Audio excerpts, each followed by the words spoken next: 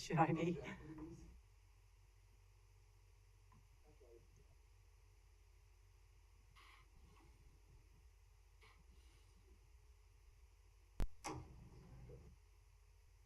Madam President, Commissioners, good afternoon.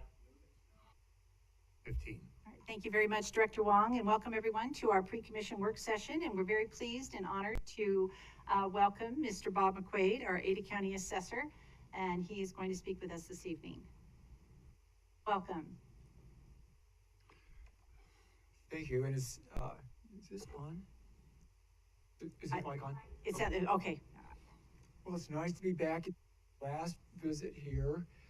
I mean, it's probably been at least 25 years since I've been out. I know I started doing these years after being elected 20 years. It's been fun, and we'll just get started here. Welcome. Thank you. We're sending out assessment notes. They will actually start hitting mailboxes probably on Tuesday, and I'm going to set my timer so I don't use your time. No, otherwise I get carried away. So I've got 10 minutes here. So 218,000 assessment notices are going out here. I expect them to be received by around Tuesday, probably towards the end of the week, when most of them are going to be delivered. One thing I want to just briefly mention, a lot of people confuse the assessor with the treasurer. It's like, oh, Bob, you're the tax collector. It's like, no, I'm not the tax collector. I keep explaining it. The assessor is a very simple concept what the assessor does. The assessor allocates taxes. So someone is going to, ACHE is going to have a budget, and each individual is going to pay a portion of that budget based upon the assessed value that we put on the house. That's why in the assessor's office we go to great lengths to make sure that we do fair valuations. If we overvalue someone, they're going to be paying more than their fair share. If we underassess, we're all going to be paying part of that. So we try to be as close as we possibly can. And that gets to something here. How close are our values? Last year, 2021, residential property, we were at 94%. Statistically, 94% of the sales price. We're supposed to be at 100%. Plus or minus 10%, so we were certainly within the lower parameter. Commercial, on the other hand, one of the rare times was at 97%. Typically, we find commercial appraised at a little bit lower, but it was 97% last year. The year before, both were at 94%. And I'm just going to mention, that is the level of assessment, and we'll come back to that in just a couple of minutes here. The total market value here in Ada County, or ACHD, is $120 billion. That's up 23% compared to last year's $91 billion. But that's not what you would levy taxes on. So what you levy taxes on is the potential taxable value, and to go from the total market value to potential taxable is we take out the homestead exemption. That's $16 billion.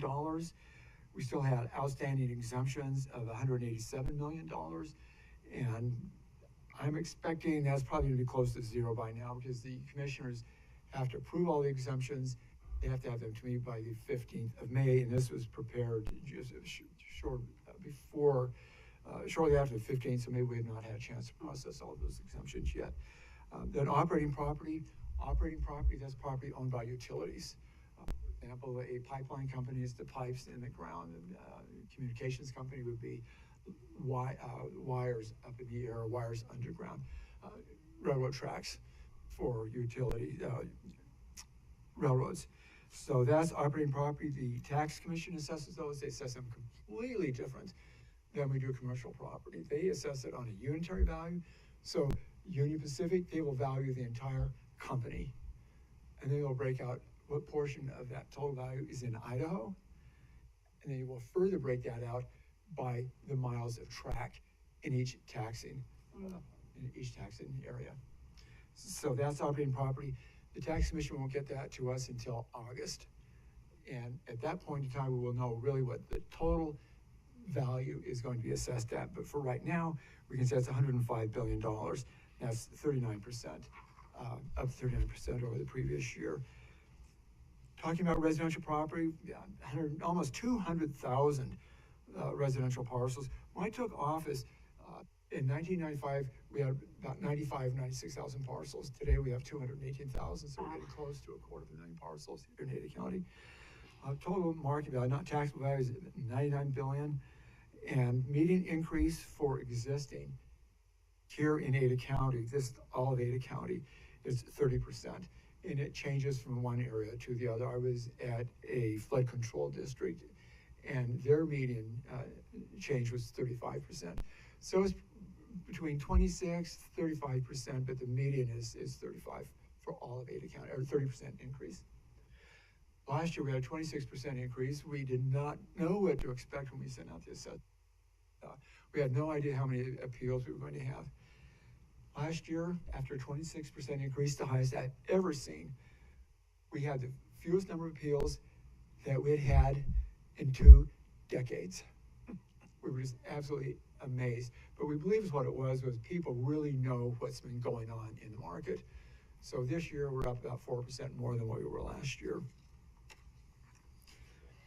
Commercial property, we have about 13,000 commercial property. Median change on commercial is 20%. Usually commercial is around 14%, 14%, but to have it up to 20%, that is really, that's high. So all properties, commercial and residential in Ada County, we've seen a tremendous increase. And then we have personal property. It's $1 billion, and that's down just about 1% from the prior year. And the reason that is the legislature keeps exempting more and more of the personal property with each year. And they're really, I know there are some in industry who want to take personal property off altogether. And I really do think that the time is, there will be a day that personal property will not be assessed. And it's just slowly disappearing. Was it 100? They gave a $100,000 exemption several years ago, and then they just increased that exemption. I think it's 250,000 now. But the state will replace that money. It's not going to be increasing anymore, but that loss will be made up. But it's not going to grow again.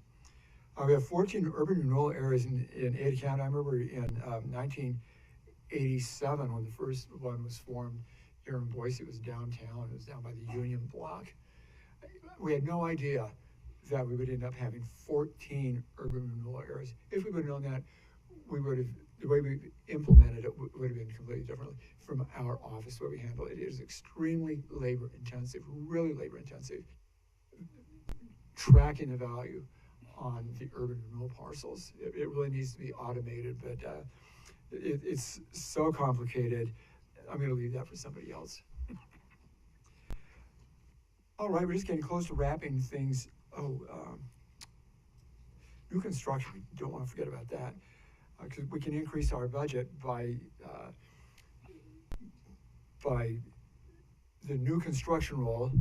I believe it's 90% of the new construction roll times the levy, the last year's levy. You could increase it up to that in this budget capacity. So that's why new construction is important. New construction here in Ada County Highway District, $2.6 billion. It's up 21%. Residential is up 15% at $1.5 billion. Commercial taxable, and these are taxable values, $737 million. That's up 12%. New subs change of status, $313 million. This is the last year that new subs and change of status land will be considered part of the new construction roll. In the future, it's only going to be improvements that were added. The improvements, those will be new construction roll, but the change in land value will not be in part of new construction anymore as of next year. And now the last thing I want to talk about, not a lot of numbers, but it's a really important concept. We talked about the assessment level right when I got started. I want to talk about tax burden for a minute.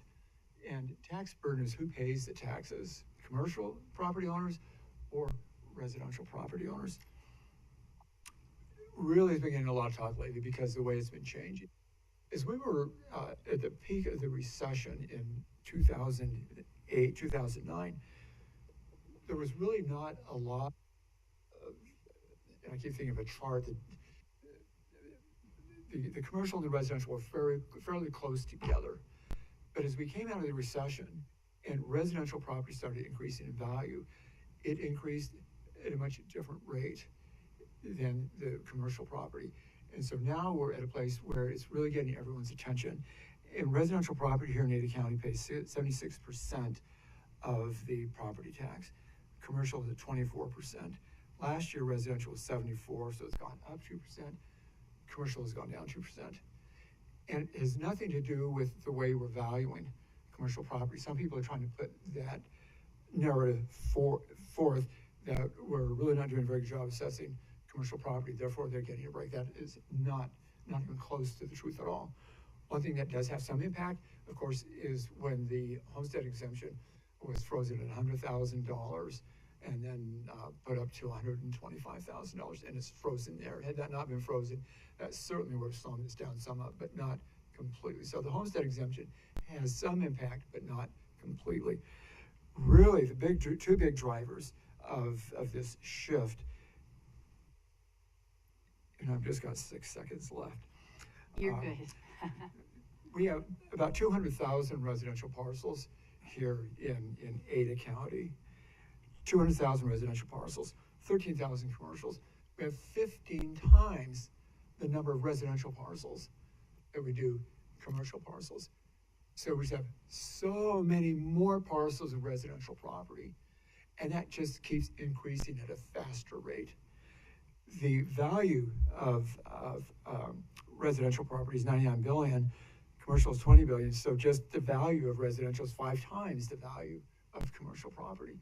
So that's what's really driving this. We have a lot more people moving in, there's greater demand for residential parcels, and also commercial follows residential.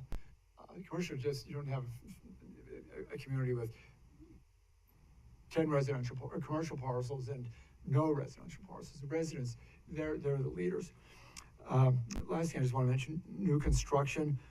We have 4,300 residential commercial, new residential parcels last year, and 19 in commercial, or 232, excuse me. So it's 19 times the number of new residential parcels, new construction we have on commercial. So that's what's driving this residential property having paying a larger pace of a larger portion of the tax burden.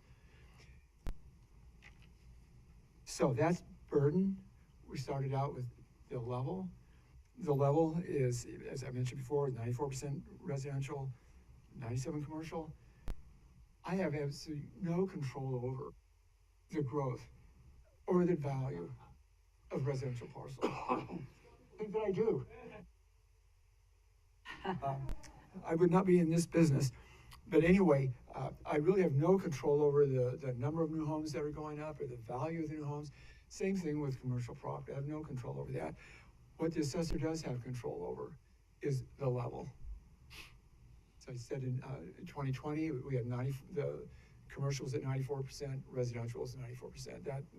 There was parity on the level. Last year, commercial was at 97, residential was 94. Ideally, to me, both would be probably at about 97 or 98%.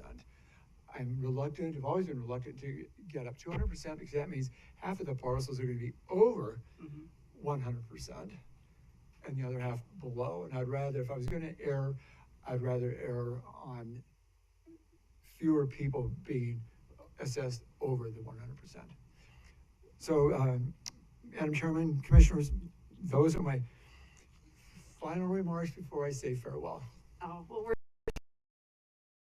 I have a question that I wanted to ask you. In Ada County, ACHD has numerous unimproved platted public rights-of-way. And with that comes encroachment from the adjacent property, whether it's landscaping, sheds, garages, etc.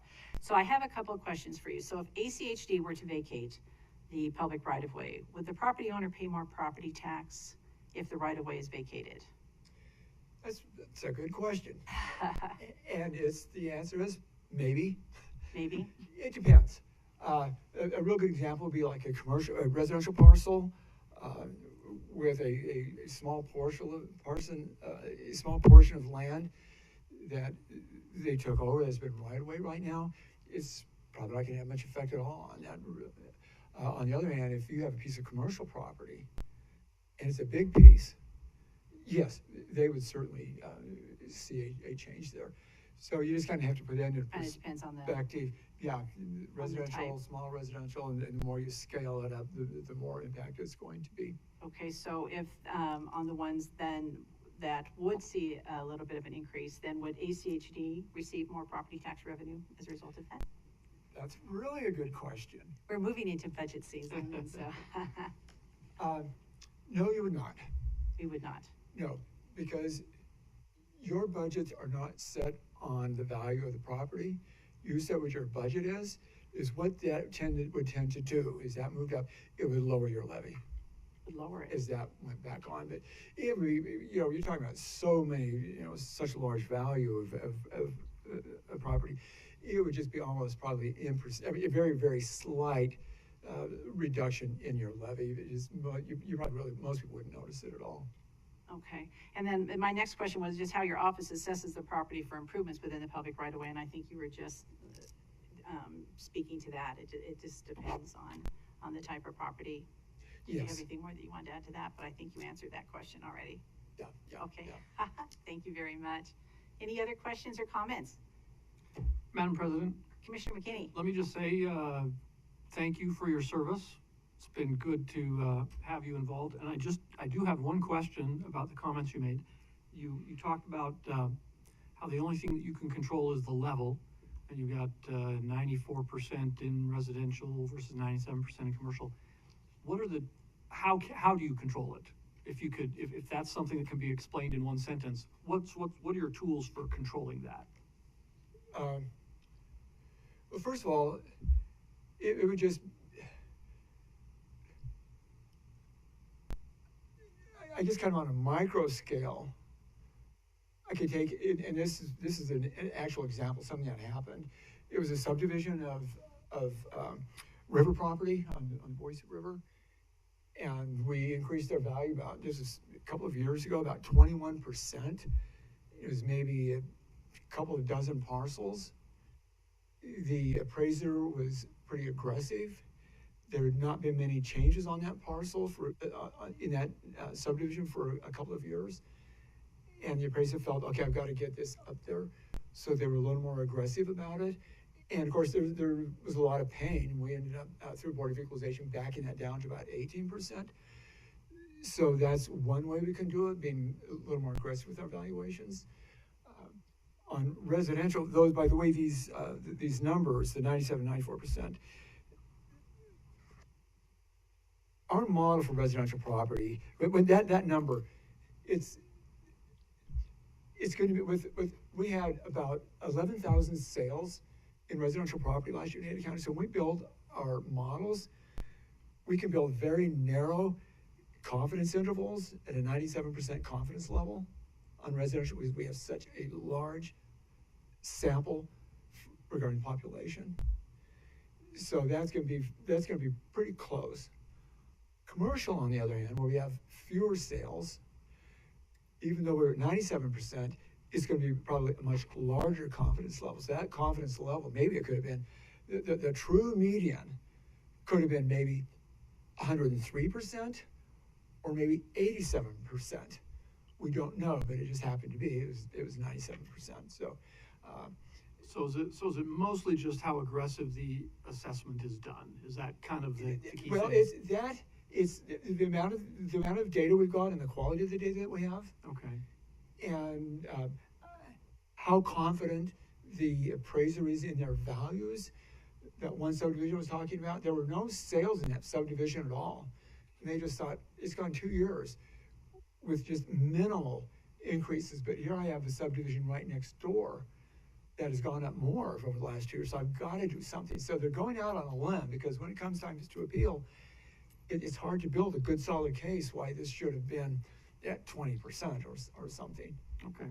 But, does that answer Oh, it does, I understand, and I wasn't hoping to dive into too much of the weeds, so I appreciate, though, the information, because that's helpful to kind of understand where that goes. Yeah, but if you look at the level, that's something the assessor can control. Thank you. All right, thank you. We're so glad you could be here this evening, and you have really just become just a legend in our community. And Oh, I'm sure I have. Maybe yeah, not yes, the- you have. No, in a good way, in a very good way. And we are just going to miss you terribly, but wish you all the best as you embark on this new adventure that you're about to do with your family. But in keeping with that, Director Wong and I would like to share present you with a couple of tokens of our appreciation in recognition of your dedicated service and your trusted stewardship for all of the citizens of Ada County. We so appreciate everything that you've done So for all of thoughtful, us. you, and I would not even have expected anything at all. That's really kind, thank Are you in you. the back? Okay.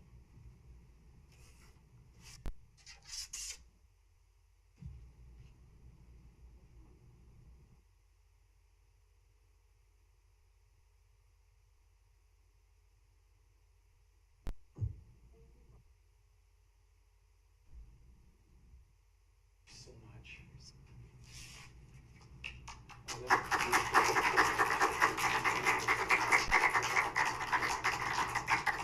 If I can get a picture, if you guys can stand right here, We get one of the three of us. perfect, and I'll get the logo in the back. Super.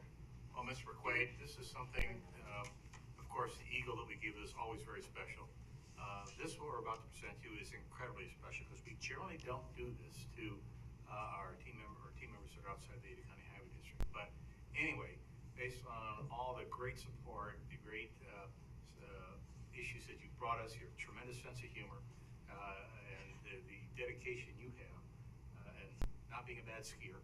I'm getting better, I'm gonna get even better next year. We wanted to present you something very special to the Ada County Highway District, and that is your own road sign. That says McQuaid Boulevard. There you go. This is actually amazing. And you hold that sign up. This is amazing, thank you. My sister's sister had a road sign in Glen's Ferry that had their name on it, but it wasn't really just big. All right. Right here.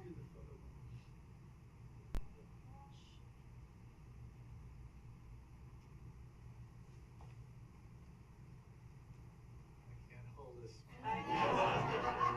Doing great. Thank you.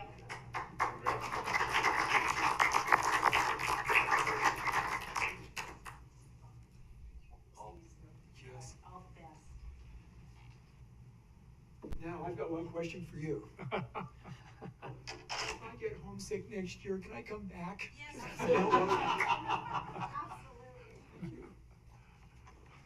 Absolutely, you are welcome anytime. You can petition ACHD for a specific speed limit on McQuaid Boulevard. Thank you so much for an exemption. Thank you.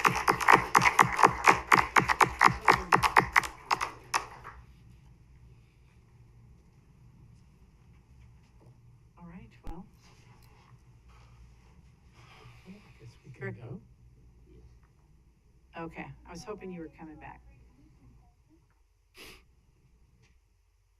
Madam President, it's just a slightly bit past 5:30, so over to you. Welcome back for our pre-commission agenda. We will start with any general housekeeping items or concerns from any of the commissioners. Seeing none, any questions or comments on our meeting agenda? Yeah, Madam President and Director Wong, thank you. Hanson? Thank you for your response to my email. I had questions about, we are moving forward on projects using our performance measurements, bicycle and pedestrian performance measurements, which we call our livable streets design. I can't remember the exact language, but it's in our, it was in those two staff reports. And so it's designed consistent with it, but we haven't incorporated it into policy. And so it's like we haven't, but we have the LOS in policy, so we do know what driver convenience is in policy, but not necessarily how that balances. And so I was just wondering how we're doing this in this interim period until we can get our policies updated, so we know and expect that design is balancing these two. You made reference to the value of the multi-use paths alongside these arterials, which is great. But the issue always comes when the two standards need to be balanced is at the crossings, at the intersections, at places where there are crossings. And so how are those two working? Because we could have a really great, safe path alongside, but it won't be used if the crossings to get to it are not sufficiently safe. So I just wondered how that was going to be, and I know you said Rachel was going to be here, so we'd love to have that sort of discussion and to know how that's going to be done on Linder and frankly, as the rest of the projects roll out this year. Madam President, Commissioner Hanson, before I have Rachel limp up here,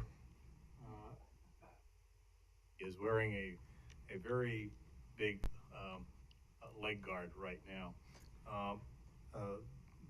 Great question. We are working toward the integration of the policies across the board, but in the interim, what we have done, the staff is very aware of what your intent is as commissioners.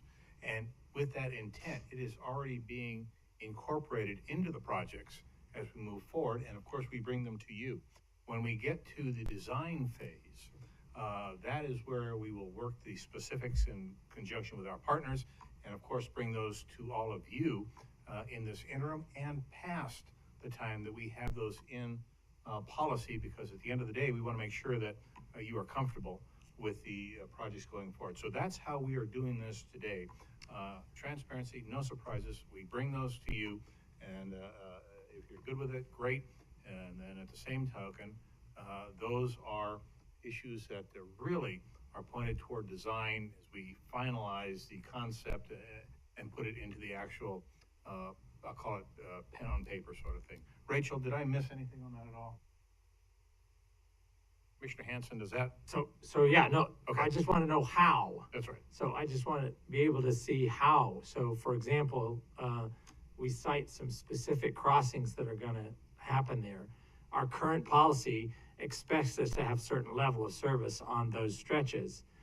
But our current policy doesn't say how we can tolerate other levels of service in order to accommodate level of traffic stress to get people to use the pedestrian bicycle facilities that we'll be spending a lot of money in. So I just want to know how.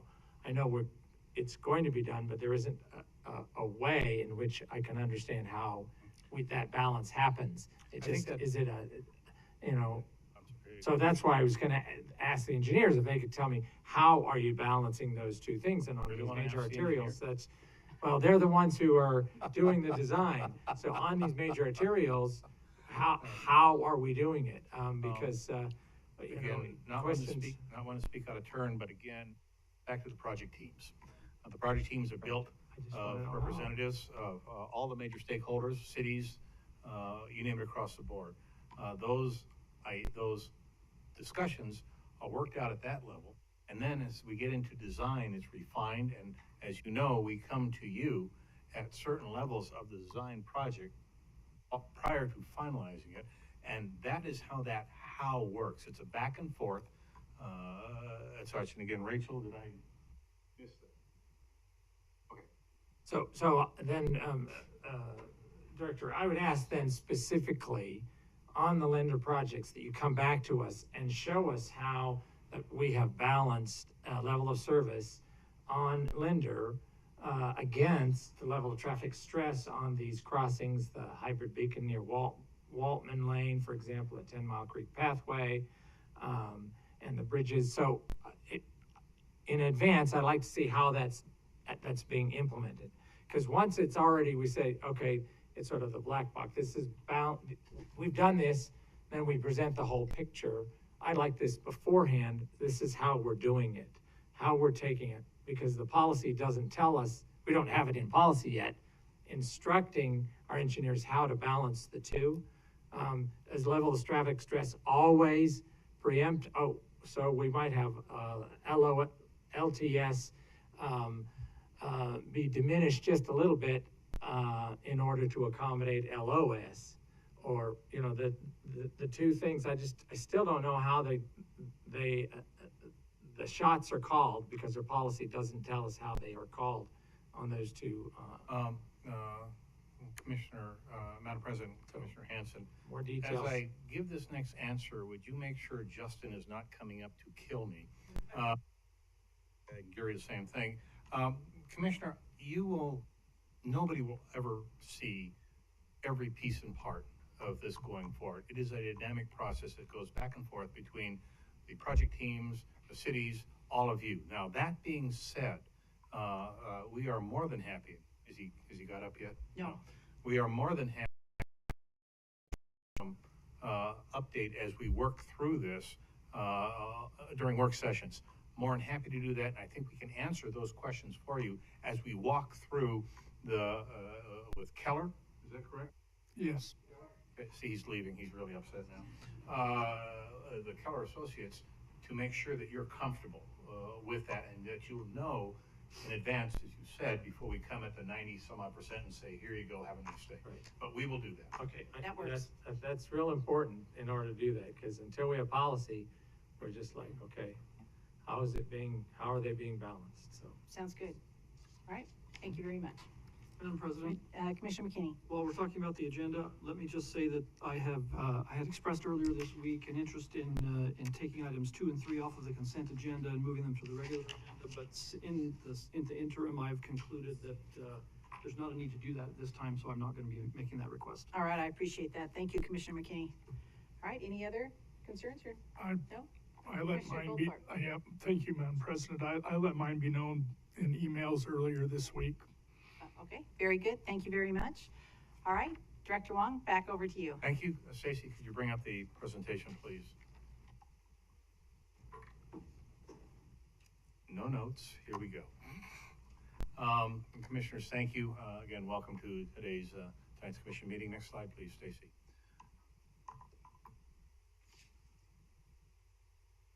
There we go.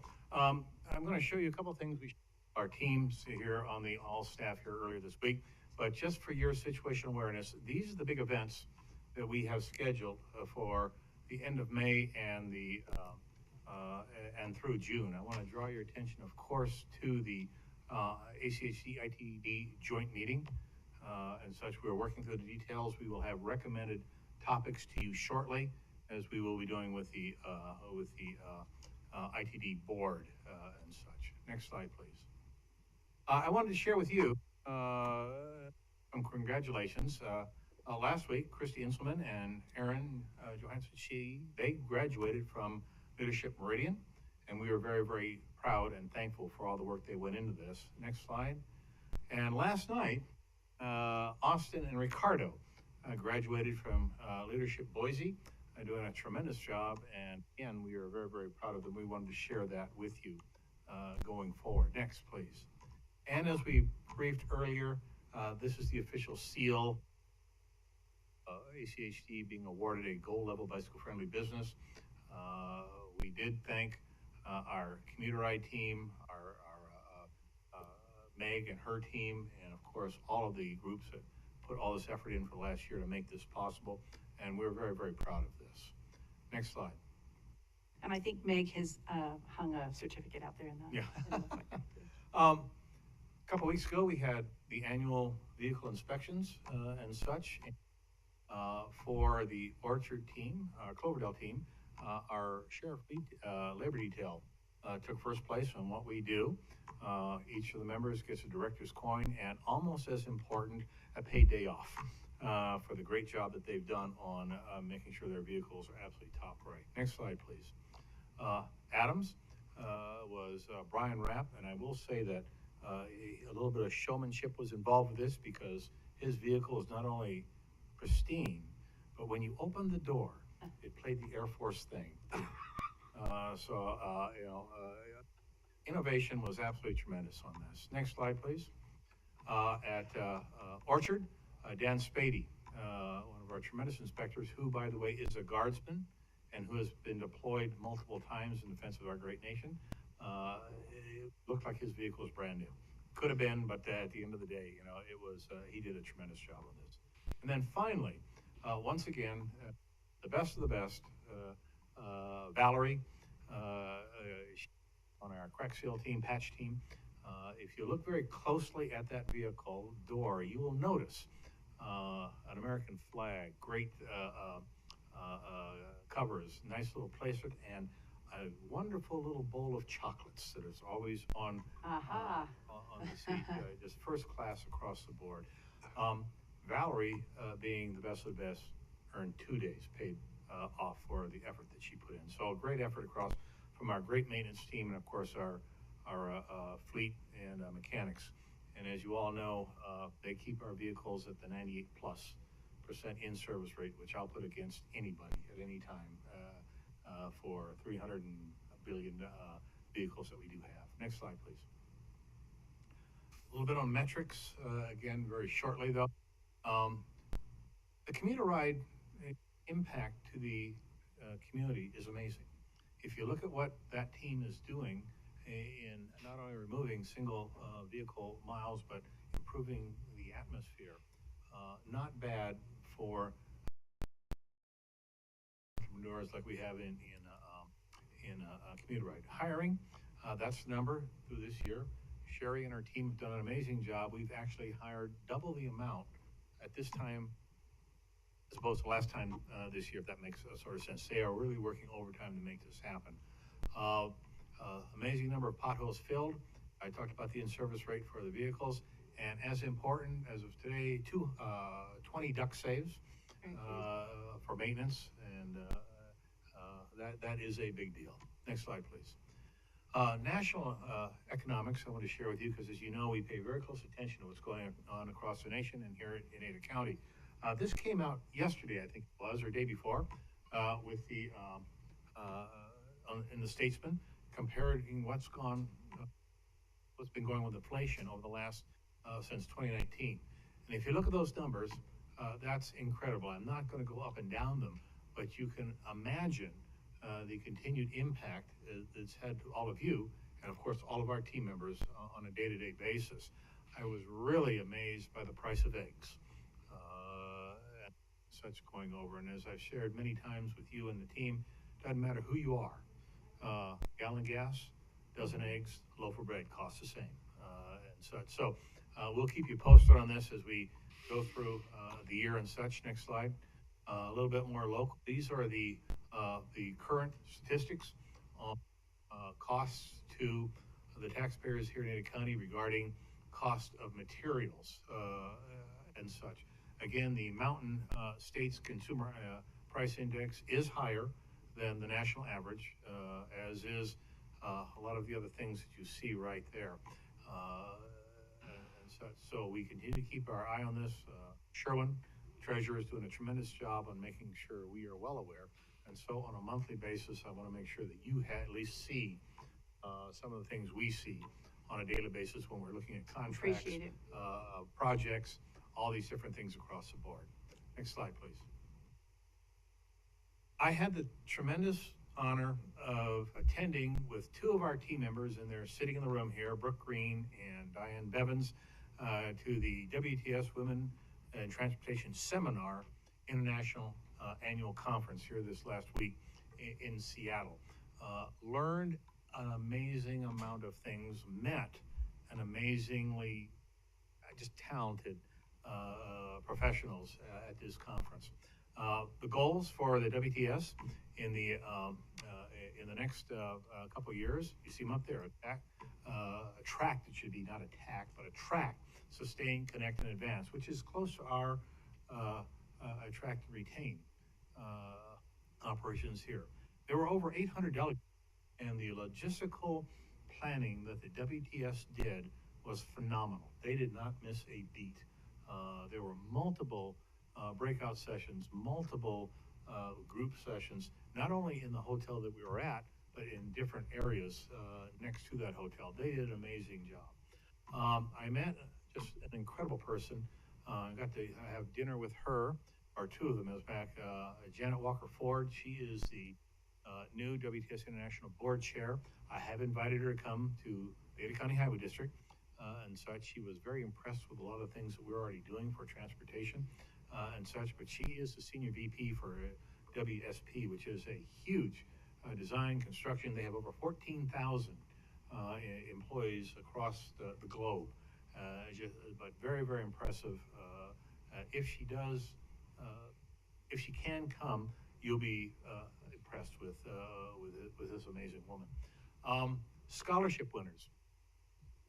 I think if we just leave the kids alone, this country would be in tremendous hands. The amount of the brilliance and the smarts of these women that received scholarship was incredible. I think there were 9.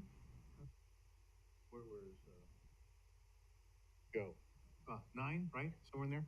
9 from high school to college, but studying issues that I can't even imagine. Things like thermodynamic flow, mag, cement. I can't even spell them. And these women are setting the foundation for the future, not only of infrastructure, but for transportation across the board. They were very, very impressive. Dr. Beverly Scott, she was she won the Inspirational Leader Award. I think she's 87 in that. Ball of Fire and such. She has been instrumental in leading women into the transportation field, engineering, STEM, you name it, across the board. She has started multiple organizations and businesses, and at the same time, she was actually on President Obama's team on energizing women to get into the hard sciences. She was phenomenal. Great stories. It was amazing to have the opportunity to listen to her. Workforce. I did attend a couple of the breakout sessions on workforce. Commissioners, the major private companies and major government organizations, DOTs, were there. And it was amazing to hear the challenges that they're having in not only maintaining, but bringing in new members to their workforce.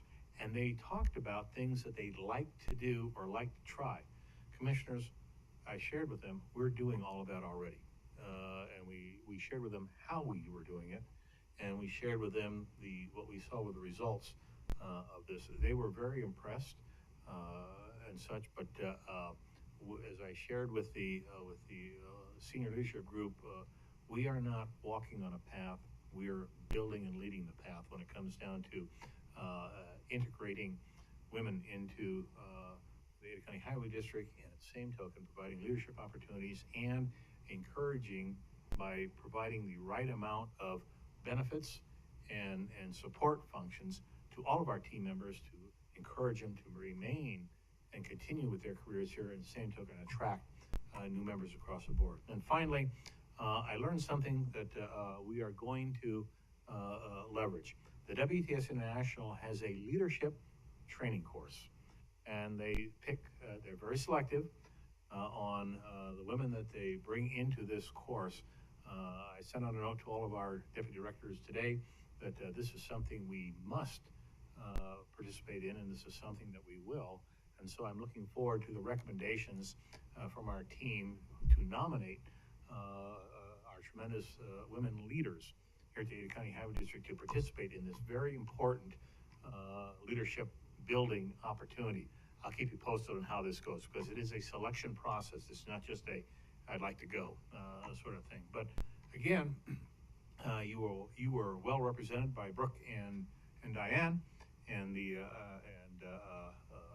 was well worth the effort to take the time to participate in that. So that, Commissioners, that is my administrative report today. I'd like to end with that comment up on in front of you right now and such. And with all of us, I would ask that you take a moment or two on Monday to reflect on why we're here, how we got here, and the great freedoms we have based on the sacrifices of so many tremendous patriots that have gone before us and are currently on duty today. So, Absolutely. and for any questions. Well said. Thank you, Director Wong. Commissioners, any questions or comments? No, thank you. All right, thank you. Okay. We have You have couple minutes. 1 minute. half minutes.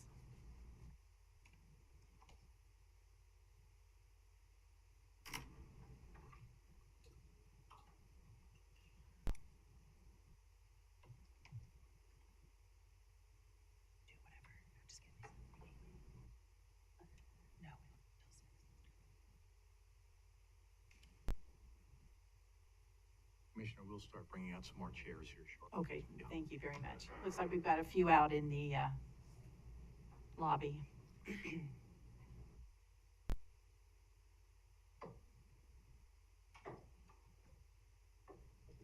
think they'll all move over to the table.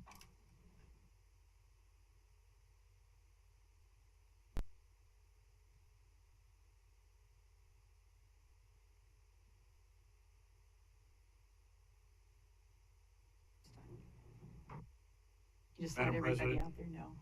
Commissioners, it's now 6 o'clock. All right. Welcome, everyone, to our commission meeting. If you would please stand and join us in the Pledge of Allegiance. I pledge allegiance To the United States of one nation, indivisible, with liberty and justice. All right, thank you very much. Before we get started this evening, I know all of our hearts are very heavy with the senseless tragedy that we have seen down in the state of Texas. So I would ask if you would all please join me in a moment of silence for the victims and their families as they try to navigate through this horrible tragedy.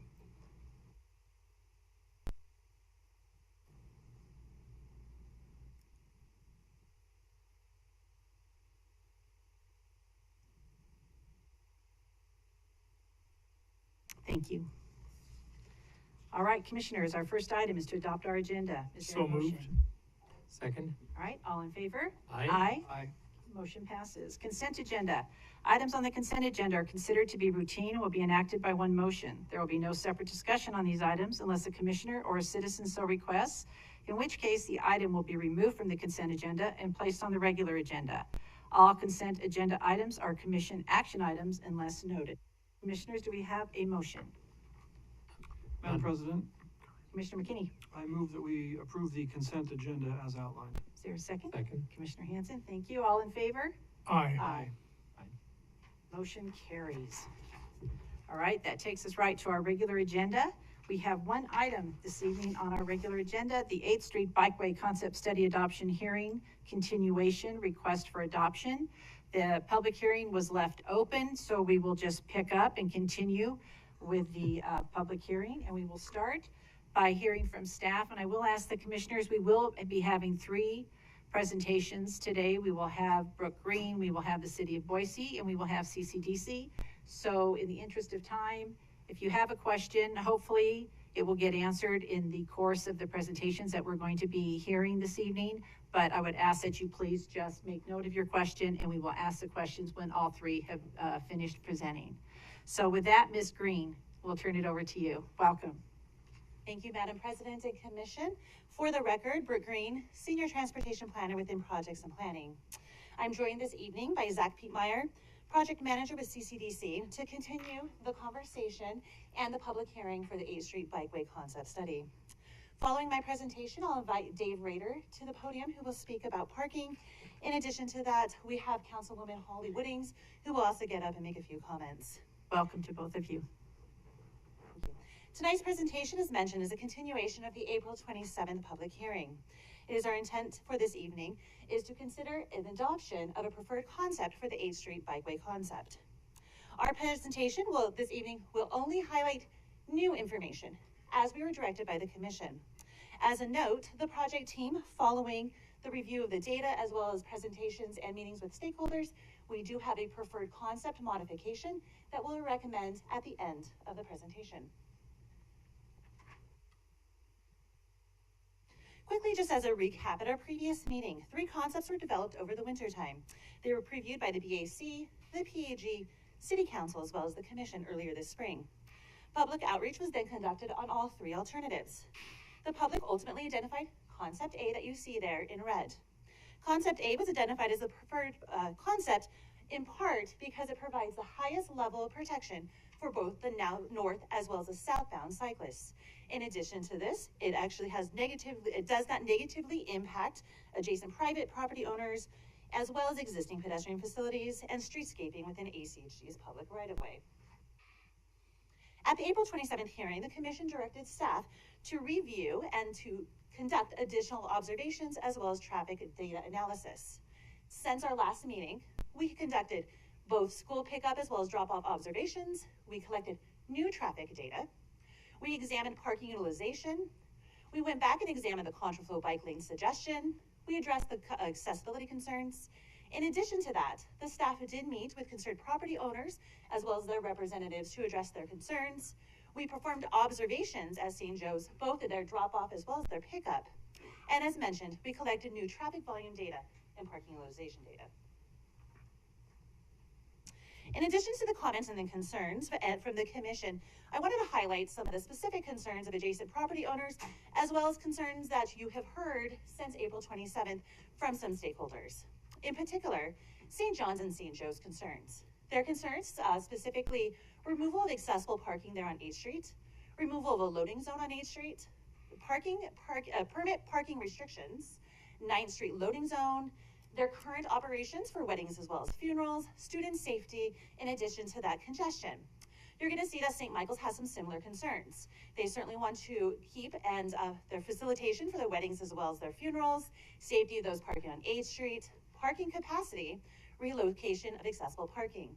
Some additional comments that you may have seen through TELUS and other emails is the 8th Street safety north of Union, network connectivity, again, that Contraflow bike facility, 9th Street, as well as the Union intersection. What you see here is an aerial view of St. Joe's of St. John's Cathedral. It is bounded by Hayes Street to the south, 4th Street to the north, 9th Street to the west, and 8th Street to the east. ACHD was asked to conduct observations of this location. In particular, as I've highlighted, the morning as well as the afternoon pickup and drop off. This was requested because approximately 390 students do attend St. Joe's School. Several parents expressed concerns that any removal of the drop off or pickup right there in front of the school would be detrimental. While following slides highlight existing use of the area around St. Joe's and St. John's, the following slides also highlight parking usage. To be clear, parking is a land use discussion and a land use decision that's under the purview of the city of Boise. What you see here, and I'm going to highlight, let me see if my little mouse will work with me here. Here we go. You have got marked loading zone here on 9th Street and unregulated parking here on 8th Street. The city of Boise, as mentioned, does have jurisdiction over parking. There was a lot of concern regarding accessible parking being removed right there in front of St. John's Cathedral. We did confirm with the city of Boise that there is no existing ADA designated accessible parking. We also noticed in our observation an additional access point that the school does use for drop off and pickup, and that's that alleyway here off of Hay Street. Moving along, I want to highlight that the church does own 3 surface parking lots. There we go. 3 surface parking lots adjacent to the school and at least 2 others that are adjacent within 1 block. And so I've got those highlighted there in green. And the reason for these slides and why we're moving through this, we want to give you an aerial view of what it is this area is, the area of impact, and how current operations and current use is actually occurring. The school does have 2 crossing guard locations. These are adult crossing guards that we noticed during our observations.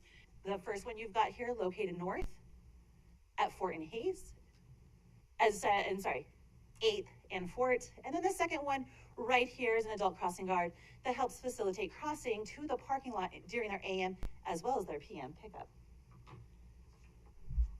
So the next slides, I'm going to take you through a series and we're going to track these around. This is the site observation that was conducted. We conducted the site observations the week following our hearing. In addition to that, the week of May 2nd through the 6th. We had staff at designated locations along this area to observe the behavior of both pedestrians, access to this space, as well as parents pick up and drop off. So I do want to highlight, in addition to those 3 access points that they currently use, which is again, 9th Street, the alleyway, and 8th Street. So our first observation was there on 9th Street. In the AM, where we observed 16 cars using that space to drop off their children, 9 cars in the afternoon. However, in the afternoon, we saw 47 students exit this location. And so we recognize that while 8th Street is a popular location in which to pick up and drop off, this goes and highlights that there's other areas in this vicinity and the facility that they're utilizing to get on and off their campus. Moving along, this is what we also noticed, that several parking in the afternoon, several parents use the co-op parking as a kind of wait for their kids to get out, and then they go and they actually go and park there in the co-op and leave with their children in tow.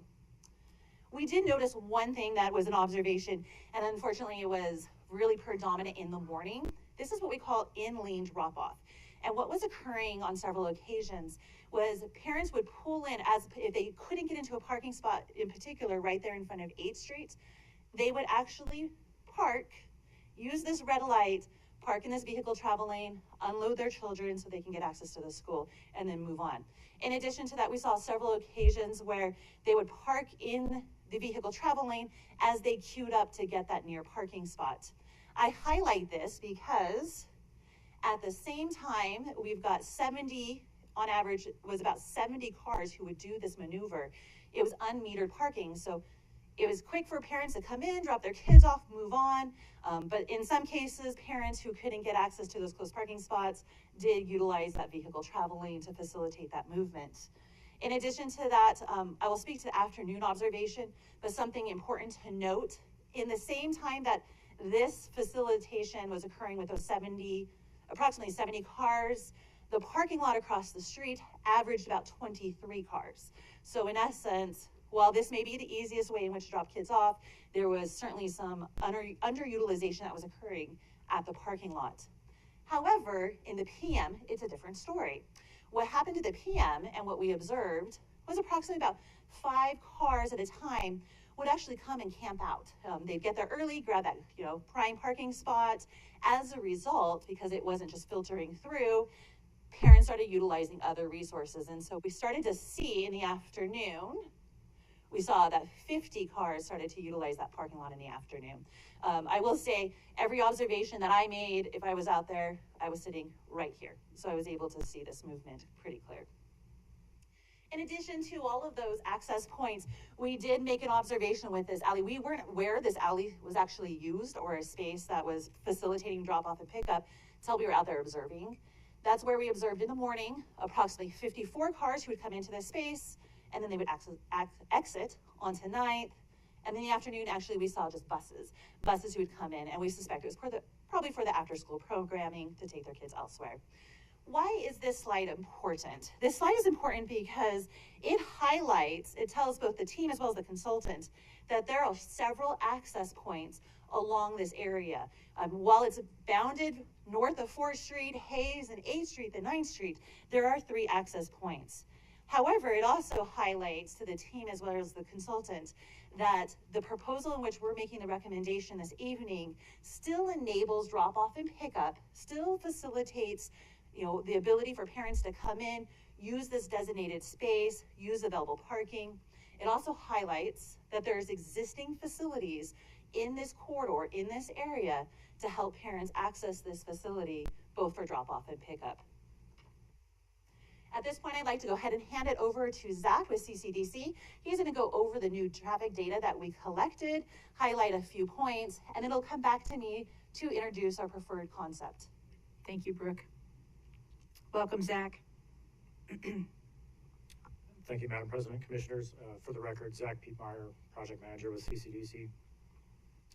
So following the April 27th public hearing, ACHD staff did collect new tube counts for traffic data at several locations along the 8th Street corridor during the first week of May. The graph on the screen before you illustrates the average hourly traffic volumes throughout the day with different colored lines representing counts at different spot locations along the corridor. So one thing we notice in green, with the green line, is we see there is a morning spike of up to 450 vehicles per hour between the hours of 7 and 8 a.m. north of State Street. Now that count was specifically taken at the alley between State and Washington on that first block north of State Street. And we think that's indicative of a number of state workers that use one block of 8th Street to access the state parking facility, vertical parking structure at 7th and Washington, or it could be Boise High students, which are destined toward the north side of campus on Franklin Street. Regardless of who it is or where they're going, we ascertain from the other colored lines at that same time frame from 7 to 8 a.m.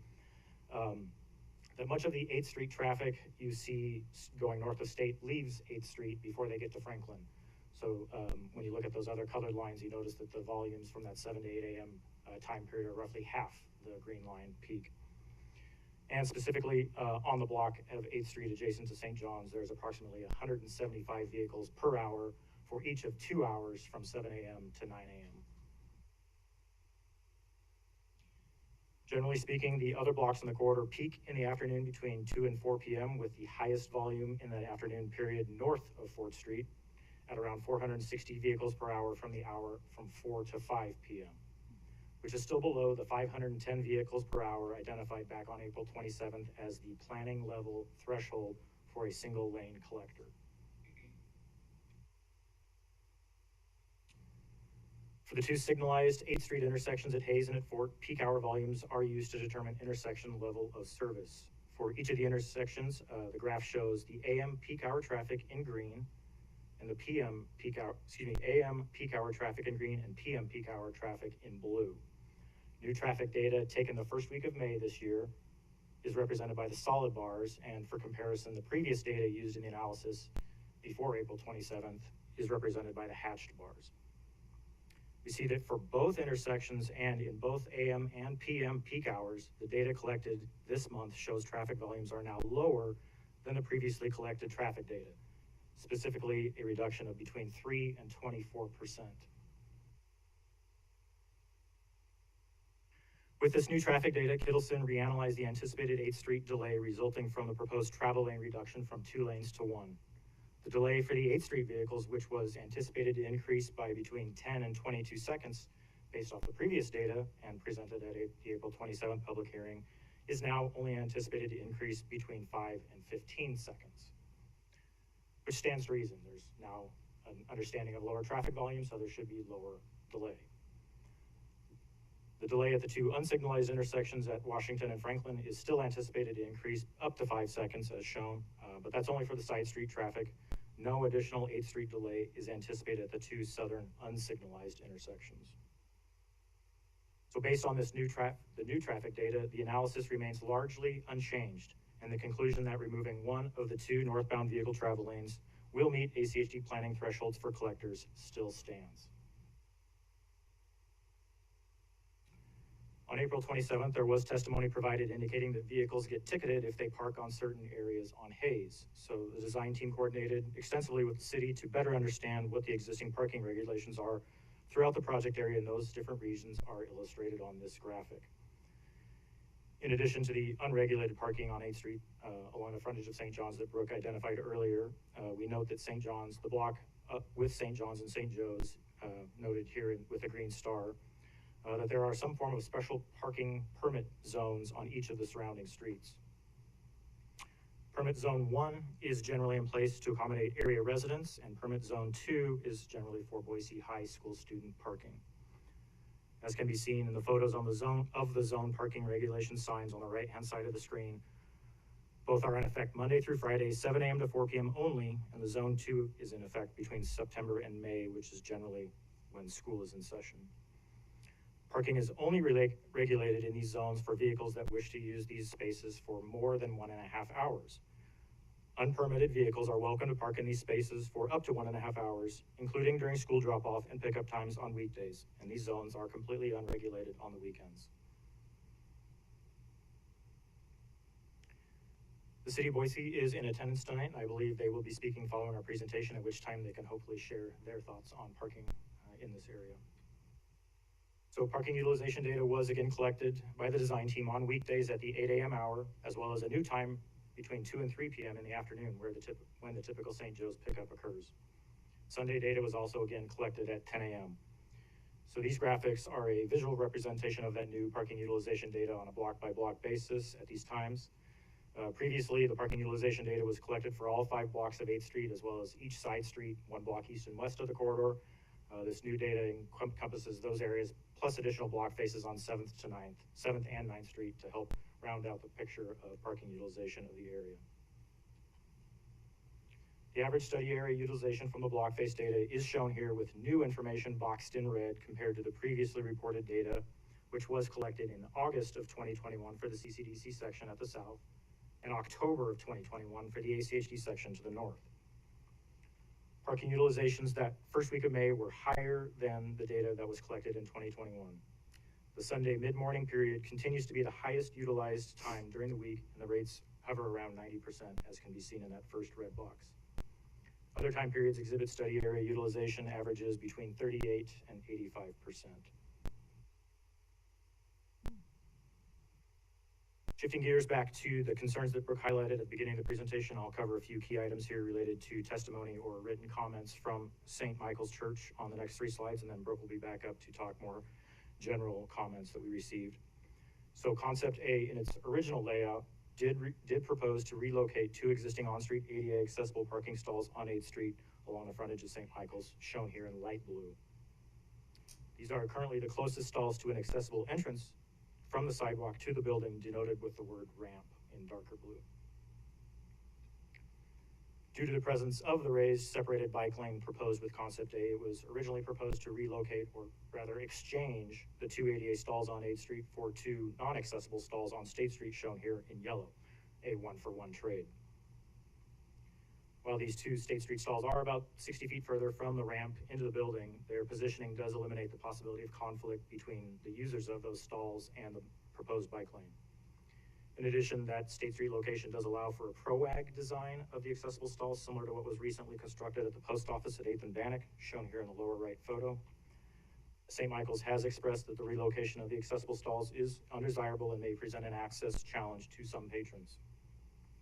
The good news is we can keep those existing ADA stalls in their current location simply by shifting the proposed raised northbound bike lane away from the parking stalls. We anticipated an additional 2 feet as schematically shown here in green. Note, this is not a scaled drawing, but an additional 2 feet should give us enough space to accommodate accessible parking there. So by keeping the ADA accessible on-street parking on 8th Street, we believe this will address that specific concern raised by St. Michael's, but we would like to point out that folks using those stalls on 8th Street will now have to cross the bike lane to access the sidewalk or St. Michael's property. It's actually possible to do both. We can keep the existing stalls where they are as shown on this screen, and we can also add the additional enhanced ProAg stalls to State Street, thereby increasing the overall capacity of accessible parking in the neighborhood and providing for folks of varying abilities and needs, should the city and the property owners decide to go that route. Our new recommendation at the end of this presentation does identify maintaining the current location of the ADA stalls, which is new from the previous recommendation, and still allows for the flexibility to do ADA parking in both locations, again, as desired.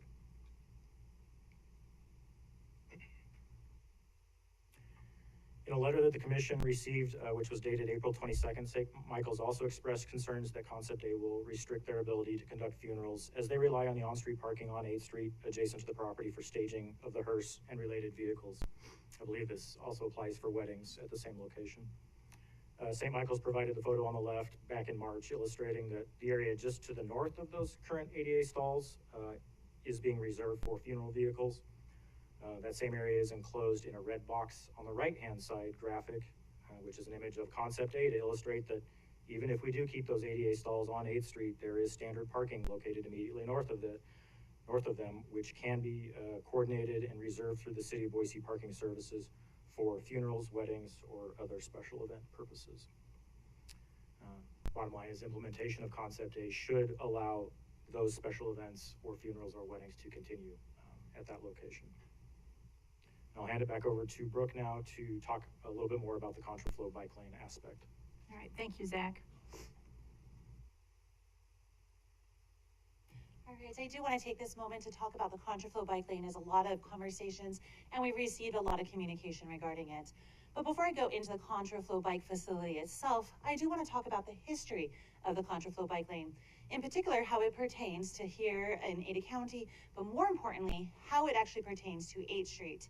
So what you see in front of you is 3 portions of 8th Street that are already in existence today. I do want to highlight in 2005, we'll see there in the bottom left-hand corner, is a depiction of a Contraflow bike lane. It is actually delineated by paint. Something else to note, that space is shared at grade with vehicles. Move further along to 2014, and this is in the middle of 8th Street in the downtown core. In 2014 was the installation of the second portion of the Contraflow bike facility.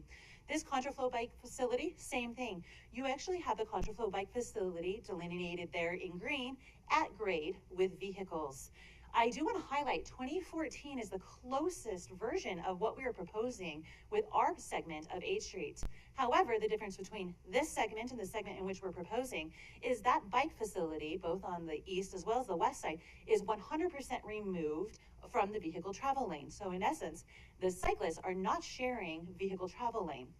And then lastly, the latest installation of the Contraflow bike facility and our continued commitment to this decade planning effort is listed there in 2021, where we installed a protected Contraflow bike facility.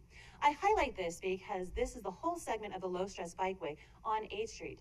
This segment, especially in particular, provides that connection from the Greenbelt all the way into the north end on a protected bike facility, the highest level of protection for cyclists. I do want to go over a couple details and why Concept A is the preferred alternative moving forward. So what you see here is a bike facility. It is separated from the vehicle travel lane. It is actually removed with a 3-foot buffer. I also want to highlight there those red arrows that you see. So the Contraflow bike lane, in just a picture here, the Contraflow bike lane is coming from the north end into the downtown core. Because there is not parking at this location, the vehicles are able to see these cyclists navigating through this space. This is why Concept A over B is the preferred alternative. In addition to this, you're going to see that there is a buffer. So from the vehicle travel lane, there's a 3-foot buffer. You've got your bike lane. You've also got an additional landscape buffer, and you have the sidewalk. Flip to the other side. You have that parking space. You have a 3-foot buffer, which actually provides for drivers or riders to exit the vehicle. They have a 3-foot buffer to stand on, look both ways before they cross that bike facility. Then you have that planting strip as well as the sidewalk. Why this is important? Currently, because 8th Street does not have any bike facilities north or south, you actually have pedestrians as well as cyclists using the existing sidewalk, which is approximately about 5 feet. It is detached, but they're using that shared space. This alternative being put forward this evening provides a designated space for pedestrians and a separated space for cyclists. So we are removing that conflict potential between cyclists and pedestrians. Contraflow bike lanes, while they are not very prevalent here in Ada County, and the reason being is because Contraflow bike lanes are only relevant if we have one-way vehicle travel. Everywhere else through the county, we have the installation of multi-use pathways. I highlight that because several emails and correspondences come in saying Contraflow bike lanes could potentially be dangerous because you're not anticipating cyclists coming in your direction. However, that is the same conflicts that actually arise with multi-use pathways. Multi-use pathways is ACHG's preferred alternative for arterials. Multi-use pathways are incredibly prevalent in our community, both in Eagle as well as Kuna as well as Boise. Multi-use pathways, we use these same type of treatments to provide for extra protection for drivers navigating and intersecting multi-use pathways. I bring that up because Contraflow bike facilities, you're only anticipating travel in one direction. Whereas multi-use pathways, when you come up to either an intersection or a driveway, you still have to anticipate viewing cyclists coming at both directions. Our community has adopted multi-use pathways as the safest alternative for people to feel comfortable navigating through our community in several locations, Greenbelt being one of them. We enhance people's safety by putting up signage, by delineating them in paint, or also the installation of raised crossings. All of these treatments are potential treatments that we at design could install to ensure the safety, enhanced safety of cyclists navigating through the Contraflow bike lane. I do want to highlight where we were at and where we're going. So following our site observations, our traffic analysis, a review of our parking utilization, our several stakeholder meetings that we had, the staff did go back to the drawing table. We heard you. We heard the importance of several of the existing uses in that space. And as a result, we have modified the concept. We modified this concept to ensure that current use can still continue, while also finding a balance between public use of this space and adjacent property owners. With that, our concept before you is modified, in particular between Hayes and Fort. So this is 8th Street between Hayes and Fort.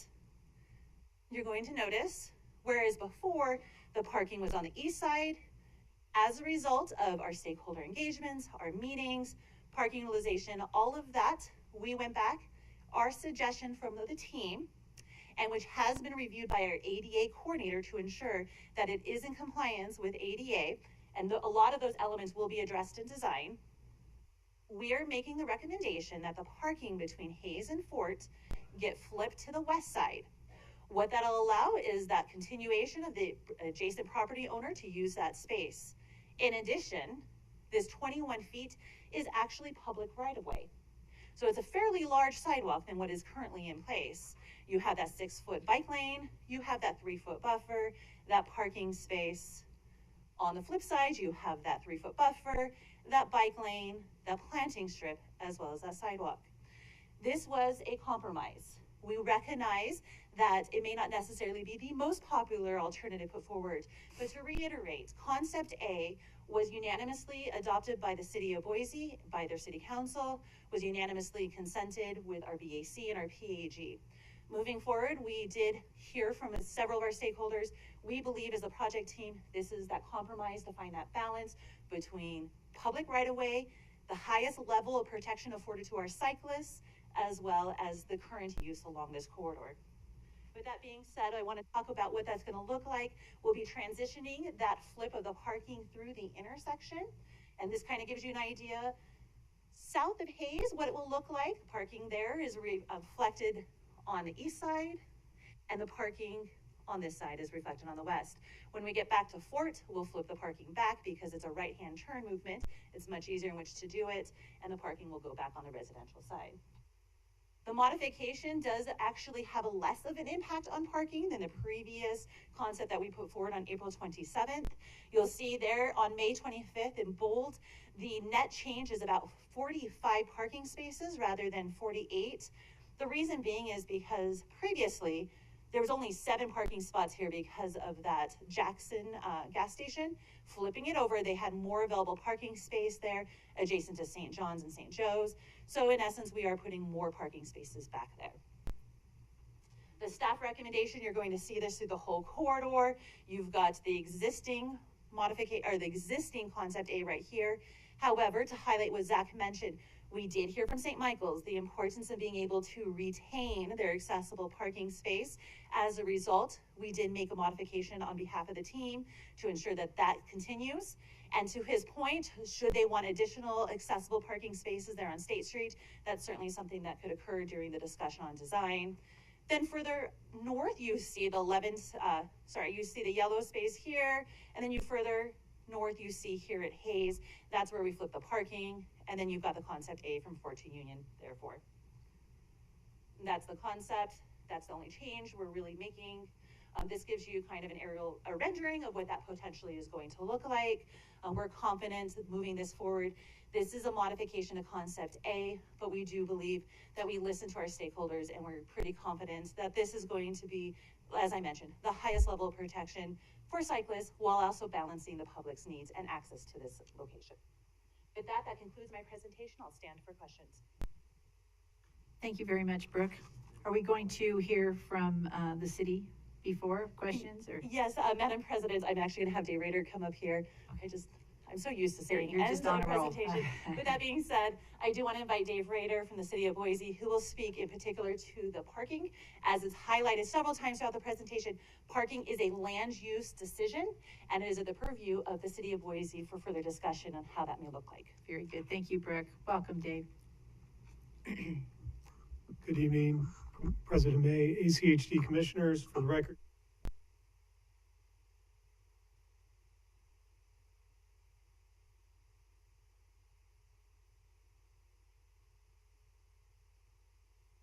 on-street parking,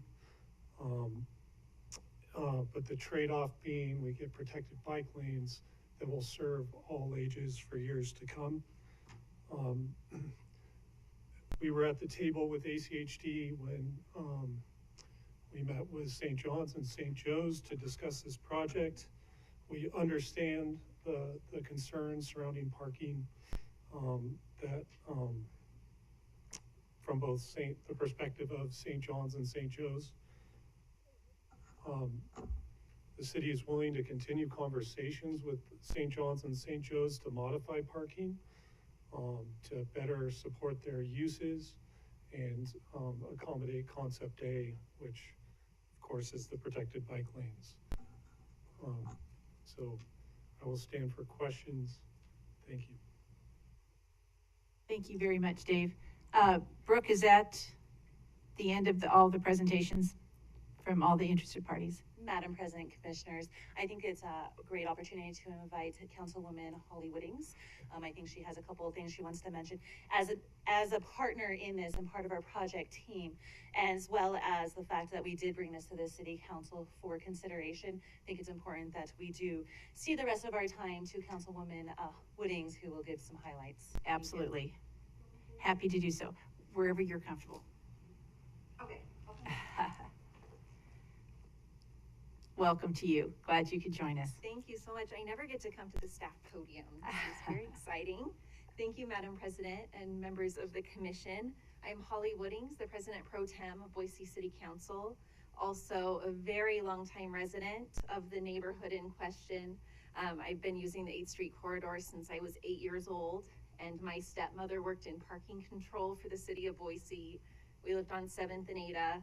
I have biked this corridor. I have walked this corridor. I have slid this corridor during those really icy years, and driven this corridor countless times as I transitioned from a child into a Boise State student to a young professional in downtown Boise. So very familiar with it, and very excited that it's going to serve all of the purposes for which it's been used throughout the years in a much more user-friendly, safe, and accommodating way based on this proposal. First, I want to thank you so much for your foresight and leadership on multi-use pathways.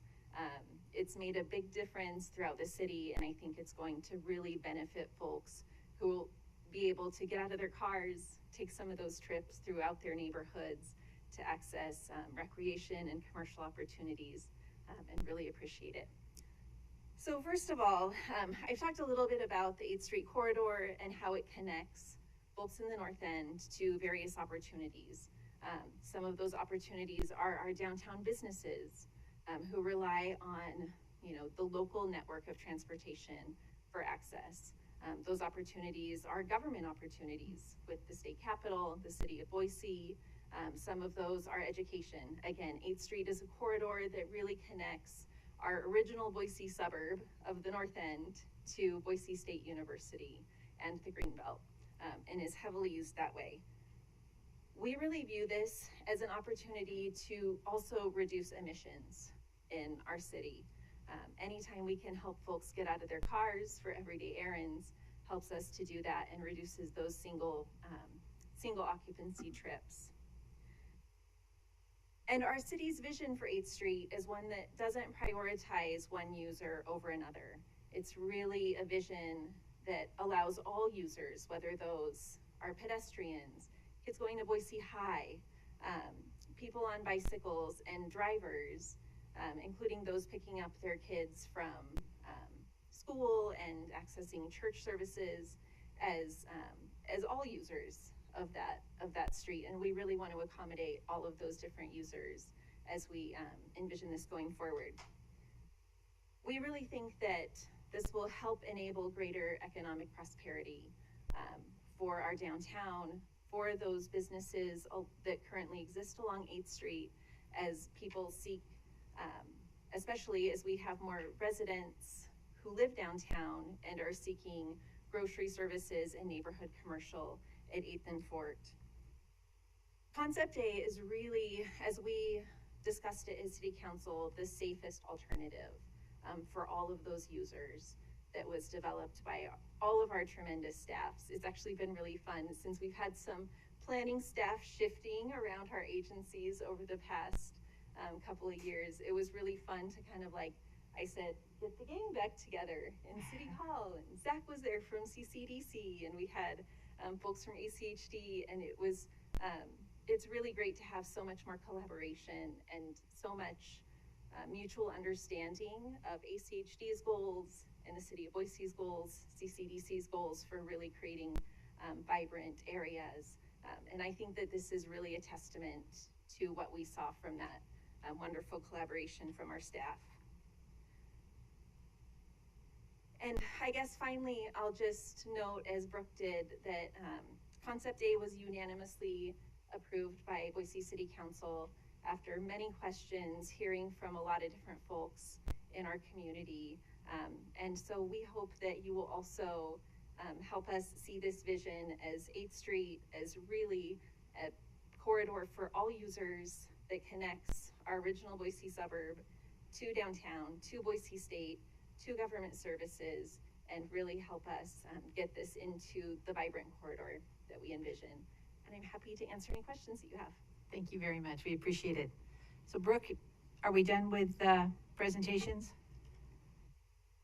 Madam President, that is all of the presentations as it pertains on the staff level or stakeholder support level, at which point it is up to you how you'd like to proceed. Okay. If you'd like to open up for questions, I certainly have a team of technical experts behind me ready to answer any questions. And I think we've got several people here this evening signed up to testify as well. But commissioners, I did ask you to hold any questions that you had. So if somebody has a quick question before we go to the public testimony. I think it would be good to hear public testimony before Go we first, ask that's what I was questions. thinking. Okay. You know, that'd be good. Okay. I have a couple questions for the city of Boise. That you, would If you I'd like to ask before? Yeah. Okay. So this would be for Councilmember Woodings and for Mr. Rader. This is an area in which we have 2 one-way streets. And in the rest of the city, we have shifted away. The city has asked for and insisted on, and we followed through, except for 5th and 6th, which we're working on shifting back to 2-way in areas where it's not really justified. And so my question is, what is the city's plans with respect to the direction of traffic on 9th Street? Because it seems to me by saying, well, we saw the traffic volumes since 1999 on 8th actually went down, and on 9th are about the same. So we're not talking about much change in traffic volumes. But with 2 lanes going one direction, that means speeding. So they're not really safe when you have 2 lanes going the same direction. That leads to the level of traffic stress. The very reasons why the city has asked to convert some streets back to the way they originally intended, as 2 ways, and nothing that calms traffic more than knowing you have a car coming in the other direction. Commissioner Hanson, is there I a just want to plan read for the Commissioner city Hanson. of Commissioner Boise to Hanson, give- Commissioner Hanson. I would like to remind you to please keep your questions specific. Tonight, we're here to discuss this modified concept. I don't want us to get too far in the weeds with 9th Street. So if we could keep it relevant to what we're looking at approving tonight. So since 9th and 8th were couplets, I can't see how we can't. It's fundamental to my decision tonight is the future of 9th. What we do on 8th is, so I need to know what the city's expectations are for 9th.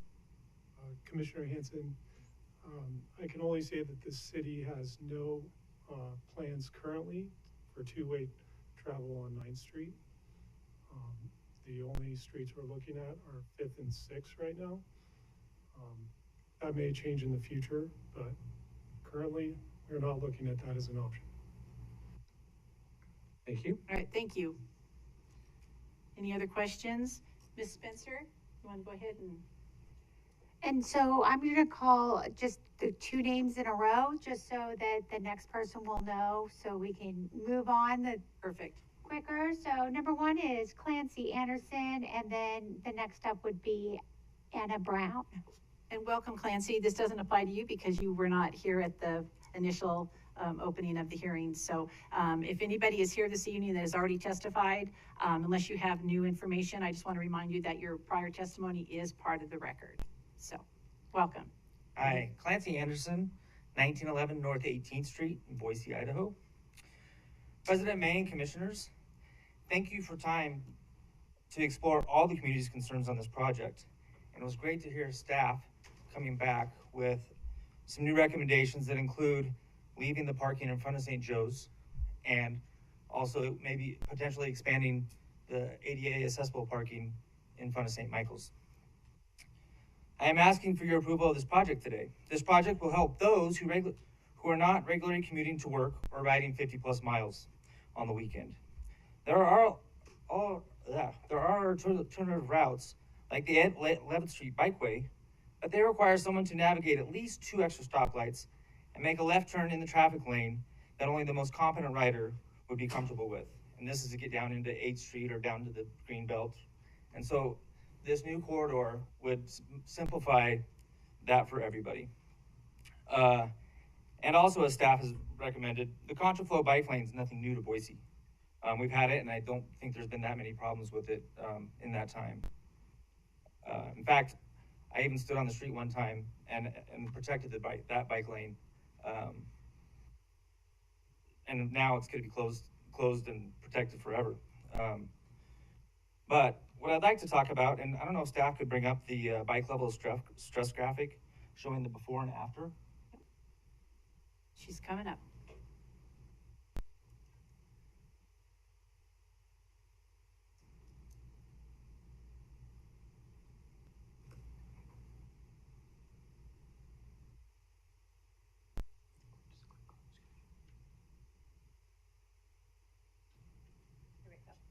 Clancy, is this what you're asking for? Yes. Okay. Thank you, Brooke. You're welcome.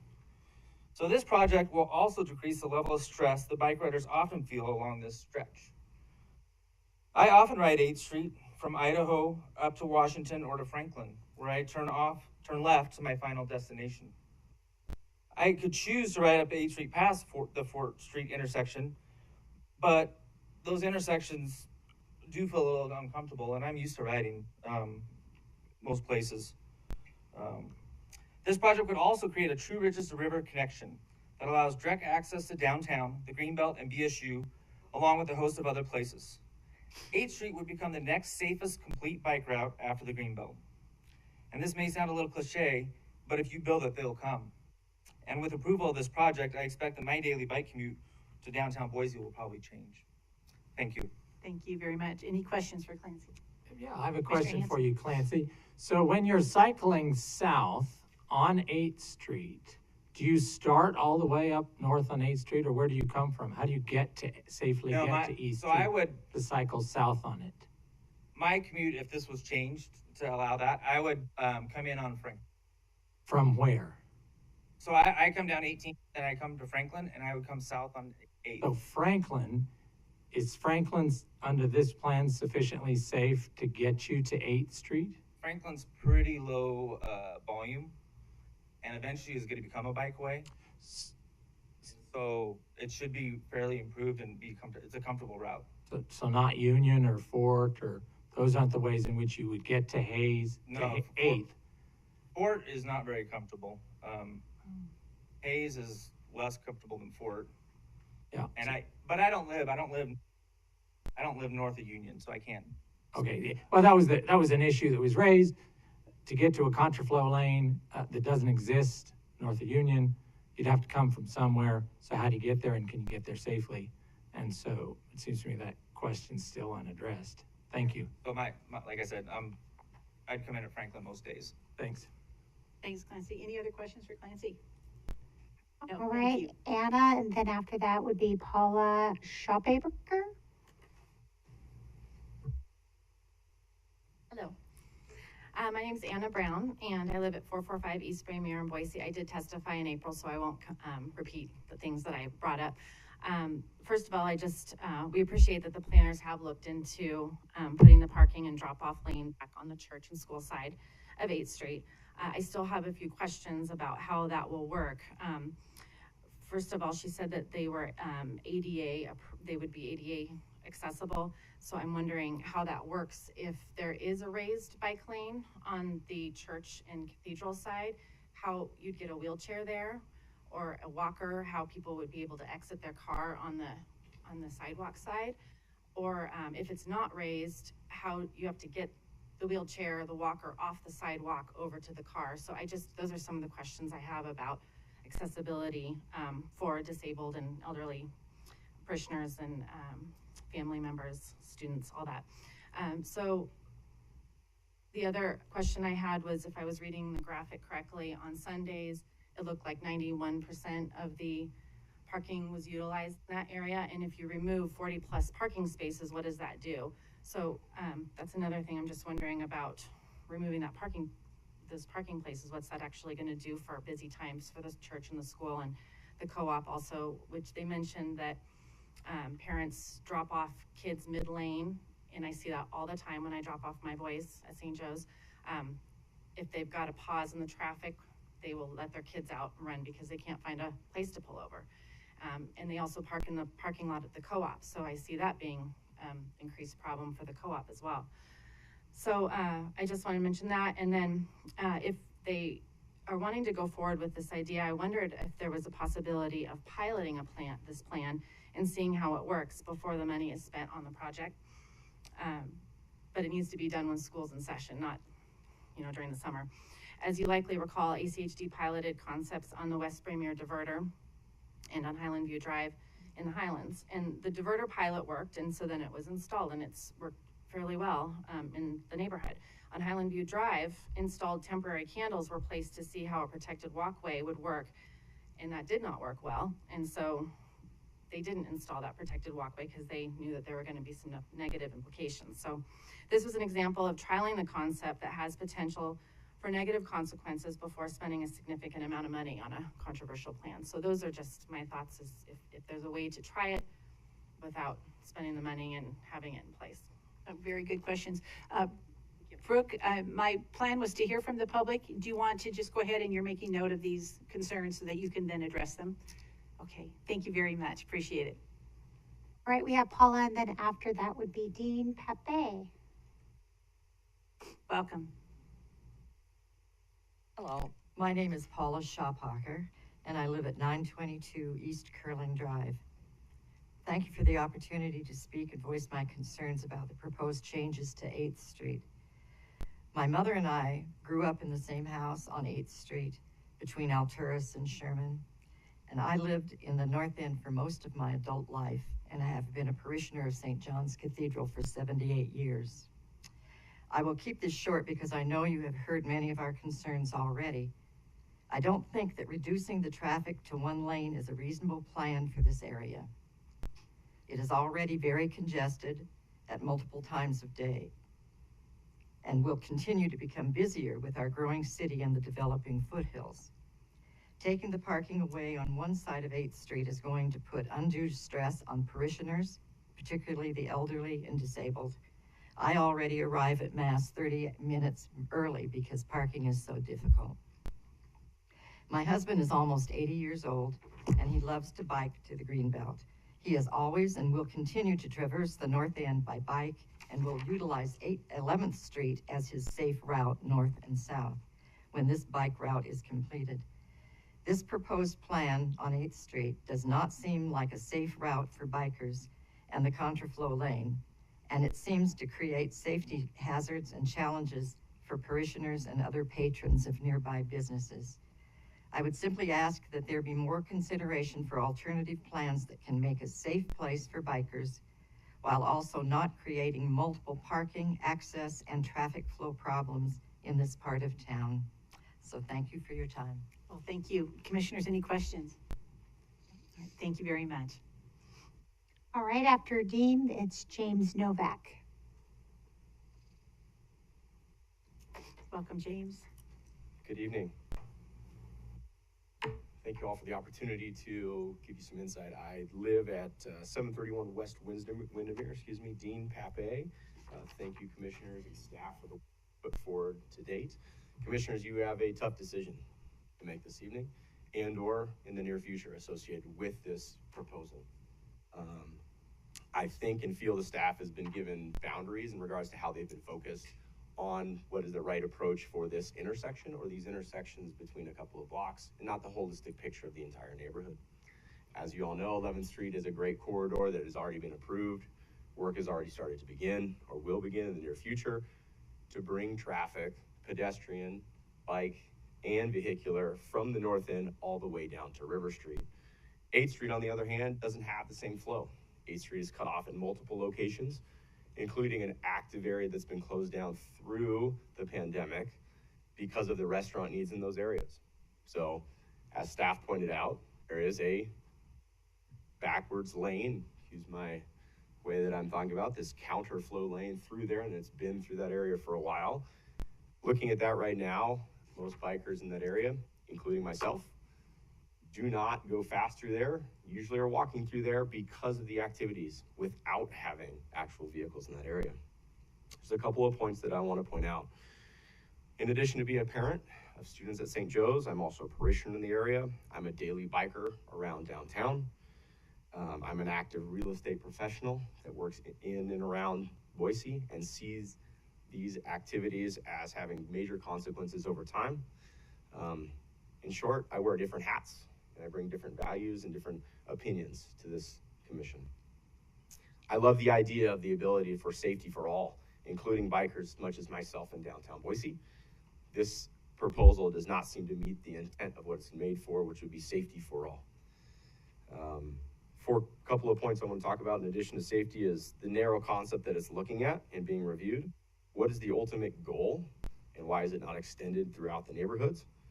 The street calming effect seems to have an opposite effect when you're adding 2 lanes throughout this area. The why, and this updated info that we heard this evening. Safety, as you've heard, there's much focus on the safety of children. As my children go to school at St. Joe's, I'm very concerned about crossing more lanes than they have right now. Adding a southbound bike lane onto a northbound traffic section just adds more concern to parents for the opportunity for someone to get hurt. No one wants to approve something that may have catastrophic impacts in the future. As was mentioned before, there's over 300 to 400 students that are actively getting to this location, in addition to the massive activity that's happening on the weekend associated with St. John's. In regards to the narrow concept, I'm not quite sure why we're so focused on these multiple blocks and not the holistic need of getting traffic from the north end down through downtown into the river, much like the 11th Street plan. Use of this street, 8th Street, it's a beautiful street, but has multiple stopping points that I mentioned before. The traffic changes at 4th Street, turns diagonally, which is where this plan, I believe, is stopping, or within close proximity of that. I'll be brief on my other comments. Ultimately, the goal of making this a calming effect doesn't make any sense to me also, because now instead of crossing 2 lanes of traffic, going one direction primarily, and they're now crossing 4. A bike lane, multiple lanes of traffic with autos, and another bike lane, with a bike lane going the opposite direction, which most people are not used to. Most, from my understanding, counterflow bike lanes are in conjunction with same flow bike lanes. There was actually one of the images put up this evening showing 2 lanes, 2 bike lanes together. So it's an understanding those are multiple traffic lanes that everyone else has to look both ways. An opposite direction bike lane does not do the same effect. Ultimately, the question is the why.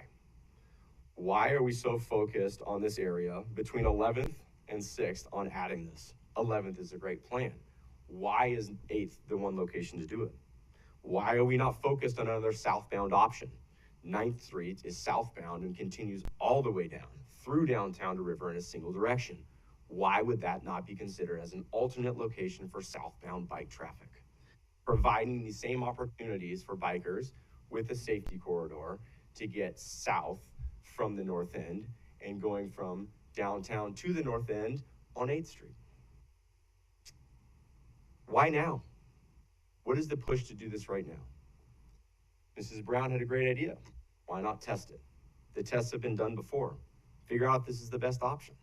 Then provide enough information, enough feedback for the community to support it to move forward, including the multiple parishioners, family members, and students that live in this neighborhood and are actively there every day. In closing, my ultimate question goes back to the why. Why? Why now? Why not a bigger picture? Why not a greater impact? Why not allow your funds and your ability and the taxpayers' dollars that are included, and I assume through CCDC being spent on this few block area, to be spread further to provide more of an impact to allow multimodal on multiple streets. Thank you for your time. Thank you very much. Commissioners, any questions? Yes, Commissioner Goldberg.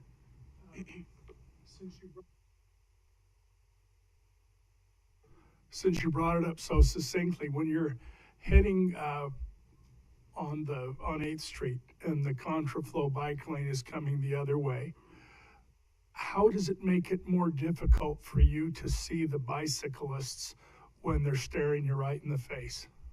You're not focused on someone coming in an opposite direction on a one-way street.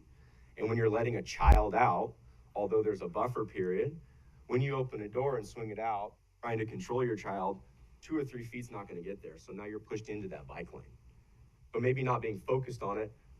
But myself, when I have to get a child out of a back seat, my back is going to be to the bicyclers. So they're going to have to pay extra. You also have multiple stop points. You have every single block as a stop point and a mid block at every single alley that there's going to be cross traffic for the bikers going through there. These pathways for bicycles, which I'm a major support of, will have a much better impact for a longer distance. If you look at what was done on 11th, that's a great plan through a lot of design, through a lot of understanding and interest from the community. This one takes 4 or 5 blocks and seems to be forcing something, and I'm not sure why it has to be done so quickly. Well, you probably don't know this because you weren't here last time unless you were online. I'm really concerned about the kids. So that's why I'm asking this question, because I'm trying to figure out if it's possible for you to train the kids not to just run across the buffer and the bike lane without looking. I mean, do we need a stop person at every gets out of a car so no, make sure we stop? No, I don't think so at all. I'm just remembering what it was like to raise 7 kids, and very glad that I'm not doing it anymore. Congratulations. Anyway, thank you. Yeah, my pleasure. I think one other quick point. Sure. There was a note, and I do downtown development. There was a note about, there's easy parking. There's parking across the street. There's nothing to say that property is not going to be developed in the future and the parking goes away. There are required amount of parking. I believe the current structures that are in place, the school and the church, probably have some grandfather abilities to not have to require parking in there. So saying that, oh, you can park across the street doesn't mean that's not going to be developed in the future for some other use. Final point. Thank you. Madam President. Commissioner Hanson. And Mr. Novak, thank you. The questions I think you raised are relevant. You do know that CCDC is due to expire soon. So it The can district, I do know that. CCDC is due to expire, and the district has boundaries that are limited. Yep. It includes 8th Street, but it doesn't include 9th Street. So it's more of a push to make sure the funds are spent rather than focus on what's best. Is that ultimately the funds need to be used before the district is expired? I'll turn that question over to staff. We'll address that. Thank you very much, James. We appreciate it. Ms. Spencer? Yes, after Mr. Novak, the next person would be Teresa Whittree. Good evening, commissioners and ACHD staff. My name is James Novak, and my address is 210 North Costin Street in Boise. I testified last time. Again, I'm the president of the St. Joseph's Parents Association for the upcoming school year. And I thank the staff for being willing to come to the table and make changes. However, the recommended changes still present many safety and traffic congestion concerns, many of which I covered last time. While moving the parking lane and thus reestablishing our off lane on the west side of the street is a good start. With the new configuration, students would have to exit vehicles and cross a bike lane,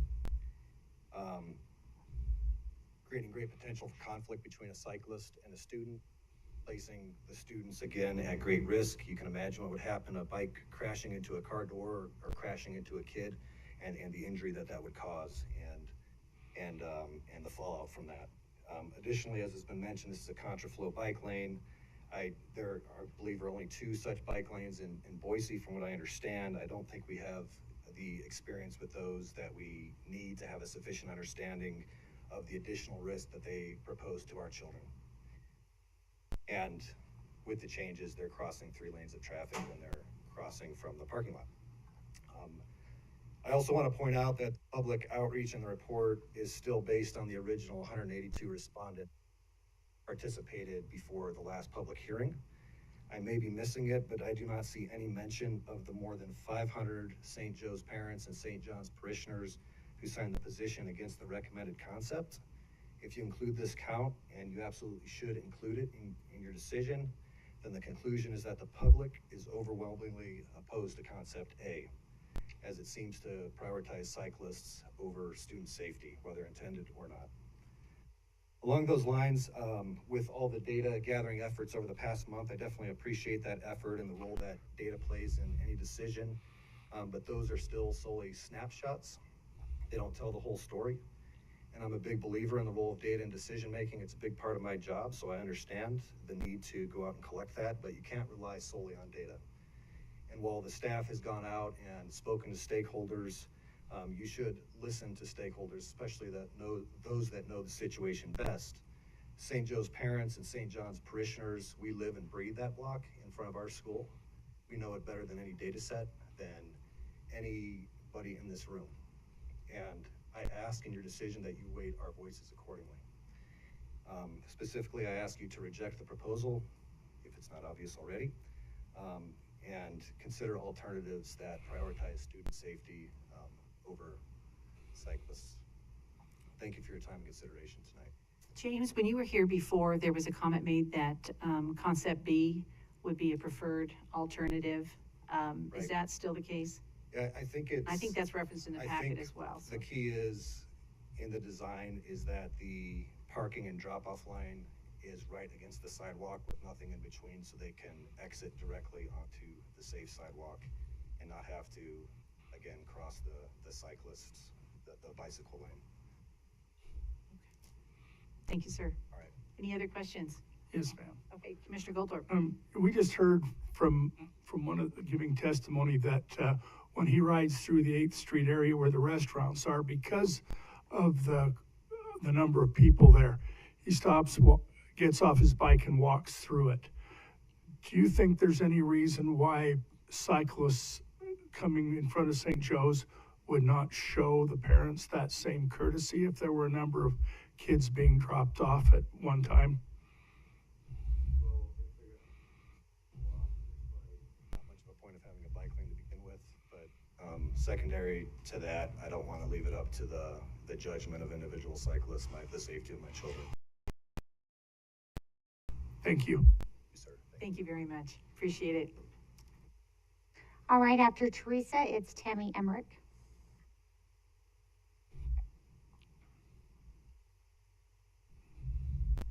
Welcome.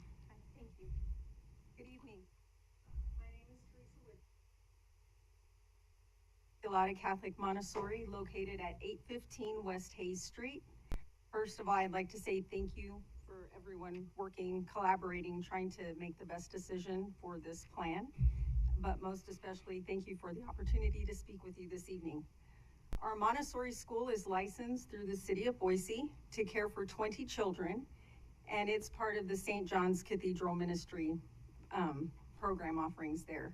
We opened in the fall of 2020 and are now operating at full capacity of 20 children, and we anticipate that to continue indefinitely.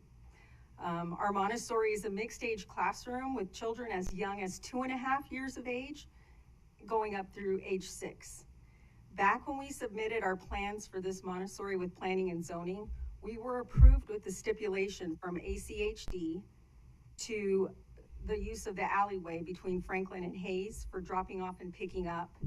And we were required to have a staggered pickup and drop off time with no more than 10 in any 15-minute period. Our alleyway is used Monday through Friday with morning drop off, a half-day pickup, and then again in the afternoon, which coincides with St. Joseph's School getting out and also Boise High School. So this brings me to my greatest concern, which we've talked about, the safety of the children.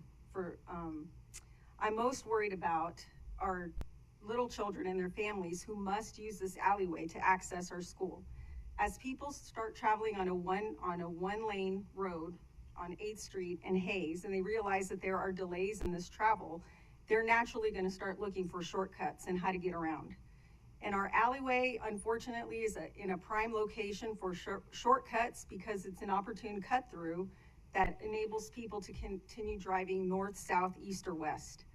Our proximity to Boise High School also lends itself to increased use because it's a convenient way for them to access their campus.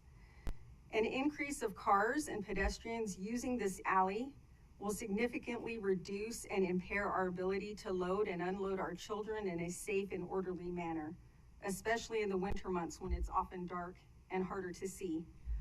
Our staggered drop-off and pickup times are also going to be at the mercy of this increased alleyway traffic. We can't control who's going to go through there. So I'm just asking you to please take into consideration this safety issue of loading and unloading very small children in this very small space. We all know too well that it only takes one brief moment of carelessness on the part of a driver to cause irreversible damage or harm. I hope you'll agree that we should continue providing our smallest children with safe and secure access to their school. We love the idea of a new bike lane in our area downtown, but perhaps looking at a less congested street nearby or something will help us, the children, stay safe. Thank you. We appreciate it. Commissioners, any questions? Okay. Thank you very much. All right, after Tammy, we will have Joe Forney. Welcome. Commissioners, for listening to our concerns and for working on an updated plan. Very much appreciate that. I still do have some concerns with the updated proposal. Excuse me, I'm Tammy Emmerich. I'm the principal at St. Joe's, and I live in Meridian 692 West Sedgwick Drive, but I spend a lot of time at 825 West 4th Street at St. Joseph's. It was mentioned that safety is not prioritized. I have to prioritize the safety of my students. The Contraflow bike lane presents a real safety conflict with children and how they're getting into our facility. Parents are dropping off children in the morning. With the new concept, we do keep our drop-off lane, which I very much appreciate, but as children are being dropped off, doors are being opened, they are going to have to cross the bike lane. We've heard from multiple participants who are presenting tonight that we are anticipating an increase.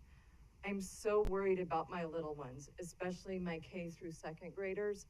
And can we train them? It's like training cats. You can't train cats when they're that little.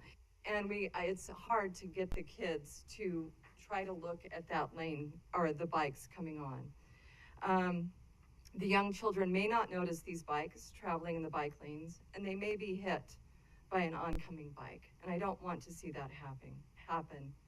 Squeezing 8th Street down to one lane, it is a concern for me for multiple reasons, especially during our morning drop pickup times.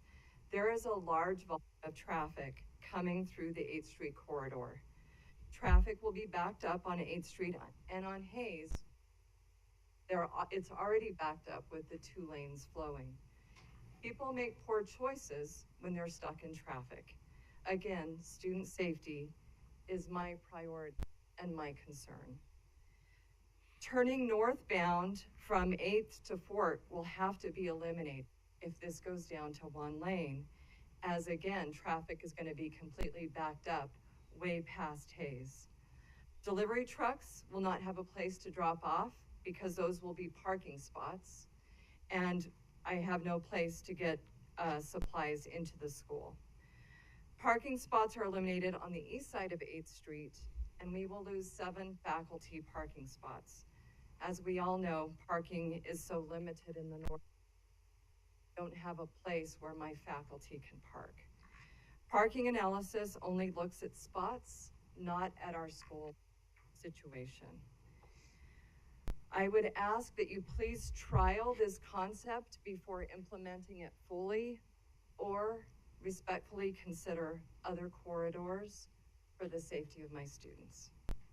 Thank you for listening to my concerns. We appreciate your time. Thank you. Commissioners, any questions? No, thank you. All right, after Joe, we have Missy Swakowski.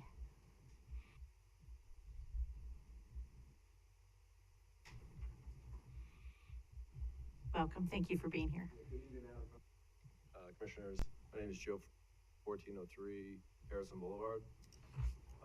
We also have an office at 8th and Main. So, in fact, we have four parishioners at St. John's, and our children attend St. Joe's. And I have the distinct privilege of serving as the board chair of the school board.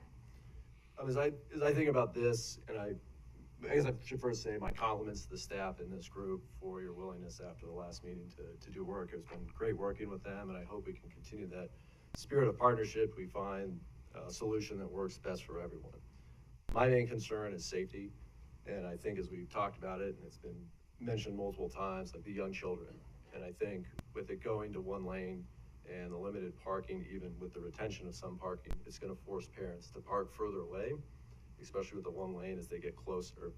And the opportunity for unsupervised children to traverse multiple intersections as they go to school is concerning to me. The school's done a great job. As Tammy mentioned last time, we have had teachers struck by vehicles fulfilling the traffic crossing guard duty, but we're not going to be able to push those teachers out to the multiple intersections that these students are going to cross as it goes out further and further. In addition to that, as Dean said, I do have questions about the effectiveness of the 8th Street corridor. Having an office at 8th and Main, I've witnessed kind of the change through COVID as that's become a restaurant walking district.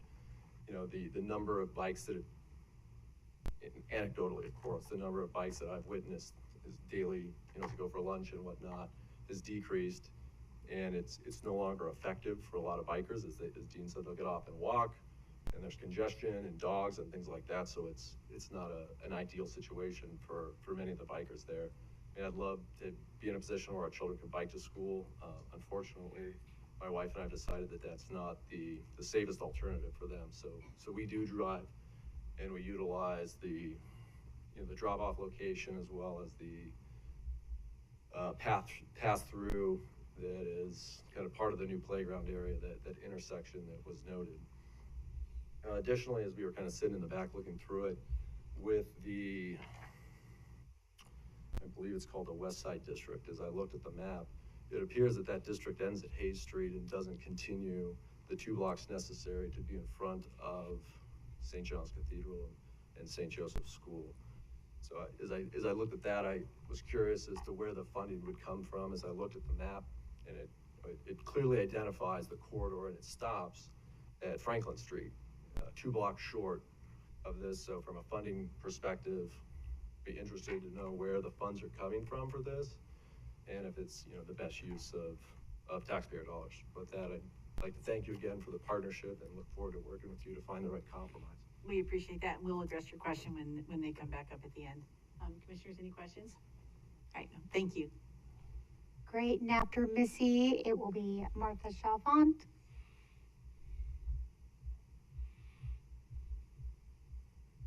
Hello again. I'm Missy Swikowski, representing the vestry at St. Michael's Cathedral staff and leadership.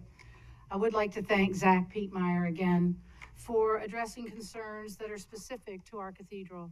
He also shared with me the updated data that was requested by the commissioners at the last meeting, and I really do appreciate you all postponing your decision at that time. I continue to have concerns regarding the on-street parking analysis, since there are 2 vacant buildings facing our church. I've learned that the bank building will be torn down and replaced with a multi-use building that will include residences. This will definitely have an impact for us, since our current owner has allowed St. Michael's to use that lot for overflow parking on weekends. Although St. Michael's campus only occupies 1 block on 8th Street, all the proposed changes from State Street to Fort Street will affect our parishioners and the hundreds of visitors who participate in our out programs on our campus. The projected cost for this 4-block area has been reported to be $2.9 million. The data for vehicle use from State Street to Washington and Franklin showed a 5 to 15% decrease this month compared to your earlier statistics. There was no new report for bicycle use. If I average that to estimate a 10% decline in vehicle use, this report would show that during the morning hours, 178 vehicles used 8th Street from State to Washington versus 4 bicycles. 173 vehicles went on the 4-block stretch from State to Franklin versus 4 bicycles. In the afternoon, during those peak hours, there were 305 vehicles traveling from State to Washington versus 2 bicycles, and 327 vehicles from State to Franklin versus 15 bicycles. So for an estimated cost of nearly $3 million, if you choose Concept A, it would result in the elimination of nearly 1/2 to 2/3 of the on-street parking spaces on 8th Street, as well as a removal of 1 lane for vehicle traffic, which is currently used during the peak hours, approximately 500 cars, compared to fewer than 20 bicycles during the same time. I do appreciate the time and planning that's gone into developing a comprehensive travel plan for Boise. It is necessary. It's imperative to have safe travel plans for all the people who might use the 8th Street corridor. If you decide that you need to make a choice, I again am going to recommend Concept B. It addresses the concerns of designated bike lanes. It maintains parking. If in time this corridor does show that it needs to add a permanent bike lane, it could be added. But if not, you've accomplished the compromise of the intended plan to provide safe access and travel options for bicyclists, pedestrians, and vehicles. I've taught in the public schools, worked in the public schools in Virginia and Idaho for nearly 20 years. When I was in college, everything in the textbook looked easy. It looked great. I knew it was going to be wonderful, well planned out. You walk in that classroom, the real world hits. The kids are taller than you, and you have to adjust. So I hope you all consider that. Thank you for your time. Missy, and my question to you was going to be about Concept B, if that was still your preferred alternative. If you have to choose one, if I had a choice, I would have 8th Street and 9th Street, but if you're going to make a choice, we could support B. Concept B. And did you say that the Home Federal building that's going to be torn down and multifamily housing is going It's in going, what I've been told from a couple of sources is that it would have offices or storefronts on the first floor, and then it would have apartments or whatever upstairs. They would have to provide parking for their residents, but that's still going to affect people that come there for a variety of reasons. And the Carnegie building is still vacant.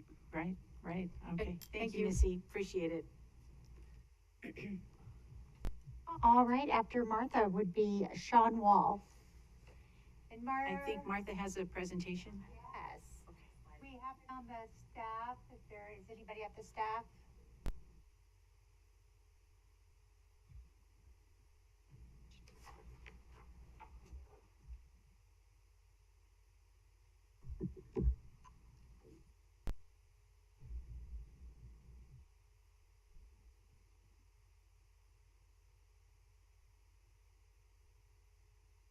Okay, looks like it's up there. Welcome back, Martha. If you could just state your name and address. Yes. Oh, is it not showing? Got it on our. It's Martha Chalfont, 410 East Hearthstone Drive. President May, Commissioners, I'm a St. Joseph's and Immaculate Catholic Montessori parent and a parishioner of St. John's Cathedral. First, I want to remind I just want to remind you of our goal, which is primarily safety for all users. And then secondly, I want to thank you for your time again this evening, and a huge thank you to ACHD staff, especially Brooke Green, for working with us. We may disagree, Brooke, but we do appreciate the respectful dialogue we've had. And thank you for the compromise proposal that retains our drop-off lane, as has been stated. I greatly appreciate you listening to our concerns and making this adjustment to keep parking on the west side of State Street. However, I still feel this proposal is unsafe for all users, and I ask you commissioners to reject it this evening. Here is a fun picture of our students, just to remind you this is about the safety of them. We have 390 plus students, as has been mentioned. Some of these students are in attendance tonight.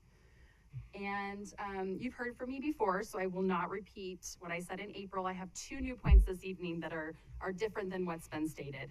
This project has been noted to you as the final piece of the 8th Street low stress, meaning suitable for all users bikeway. However, 8th Street has fundamentally changed in the 10 plus years since this started. It is no longer a low stress connector.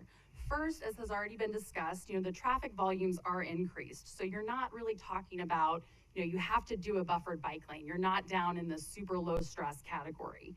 I don't believe this is a safe area, especially with slated future development on 8th Street where these volumes will only increase.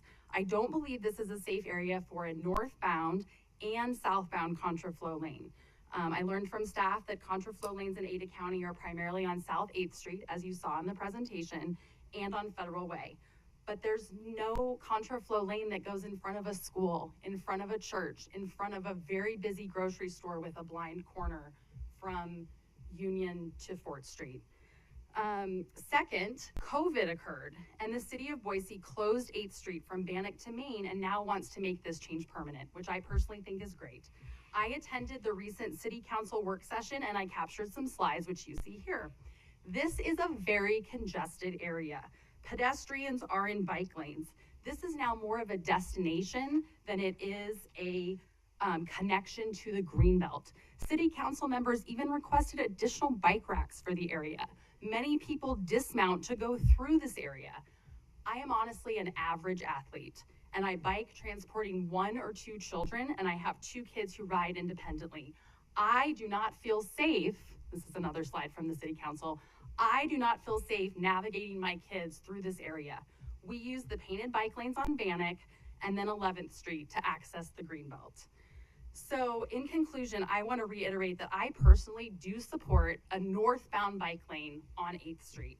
I hope we can work together to find a comprehensive solution that works for all members of the community. And possibly because you'll ask this question, I submitted the survey back in February. I've been involved in this process for a long time. And honestly, I initially supported Concept B. But as I've learned more and I've talked to other cyclists actually who have similar concerns, I don't support Concept B because I don't support the contraflow lane on 8th Street.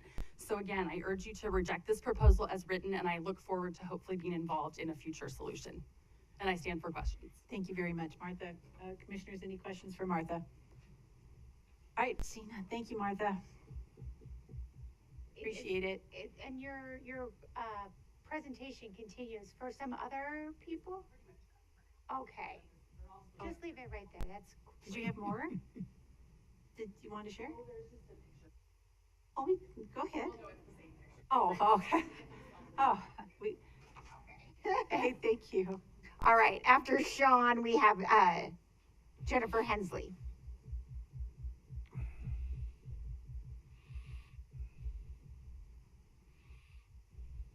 Welcome back.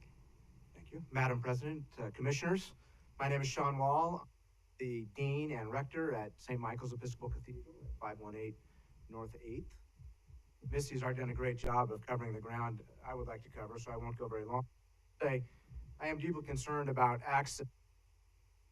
We're fortunate at St. Michael not just to have the standard people that many churches have, which we have our fair share of, but families like St. Joe's and those families trying to cross a busy bike path is problem. One of the earlier speakers mentioned that build it and they will come. That's what scares me actually. The more bike traffic the bike lane on 8th there on the St. Michael side, the more difficult it will be for our infirm people to get to the church and for our young families to get to the church. That is a problem that's further exacerbated by the fact that when 45 parking places disappear along 8th Street that we share with St. John's on a Sunday morning, and for our evening programs, more and more problematic to find parking. I'm really concerned over time that as we continue to grow coming out of the pandemic, I'm new. I suspect that's going to go well. That's my hope. We're hiring a new musician that we plan to create some children's programs around music. The need for parking is going to increase over time. The possibility of conflict between bikers and walkers is going to increase over time. I'm deeply concerned about that bike lane between our parking or lack thereof and the cathedral. And I would encourage you, as the parents from St. Joseph said, to consider the kids, and in our case, the elderly as well, as you think on this project. Thank you. Thank you. Any questions? All right. Thank you very much. And then after Jennifer, we have Rob McQuaid.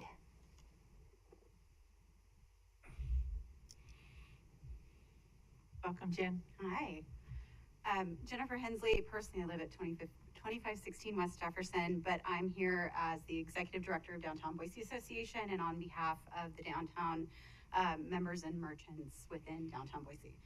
I'm just here to share that Downtown Boise Association's board recently had a presentation on the current status of 8th Street Bikeway, and we wish to support the bikeway. We understand the importance of connecting our downtown north to Camelback Park, down south to the river, and how biking within that and pedestrian offerings is important to us. One thing that we definitely highlight is the fact that bikes and pedestrians create traffic calming, which creates slower vehicles and turns into business revenue and also a safer environment, which is very important for us. So we decided not to support any specific concept, but just the idea of a bikeway in general. We appreciate that.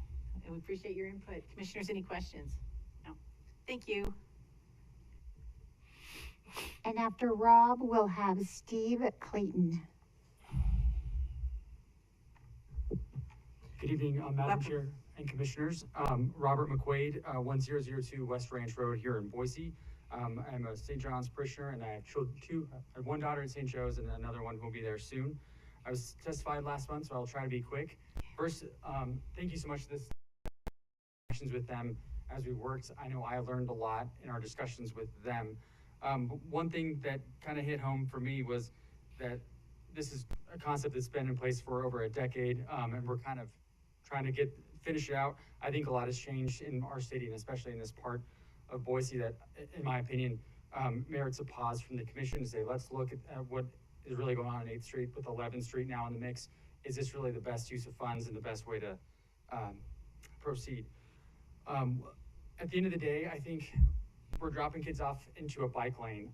If I was a cyclist, I don't really ride my bike, but I wouldn't want to ride south on 8th Street at drop-off hours because you're going to be navigating those kids. That's tough. So I'm not sure utility will come. I'm just curious if St. Joe's is going to be a deterrent to those folks coming. My final point is that as a practicing Catholic, I grew up going to St. Mary's, Bishop Kelly. I thought everybody knew about Catholicism, and I was wrong.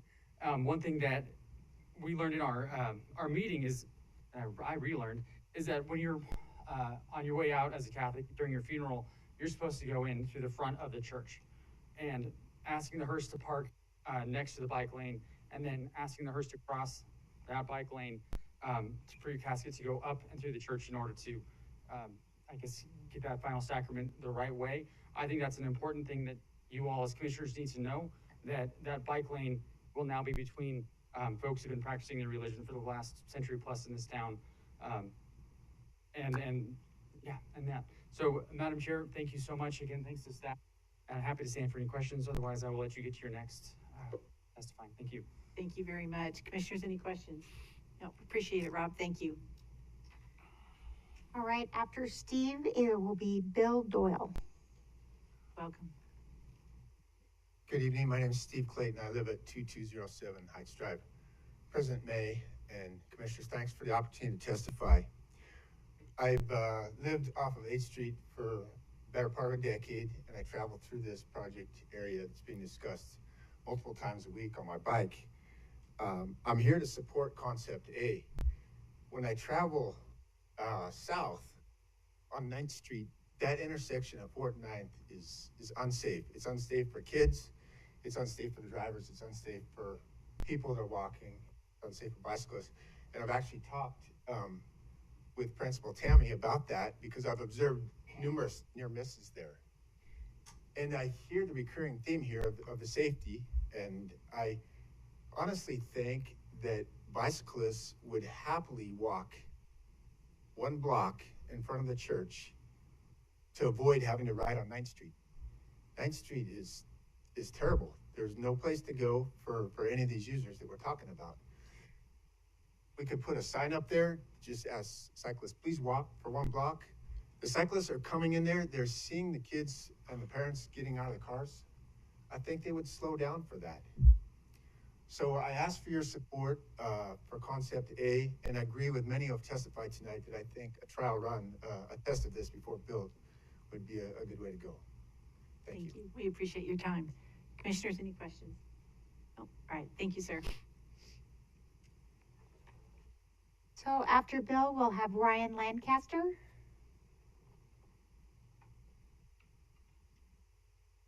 Welcome, Ryan. Bill Doyle, 3026 South Brookridge in Boise. I'd like Sorry, to, I thought she said Ryan. My apologies. Welcome. I'd like to first commend your staff. They're very capable, in particular Brooke Green, who I know in other contexts, even if I disagree with them. So I'm a member of the Parish Council at St. John's Cathedral. I'm also co-director of the St. John's Food Pantry, which is on 8th Street across Hayes from the cathedral. St. John's and the Cathedral School, St. Joe's, have served Catholics and non-Catholics in Boise for over 100 years. The food pantry has provided supplemental food assistance to people in need, regardless of their faith, ethnicity, gender, sexual orientation, or disability for over 20 years. I am opposed to the proposed bike lane project between Franklin and Hayes, including the elimination of parking on one side of the street, the addition of segregated bike lanes on both sides of the street, and the elimination of one of the 2 existing traffic lanes. The project would inconvenience and even endanger the thousands of people of all faiths who attend church services, weddings, baptisms, and funerals, not just on Sundays, but every day of the week. It would inconvenience and endanger the hundreds of elementary school students who attend St. Joe's every weekday during the school year. It would inconvenience and endanger the hundreds of parents who drop off and pick up their children and attend all variety of events at the school.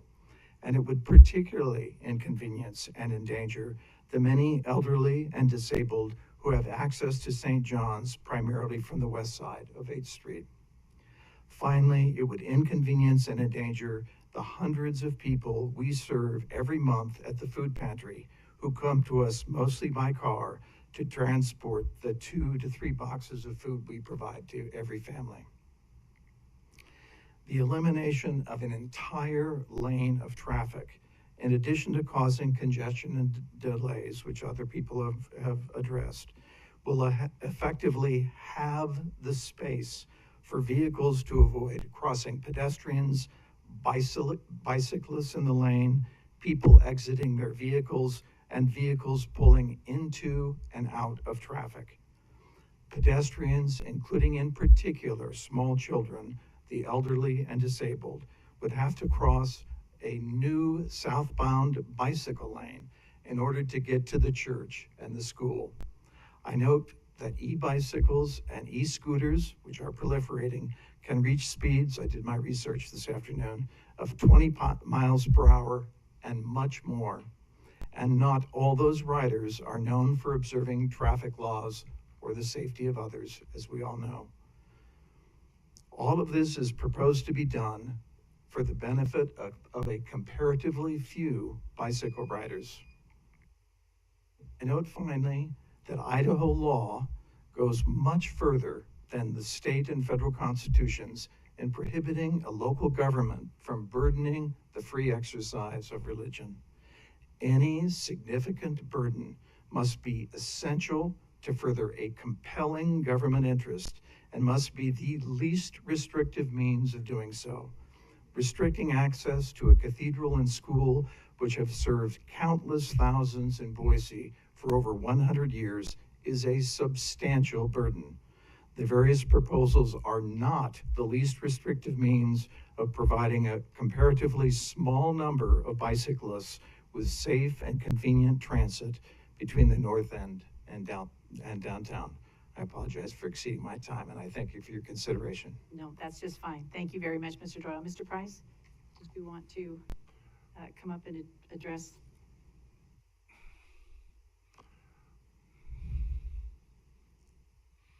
His concern. Madam President, Commissioners, Steve Price, General Counsel for the Highway District. With regard to the assertion about causing an undue burden on the practice of religious expression. We've looked into that. We have an answer where we don't feel that that's a valid claim. And very narrowly, ACHD is not responsible for parking. The city of Boise, earlier testimonies come out to that effect. The second point is that under state law, under a case, 1968 case called Snyder versus the state, the Supreme Court determined that adjacent property owners, businesses don't have a vested right in the continued parking, so on-street parking, any parking within the public right-of-way. With that, you have to get past that to start talking about whether you have right that's been infringed. And so I don't big legal department or argument tonight, but that's a very question. The Idaho Code 74 302 or 203, excuse me, is pretty clear. It has lots of different burden shiftings in that, but I don't think you get to the statute unless you can show that the governmental entity is taking away something that's vested and it's a right. Now, I'm not commenting on whether the elimination of parking is a good idea or not. I'm just simply saying that's the law. All right, we appreciate that. Commissioners, any questions for Mr. Price? No? All right, thank you very much. Mr. Doyle, I had a question just about the food pantry. How do people access that? Where is that on the St. John's campus there? I'm not familiar with it, I'm sorry. Food pantry is in the parish center, which is on 8th Street on the same side as the cathedral and school, but across Hayes. Okay. So, and people access that by coming up 8th Street, parking on 8th Street, or parking in the very limited parking that we have available in front of the parish center. Okay. And so I hope that's responsive. All right, thank you very much. I appreciate that. Ms. Spencer? So after Ryan, we have Thomas Chandler. This is Ryan. Welcome, Ryan. President, Commissioners, I'm Ryan Lancaster. I'm a professional engineer, a professional traffic operations engineer. I'm involved with traffic and transportation on the city, state, and national levels. And so tonight I'm here to finish my bingo card with county. So that's not a very good joke, but that's as good as it's going to get. So we'll take it. Yeah. We deal with engineers all the time, and they don't have a sense of humor. I've reviewed the traffic reports that are posted on the ACHD website. I found them very thorough, put together by colleagues that I respect much and have worked with for several years, and found their work very thorough and very good. I do have 3 comments that I'd like to share with the Commission. So number 1, what jumped off the pages of the 2021 report was parking. So I recognize that an ACHD issue that's been addressed here, but because of the heavy use of parking in this area, that tends to push me towards option B if option A, B, or C is selected by the Commission. Topic number 2, removal of 1 vehicle travel lane. Puts all of those vehicles into that 1 lane, thus doubling congestion, right? This is reflected in the report. So the analysis in the report is by the book, it's perfect, it's great. However, the analysis tools don't take into account interruptions from parallel parking, school drop-off and pickup, ingress and egress from driveways, alleys, etc. Previously, these impacts were split between the 2 lanes. By removing 1 lane, the remaining lane will bear the brunt of all the impacts without an opportunity for vehicle users to mitigate impacts by changing lanes. Having driven the area, my impressions are that 8th Street and 9th Street, the couplet, that the 2-lane operations there currently seem appropriate for the context, seem appropriate for the area, seem appropriate for the kinds of operations to be expected. Topic number 3. In the reports, there are crash statistics, crash data. In the report, there's reported 4 bicycle crashes, 3 of which are mapped, and 1 pedestrian crash. There's no correlation between the kinds of crashes that are occurring and the treatments if they're addressing the kinds of crashes that occur. So I think it's a false pretense to say that any of these are safer than current operations or safer than one another. So in conclusion, my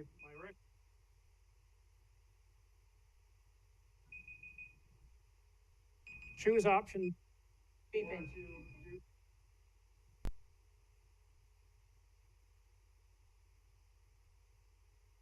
Is it a battery going or?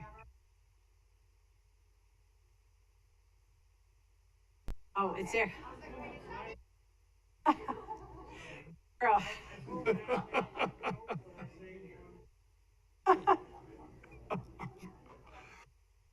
Right, go right ahead. Madam President, I'm finished with my presentation. Oh, you are? Okay. Commissioners, any questions? Madam President, McKinney? Brian, can I ask you one question? One thing that in the traffic reports that struck me was that the traffic counts, the historical traffic counts seem to show a trend of increasing traffic through 2018, and then suddenly now the analysis, they're saying, oh no, it's decreasing. What are your thoughts on that? Because that looked a little bit strange to me, that we have an area that's growing, a city that's growing, and traffic is growing, and then suddenly the official line is, oh no, actually it's going down now on 8th Street. What are your thoughts on that? Yeah. Madam President, Commissioner McKinney. So again, I read through the 2 reports, including the one dated 2 days ago on March 23rd, 2022.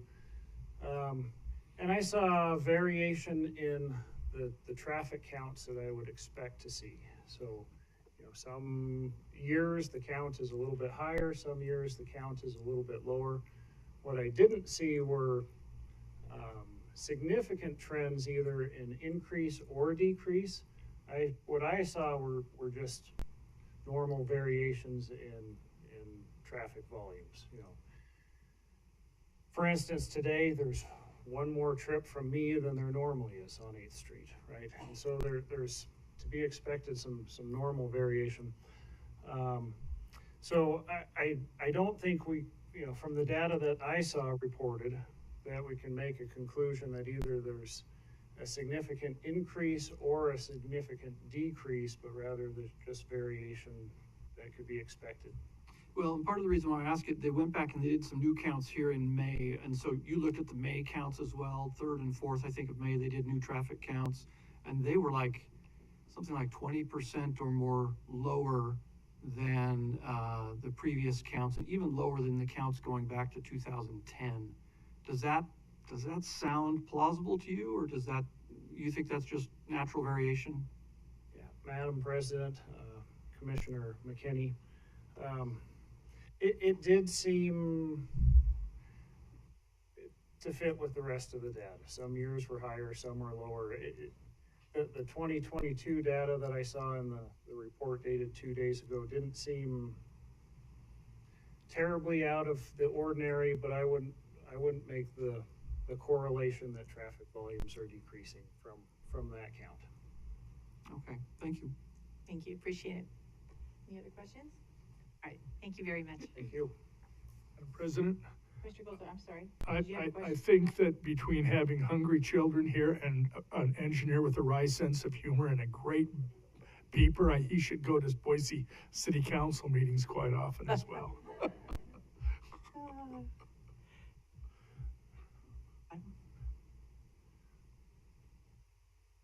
All right, Mr. Chandler, and then after Mr. Chandler is Kurt Williams. Commissioners, I appreciate the opportunity to again appear before you. Tom Chandler, residing at 1206 North 24th Street in Boise, and I previously testified at the prior hearing. And I came today because I wanted to hear what the new data was, that there was new studies and what effect that new data and the new proposals would have. And I was struck by two things. I was struck, number one, that the vehicle data is about the same, but we have no real new data on the bikes. And we're here talking about bikes and vehicles.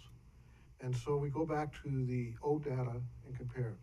And start looking at the cost-benefit issue. Who's being benefited by this and what the cost is going to be had. And what we have is about $1.5 million for 2 blocks and about $1.5 million for another 2 blocks, or about $3 million of a cost proposal to be constructed on these bike lanes. And we're finding out that at the maximum, that $3 million is going to benefit about 15 bikers an hour. Whereas now about 400, 500 cars per hour. And that's a serious discrepancy. The cost benefit is a serious issue. And in my mind, this leads to several conclusions. And number one, $3 million can be better used to construct bike lanes where they're actually used. Some of you have driven on Hill Road, and you'll notice that Hill Road has bicycles on both sides. And I've driven on Hill Road all different times of the day, and it always seems like there's bicycle people riding Hill Road. It seems to me that it would be better to use the $3 million to construct better bike lanes on Hill Road, which are actually being used, than on 8th Street, which you got 15 bikers an hour. And the other aspect is we even had the testimony about the 8th Street bike corridor being a development for 10, 15 years. And it's almost a system of, well, if we build it, they will come. We've been building it for 15 years and they haven't come. 15 bikers an hour is not very much. The second issue I want to bring up, and this is somewhat facetious, but it came to this thing, is it almost if it's not broken, don't fix it. Instead of damaging the current churches and other people who use 8th Street by shrinking it down and affecting the parking, have this elaborate weaving of traffic and so forth, maybe we ought to take the $3 million and buy a taxi ride for all the bikers. It's use of money for the few being taxed from the many. We need to figure out where the proper cost benefit is. And the third issue I raise is what I call the use of government resources. We're spending $3 million to benefit 15 bikers and harm 500 vehicles. Now, we all know that there are members of the Idaho legislature, and this happened most recently, who spend a considerable amount of the time trying to reduce the revenue of the local government. And their argument was, if we reduce the revenue, there'll be less waste, they'll spend less money. What I'm afraid of is we approve Concept A and spend $3 million on this, is it can become an Exhibit A for what the government is spending money on. It is, again, benefiting the few to tax the many. Let's avoid using this Concept A to become an exhibit for the Idaho legislature to attack local government. I think the best solution is, as already been brought up, look at the 9th Street couplet, 8th Street couplet as a pair. That's what they designed today. And perhaps even restore the two-way traffic on 8th Street and 9th Street. You need to look at the total picture of the traffic patterns in the north end and not simply one street for one narrow use. And thank you, commissioners. I appreciate the opportunity to speak before you. Thank you very much. We appreciate your time. Commissioners, any questions? No. Thank you. After Kurt will be Brittany O'Brien. Welcome. Welcome. Thank you. Madam Commissioner and fellow commissioners, Kurt Williams, 2269 North Pleasant Hill Way in Boise. I'm speaking to you as a resident of the North End. I grew up in the North End. Most importantly, I'm a father of 3 children at St. Joseph's School.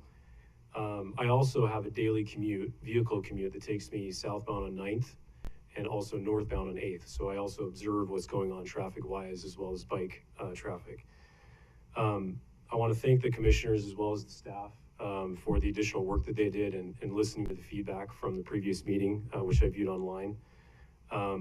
I think listening to concerns around safety and also going out and actually gathering additional data was critical to this project. My primary concern, as others have stated, is located in the Contraflow bike lane on 8th Street that goes southbound.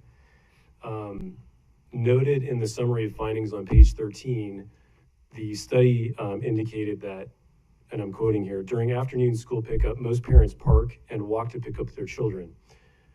That, in my experience, is true. I do occasional pickup. My wife does the bulk of that. But what I do observe is that most parents do park. I would add a couple key constituents to that. One is that often there are grandparents that are doing that, as well as there are younger children that those parents are taking to the school to pick up older siblings. And so what I can have concerns around is the concentration of people that places on the sidewalk on 8th Street, both in front of St. John's as well as in front of the school. Asking a large group of children to pay attention to bike traffic that's flowing in the opposite way to vehicle traffic that they are used to seems to be inviting accidents, and I have grave concerns about that. I would ask the commission and staff to reconsider the location of the southbound bike lane away from 8th Street.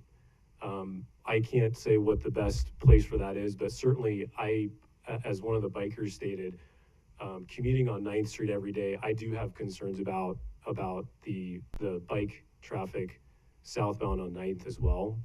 But I think the contra bike flow lane and using 8th Street to route that southbound seems like it's incongruent with the safety objectives of the project.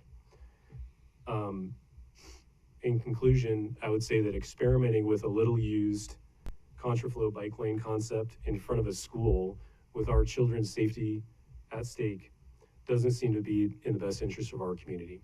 Thank you. Thank you, sir. Any questions? No? All right, thank you. We have Brittany, and then after Brittany is Ella and Tucker. Thank you, Madam President and Commissioners, for your time this evening. My name is Brittany O'Brien. I reside at 5350 East Southwood Court, and that's in Boise, 83716. I want to start out by thanking staff for your time and your proposed plan and efforts that you've spent on this project. I am a parent and a teacher at St. Joe's, and although there have been some compromise, I am still concerned about the Contraflow bike lane that will be between parking and the sidewalk. As we've mentioned, St. Joseph's School is a commuter school. We have students that come from 23 different zip codes to attend our school. These students need to utilize the park and drop off option. When a parent parks, they will not only worry about getting their child out of the car, which we know can be a task in itself, but they will also have to worry about their child getting out of the car and crossing a bike lane with a bike in the opposite direction. As a parent of an upcoming kindergartner, this causes me some concern. My daughter works with an occupational therapist and is developing spatial awareness. Sending her into possible oncoming traffic with bikes worries me for her safety and the safety of the bicyclists. The teachers at St. Joe's are also responsible for crosswalk duty in the morning and the afternoons. With the proposed bike lanes, teachers would be responsible for getting students safely across 3 lanes of traffic. This places an added stress on teachers and parents. I have tried to research what other cities have Contraflow bike lanes in a school zone, but I have failed to find any results. I did learn that in Boise, the only 2 Contraflow bike lanes are on Federal Way and on 8th Street south of State. These locations do not have high foot traffic, business storefronts, schools, or churches. So moving this project forward and having a Contraflow bike lane in front of a grocery store, a school, and a church doesn't seem like it would be the best solution. I do think accessibility for bikers is important, but should be done in areas that are safe for all users. I favor a plan that has 1 bike lane that would flow the same direction as traffic. Thank you again for your time, consideration, and hearing our concerns. We appreciate it. Thank you very much. Any questions? All right, we're going to go ahead and just take a 5-minute break, and then we'll reconvene.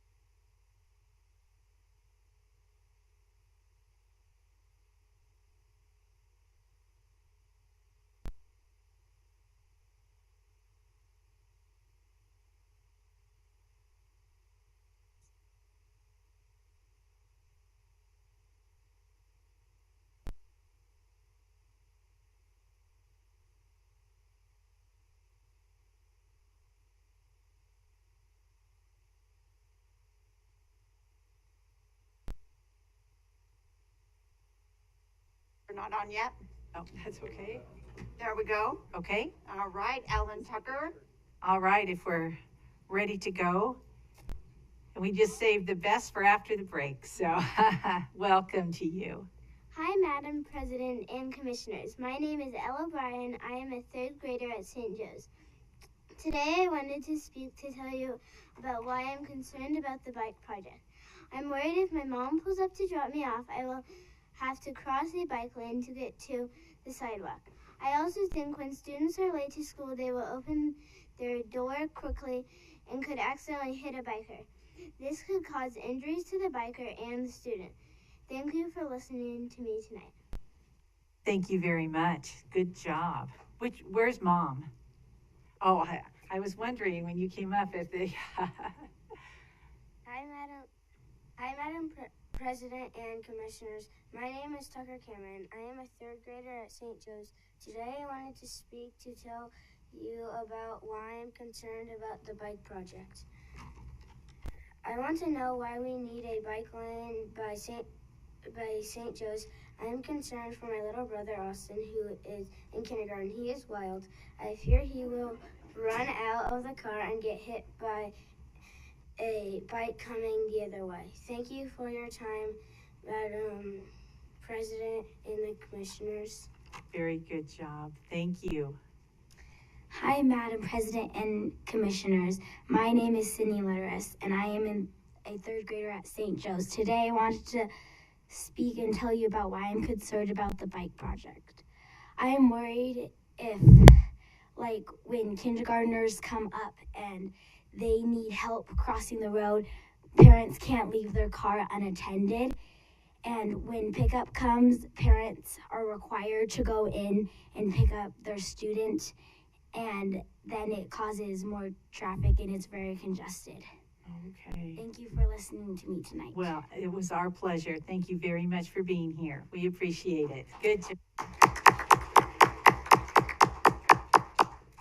All right, we have James McGuire, and after that, Daniel Gamboa. Okay, James, that's a hard act to follow. Welcome. Madam President, Commissioners. My name is James McGuire. I live East Highland View Drive, 83702.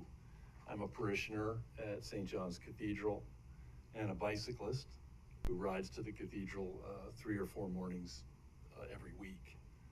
So I'm familiar with the situation there. But I'm here to talk to you primarily in my role as an architect. I'm assisting the diocese in the planning for their new chancery building. As you may know, they have purchased the old Baird site, and we're in the early stages of planning the new chancery for that site. The chancery is the administrative center and heart of the Roman Catholic Church in Idaho. Just as the cathedral is spiritually, the chancery is from a business perspective. The people that will come to that building will be coming from all over the state for a variety of reasons, for working on programs that are in their parishes, as well as coordination with legislative issues. It seems to me, as a number of other people have said, that providing access for those visitors and for people on business, that it would make sense to maintain the 2 lanes of traffic on the northbound 8th Street. Certainly, and I went back and read the North Boise Neighborhood Bicycle and Pedestrian Plan from 2016, which identified this area as a medium priority. It was, I think, the second project in the medium priority of safety things that should be accomplished. And it said that while adding a bike lane would mean removing traffic and or parking, the other alternative that should be studied is traffic calming. As I mentioned earlier, I'm a bicyclist, and I'm, of course, an older bicyclist, but I am used to riding on 9th Street. I don't find any problem with the 9th and Fort intersection. I think that painted bike lanes are totally appropriate in a city context. And given all the other testimony, the balance of safety would be well served by maintaining the two traffic lanes and then experimenting with other temporary measures to see what's the best way to provide the markings, et cetera, to provide both the vehicular traffic that's necessary in a developing area and the safety of all concerned. Thank you. We appreciate your time. Thank you, sir. Any questions? All right, thank you. All right, after Daniel, we're going to switch to Zoom with Mike Stefanik. Good evening, Madam President and Commissioners. I'm Deacon Daniel. I'm the administrator at St. John's Cathedral. I testified last time. Yes, welcome back. Thank you. I got a little story. This past Sunday, we kicked off a capital campaign we're doing at St. John's. And the reason I'm telling you this because I was there the whole day Sunday, and it gave me, first of all, thank you staff for coming back. They're great. We're all trying to do the best we can. Anyway, so Sunday, I was there all day Sunday, and it gave me a great opportunity to see what was going on with our parish. So the 10 a.m. Mass, 0 parking. Everyone's driving around the block looking for parking. That's the highest number on that. I think it was 91%. After Mass, we have roughly about 100 people going out of the Hay Street door and about 550 to 600 coming out the front doors of the cathedral, and they all gather down on the sidewalk and up above where this bike lane would be, down below. During that time, I was there for the 4 masses. We had 2 of our elderly parishioners fall right where the bike lane would be. They're walking and they fall on the sidewalk where they're parked. So it's going to be right where the bike lane is. They'll fall into the bike lane. One of our parishioners, I timed him. I wanted to help him, but I thought, well, a good time to time him. It took him about roughly 2 minutes to get out of his vehicle with the door open, which would be in that 3-foot buffer. And then when he finally got out, he fell, which would have been right into the bike lane. And it's an occasional unfortunate thing with him, but he does fall a lot. But he fell into the bike where the proposed bike lane would be. So no matter where the parking is that we need for this, like I said last time, for the handicap access into the cathedral, it's an extremely dangerous position for the elderly, because it does take them time to get out of their vehicles because of whatever situation they have with canes. If they had to, some of them have wheelchairs. Their assistant has to get a wheelchair out of their trunk. It's going to be in the bike lane, trying to get the trunk or the wheelchair together to get the person in the wheelchair. It's just going to be kind of a mess. Another thing too, you saw a picture of the kids running around the block. That happens every year, and there's 400 children doing this fun run all day long, and they're running like stray cats, and they'll go right in the bike lane, and that'll cause problems. We have processions, again, like I think I told last time, that we do all thousands of people on the sidewalk that will fall into the bike lane as well. So I'm just not sure that this bike lane on the west side or actually on 8th Street itself is a good idea. So I would ask you that at a minimum that we do use the opportunity to take and do a temporary design of what it would look like and see if it would actually work. Pilot program. Yeah. Thank you very much. We appreciate your time. Commissioners, any questions? Commissioner Goldthorpe, sir? First of all, I wanted to thank you for your email. And I really want... Me? I think it was you. I'm not sure. Which one? It was just a couple of 3 days ago. No, it was not me, sir. Okay. Sorry. You probably wasn't as good looking as you are anyway. Anyway, but I use this opportunity because there were quite a few emails that we received. I would love to have called people back on.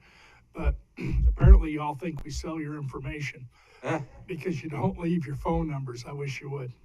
Thanks very much. Oh, thank you. Yeah, that is hard for us sometimes to reach back out. There's no phone number there, yeah, so. All right, we have Mike Stefanik and then Jim Hawkins on Zoom. Hello, can everyone hear me? Yes. Yes? Right. Madam President, ACHD commissioners, ACHD staff, CCDC, City of Boise staff, thank you for your diligence in understanding the situation at hand on 8th Street corridor. There's been an immense amount of work and I thank you very much for that. My name is Mike Stefanik and I live at 1630 South Rand. And I wish I could be there in person. I recently found out I was exposed to COVID, so I don't want to spread it. I'm fine. I don't have any symptoms at this point, but just to be safe. I am with the nonprofit, the Treasure Valley Cycling Alliance, and I serve as the vice president. I'm also a father, a husband, a cyclist, and a community advocate. And we all cycle in our family, and therefore adopting Concept A in the modified version adds to our low stress connected cycling network. And I believe that is the most important component of this. Today, here on behalf of the Treasure Valley Cycling Alliance, as an advocacy organization in the Valley, we focus on reducing barriers for all cyclists. Just last week, we celebrated our 20th annual Boise Bike Week, and one of our Bike to Work locations was right at the co-op. We engaged many riders throughout their Bike to Work days, and we gathered their thoughts about 8th Street, and we overwhelmingly heard support for it. And some are actually here today to testify, and you've heard from some of them. The Treasure Valley Cycling Alliance does many things in the community to help better understand cycling in the community is we count bikes. We've been doing that since 2007. And on the 8th Street corridor, and specifically in a couple of the locations, we have seen a 28% increase in ridership, 28% increase since 2007. And we regularly count cyclists on the 8th Street corridor. And from an analysis from the Eco Counter analysts, they projected the daily average cyclists exceed 800 riders on that corridor. Cycling is significant in Boise. And according to this Eco Counter analysis, daily average bike counts at many intersections are higher than in similarly sized comparable cities. Since this concept study was first released, our excitement to see 8th Street expand further into the community with safe, protected bike lanes, not painted, but protected, that lowers the stress for all riders in that area, was an overwhelming support for us on the board and in the organization. This corridor connects businesses, homes, schools, and recreation. This is a great example of a multi-purpose corridor that all modes of transportation should feel safe accessing. We want to see more complete streets for all users, not just cars. Our roads are a public space and are designed for all users is required. We should be encouraged to make our streets a safe space to get to school, to encourage walking and biking. And most of the concerns you have heard today are about cars and folks getting in and out of cars.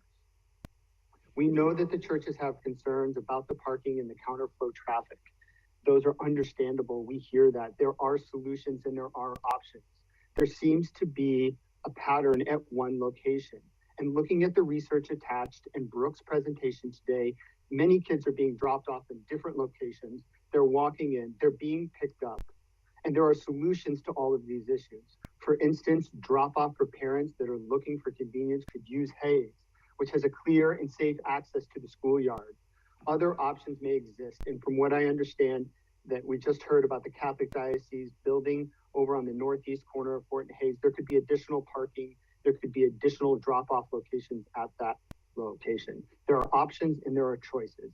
With this infrastructure, more folks might end up biking to church and school, reducing parking. There are concerns that reflect that are going to be too many cyclists using this infrastructure, which I think supports the necessity for more cyclists for this infrastructure to exist. The TVCA supports Concept A's adoption by this commission, and we thank you for the consideration and look forward to continue engagement to continue this work further north on 8th Street to create an actual low-stress corridor from the foothills to the river. Thank you. Thank you, Mike. We hope you stay well. Take care of Thanks. yourself. Commissioner. I'm good. I'm feeling great. So Okay. hopefully it's a negative, and so far the tests have been negative. Okay. But just to be safe. Fingers crossed. Commissioners, any questions? Nope. All right. Thank you, Mike. All right, we go to Mr. Jim Hawkins on Zoom, and then we're going to come back into the auditorium with Miss Lisa Brady. All right. Welcome, Jim.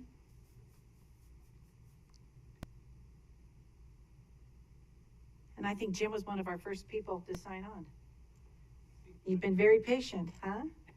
Just for 3 hours is all. There. Can you hear me okay, Madam Chairman? Yes, we certainly can. If you just Okay, my name is give us your Jim address. Hawkins. I live, my residence is 3565 North Hyacinth Lane, Boise, Idaho. I've lived in Boise, Idaho for 55 years. My wife Gail and I have been and continue to be active members of St. Michael's Cathedral, Episcopal Cathedral for 55 years. In fact, we were married there 63 years ago. Gail and I are now in our mid-80s and very concerned about the possible changes for handicap parking and a safe walking path to the cathedral from our reserved parking place. We both support Plan B for the same reasons mentioned by Mrs. Switkowski and Tom Chandler and Father Sean Wall. Gail has limited vision and considered legally blind. We use handicap parking spaces every day. And the church is a very integral and important part of our lives. I believe there's another important reason to support Plan B, access to our state capitol. Allow me to share my experiences on the Capitol campus. I served on Governor Andrus's cabinet as Director of the Department of Commerce from 1987 to 1992. I also served in the same capacity with Governor Batt. Following my retirement in 96, I served and worked with Governor Kempthorne with some major programs. These years from 87 to 2002 clearly showed me the traffic on 8th and the surrounding streets. Taxpayers from Idaho would drive their cars, not their bikes, to our offices or to committee hearings, and they presumed there would be available parking. Safe and available is critical, but be it anywhere on the Cathedral Capitol campus. I support Plan B for the same reasons that have been articulated to you by myself and others. I want to personally thank all of you for the devotion of your time to public service. Public service to me was the most rewarding part of my life. You can and will make a difference. And I stand for questions now or later. Thank you. Thank you very much for sticking with us, Jim. Appreciate You're it. welcome. You're welcome. Any questions? No? All right. Thank you, sir. You're welcome. All right, we have Lisa, and then after Lisa, we have Wendy. Miss Lisa, welcome. Thank you very much, Commissioner May. Thank you for sticking with us. I know you've had a long day. And I would like to ask for extra tonight from my perspective from the Bicycle Advisory Committee as well as the Safe Routes to School program. So I am Lisa Brady. I reside at 1506 North 12th Street, Boise, Idaho, and I work across the valley, in fact, across 2 counties, safety. As you know, I'm the current chair of the ADHD Bicycle Advisory Committee, and I'm that hat right now to remind you that the BAC provided a letter of support project specific in April. You should have received a letter from my personal email with the attached minutes from our meeting, detail the presentation and the decision vote of the members present at that time. I'm encouraged by the improvement of Plan A, actually, that I'm hearing as a resident. Should you have any questions for me about that, I'm here for you tonight. Okay. I'm going to switch hats now. For the record, I am of the Treasure Valley Cycling Alliance. I work in volunteer position with Mike Stefancic. I have been on that board for over 10 years, and I am the current director of the Treasure Valley Safe Routes to School program for anybody who does not know me. I am tonight speaking as the Safe Routes to School director. I have 3 people that work with me on 2 counties and 5 school districts. I'm one of those 3 people that works for myself. I've heard the concerns regarding the safety of persons using protected bike lanes from different entities across the country, as well as here locally. I follow many different entities, groups, and I advocate at the local, county, state, and national level for biking and walking safety for every single user on the roadway. It doesn't matter to me how you roll. It does matter how we treat each other on the road. Many people say that they're trapped or invisible inside of a bike lane. These types of lanes require users of them to be part of the road safety equation, while they provide more safety for the actual user. Cyclists using a Contraflow bike lane like this proposed extension of the current Contraflow bike lane will be in the same position as any pedestrian walking on the sidewalk in the southbound position. I'm going to skip a little bit of my writing just to say I'm breathless about thinking about when we're not looking for a southbound motion, we're making turns, we're assuming something. I'm worried deeply about our pedestrians at this point. And not because of bicyclists, but because people are not looking for them when they're driving a car. That's just a side note to where I feel right now. And I haven't had any dinner. She's angry. We have cookies. I'm good. I can't eat more cookies. These types of lanes are improving safety for all road users around the world, not just here, not just in New York or Seattle or any other city, wherever across the United States. I appreciate the work that ACHD is doing to improve the level of safety for people walking and biking. This has taken a long time. I've heard tonight that these lanes will decrease student safety by crossing a bike lane. For the full record, as a Safe Routes to School director, I have actually done a Safe Routes to School presentation, full days for 2 days at St. Joe's. I have not been there for a few years. I would love to come back and talk about pedestrian bicycle safety and some practice with some of these newer things that have come along since we last spoke. As a teacher for Safety for All, it simply cannot be true that we are not looking for each other. I don't know any cyclist that actually gets up in the morning and says, today's the day. I'm gonna go out and have some crashes into some people. I'm gonna close my eyes and just hope for the best. I have seen drivers do that when they squeeze by someone too close. They think, okay, I'm just gonna make it, not give 3 feet to pass, and hope for the best. I can't continue to advocate for a 3 foot to pass law in the city of Boise. I'm gonna continue to advocate for protected bike lanes. I'm going to continue to advocate for multi-use pathways because we have built the roads to the exclusion of the safety of people biking and walking. If I sound a little dry mouth today, it's 80 degrees outside and about 110 on black asphalt. I am filthy, sweaty, tired, and I've worked with 8 classes of about 25 kids today working on a small roadway system that we built at Galileo STEM Academy, which is also a drive-to school of choice. And we're dealing with traffic there. And I have had so many comments from kids for the last 3 days. We have got 2 more coming up. We're learning how to drive our car. I'm watching them coming up to a stop sign at the kindergarten level using hand signals. Looking left, looking right, looking behind them. We ask that of people. As a Safe Routes to School director, I'm tired. Safe Routes to School started over 20 years ago due to child pedestrian injuries and an increasing lack of safety around schools. My job is to view school zones across the region to teach safe biking and walking, and I am increasingly dismayed with the current parent drop-off behaviors I see in every single one. The prevailing feeling is that it is unsafe to walk or bike to school due to traffic. This is evident across the valley with 5-lane arterial roadways running next to schools. We built a system specifically for car movements, as shown by this quote from Jeffrey Michael, who spent 30 years at the National Highway Traffic Safety Commission, also known as NHTSA. Quote, our highway system has been built for efficiency and convenience, not to be safe. In designing the system, we have prioritized other things, and that's been deliberate. We have built high-speed roads to move vehicles quickly because people want to move quickly. It saves some time, it saves some money. If you put time and money over safety, this is what we get. Unquote. What we fail to see is that each person choosing to drop off from a car directly in front of a school is making the actual school zone safe. When we have urban schools such as Boise High, St. Joe's, Longfellow, Washington, that are located within neighborhoods. We need to recognize that there are homes surrounding these schools, and we must increase the safety for the folks that are actually residing there 24/7, 365. I have long noted persons wanting to go south on 8th Street, whether leaving Boise High School for lunch, and I cannot tell you how many high school students I've actually yelled at for riding on the wrong side of the road against traffic.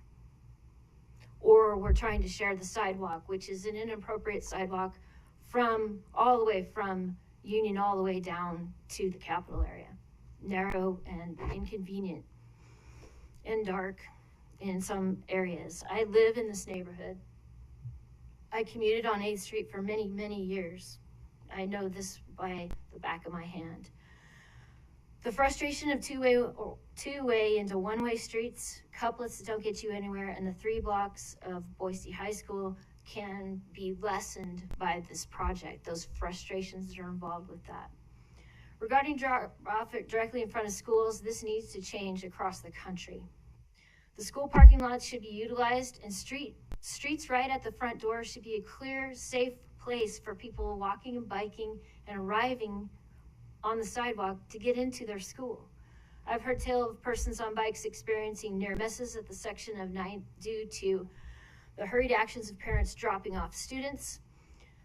I anecdotally had an experience just a couple weeks ago where I was driving my Safe Routes van forward at the intersection of 9th and Fort, and the driver in front of me ran the red light, turned left, and parked in front of the school across the crosswalk to drop off a student in front of the school. I'm not calling out St. Joe's for this behavior alone. This is happening across the valley. I advocate for kids all the time. I know most of you commissioners really well. You know where I'm at. Not just the BAC, not just as me, biker person, me for the kids that I work with. They are all my children.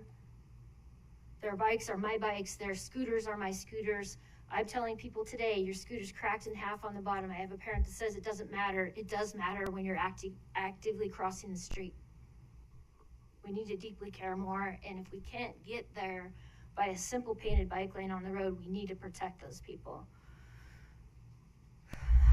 Other things have been addressed about dropping directly off into traffic. As the Safe Routes to School director, I cannot tell you how disturbing that is to have a kid get out of the car in active traffic and assume that someone else sees them. We're assuming that bicyclists are going to run into somebody because of a bike lane. I am assuming that a driver will not see a child stepping out between 2 parked vehicles to do a mid-block cross. People are paying the ultimate price for this kind of behavior. We need to help them. This protected facility will serve the youth that I serve, and as well as my neighbors and friends, to reach employment, services, other schools, and will increase the overall safety of all road users by providing them a predictable place to expect to see someone, to be in the one themselves. When we give people place, we see them. When we don't have sidewalks, people are left to walk anywhere. Right? We do have to do better. There were several things that I have heard tonight that I just wanted to reflect on, the questions of walking in the protected bike lane. I don't think that most cyclists have their head down. A person falling, we all need to be concerned as a community member when we see someone fall, and to lift up that person, help them when they need that. That's the person that I am. I expect all riders and anyone riding, listening to this right now, you better be doing better. People get out of their cars all the time near bike lanes. We step into the bike lane, we don't even think about it. People fling their doors open. There's a state law, it's state law in the Motor Vehicle Code section 49607 that says you better open your door. But not until you have looked. That's a responsibility of anyone exiting a car, whether you're a kid, you're an adult, on either side of the car. Regarding the 8th Street, now as cyclists, we're only seeing 15 people out there. That's because it's a one-way facility going in a direction that we can't ride the opposite direction. We stop that ride right at State Street right now. That's not a truth. It will only happen when we build that bike lane. And finally, I just want to say thanks for giving me the extra time today. I have exhaustion today. It's not easy to teach kids to bike and walk safer. But we have built the roads so that my job exists. And it shouldn't be that way. Thank you, and I stand for any questions, or you can kick me out of the building. Lisa, we're always glad to see you. Thank you so much for your testimony. Commissioners, any questions? Commissioner Goldthorpe. Yes, I do. Go back to close to the first part of your presentation when you talked about, I guess it was over at Galileo, teaching some of these kids about basic signals at a very, very early age. You think that at those ages that they're capable of understanding the safety component of all of this? Of a protected bike lane, or just of riding in a bike lane? Getting out of a anything? car and going across one. Well, I can only do my job. I feel that the parents that are involved with us, if we get involved with each other and you ask me some questions and get with me and get with the Safe Routes program, we can work together on that safety message. I think that the kids that are working with Galileo are so used to seeing us. We've been there for every year for 6 or 7 years, so And you we know haven't been those to kids. St. Joe's for a while? It's been years. Okay. And I knew somebody in the school. That's how I ever got in. So I have friends that work there. So, yeah. But yeah, context is everything. Watching a kindergartner go from failing to ride to being able to roll up and put their arm out while stopping their bike at a kindergarten level is amazing. I get to learn, teach kids to bike all the time. Thank you. We can do better. Thank you. Thank you, Lisa. Any other comments or questions? Thank you. All right, we have Wendy Drake and then Carrie Keene, and then we're going back to Zoom. So I know that there's a couple more people on Zoom that are waiting patiently. Thank you. Welcome, Wendy. Thank you. Thank you. Hi, my name is Wendy Drake, and I live at 4545 East Timbersaw Drive in Boise. I have a kindergartner and a third grader at St. Joe's. First, I want to thank the staff, Madam President, and the commissioners for all of your hard work on this issue. It's complex, and I appreciate your diligence in considering all the feedback that's been presented. There's a lot that goes into this, and I know how quickly Boise has been growing, and it's a big thing. I also want to thank all of you for the revised proposal that keeps the parking lane in front of the church in our school. You've heard a million reasons why that's so critical to us from a parish standpoint and a school standpoint, so thank you for that. I agree with and support all of the previous testimony that's been given today regarding the safety issues, especially regarding the southbound bike lane on the west side of the street. I do wonder why such a large amount of tax dollars needs to be spent when there's so many other good alternatives that aren't in front of a church and a school, several churches and a school.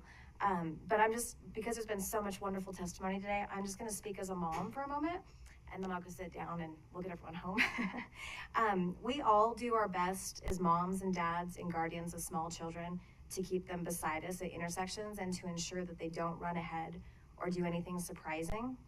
And I wish mine never did surprise me, but they do. And I would guess that every parent in this room has had their child surprise them at an intersection at some point in time. I have had my own kindergartner run across the intersection from St. Joe's parking lot to the church when they saw a friend across the street. I'm a parent who parks in the parking lot because my children aren't comfortable not having me walk them onto campus. And my kindergartners stand with him until he actually gets into the school. So I'm there every morning parking and walking, and so I've seen this every day all year long. I've also watched many other children do the same thing during drop-off and pickup. Sometimes it's students at St. Joe's, but oftentimes actually where we see the cats running astray and everything we've touched on tonight, it's the younger siblings of the students at St. Joe's, and that's been touched on a couple of times, but it really is a big part of what's going on in the comings and goings, and what we're talking about here by putting a southbound bike lane between the school and the parking lots, and with all the other chaos we've already discussed. There's a lot of little brothers and sisters who are not kindergarten age, they're not 5, and they're even more erratic than the kindergartners that we keep talking about. And people are trying to get 1-year-olds and 2-year-olds and babies in strollers, plus a 2-year-old and a 3-year-old across the street to deliver their children to school. And then when they're trying, we don't have pickup. At our old school, we had pickup where we had valet pickup. Excuse me. I haven't spoken in public in 3 years. So we had valet pickup. St. Joe's doesn't have valet pickup. So we have to go get our children at pickup. So we're parking, we're walking across intersections, and we are moving with a bunch of other small children with us to get there. And I watch all of the other parents. I don't have tiny ones anymore, but a lot of my friends do at the school. So I think that we really have to consider just the fact that you don't know what they're gonna do. They're unpredictable. So just speaking on behalf of the tiny kids that are coming and going all day, every day around that school, they're unpredictable. We're doing our very best, but I do get worried about the car doors opening. Of course, we're paying attention. We're grown-ups, we're adults, and we have the responsibility to do so. But these little people, they're sometimes just doing wild things, and I do worry about that much interaction and increasing us to crossing 3 lanes of traffic, and one of them increasing the lanes of traffic we're crossing and one of them going southbound, and just the danger that would come with that. So I would ask you to please not approve this as proposed. We would prefer that we spend the money on a different street where it would make more sense. I also share Commissioner Hansen's concerns about just the amount of traffic with the one-ways that's going on down there. So thank you very much for your time. We appreciate your time. Thank you. Commissioners, any questions or comments? All right. Good evening, Madam President. My name is Carrie Keene. I live at 859 East Rubicon Drive in Boise, and I am a parent at St. Joe's. I will have twin girls that are identical twins that are 5 years old, going to kindergarten next year, and an 8-year-old son. And as I have learned with having 3 kids under 3, teaching safety in parking lots, crosswalks is very important. I'm a pediatric ICU nurse. I have taken care of a lot of trauma kids, and I do feel there is a learning curve there. I have one twin that wears a patch, has glasses, falls a lot, is in physical therapy, and I have one twin that God blessed her with to watch over her. And I do feel that the drop-off lane, as far as dropping 3 kids off out of a back seat and piling them all out into a bike lane, is not safe. As I feel like driving up in the morning, I'm going to say, get out, get out, get out, as I don't see any bikes coming. And who knows how long that's going to take 3 of them to unbuckle and get out of the car in time. I am concerned about the safety of e-bikes coming through this bike path. They, like we mentioned before, they can go up to 20 miles per hour. Drop off is one thing, but I do pick up one of my twins quite frequently for doctor's appointments, and I'm more concerned when there isn't a crowd of kids and she comes out of that gate and sees that there's nobody there and sees my car parked there. She's just going to run right through, and a biker's going to think there's no crowds. I mean, there is opportunity for accidents even when it's not peak time. You know, there's a lot of kids coming and going for doctor's appointments, dentist appointments, field trips, you name it. I just think that the statistics showed 2 days in this year in May. And as far as the city growing over the last year, I don't feel that that's a true representation of the growth that we're going to see on 8th Street, the growth at our school. The other question I have is, as far as construction zone in this area, is there a solution or an option for any of us to drop off kids during this construction phase? Or are we going to be walking blocks with 3 little kids and only 2 hands to hold them? So I just am really concerned as far as the safety of children. As a pediatric nurse, I would hate to have to take care of any of these kids. I just feel that number 1 concern is the safety. Thank you. We appreciate your time. Commissioners, any questions? No, but I'd volunteer as an identical twin and father of 2 sets of twins and grandfather of a set of identical twins. I've specialized most of my life in teaching identical twins how to prank their parents, their teachers, and their boy or girlfriends. Oh, gosh. Thank you. All right, we're going to be switching to Zoom, and we have Becky Urenga and then Molly Gardner. All right. Becky, welcome. Thank you. Can you hear me okay? Just barely. Could you speak up just a little bit? Yeah, is that better? That's better.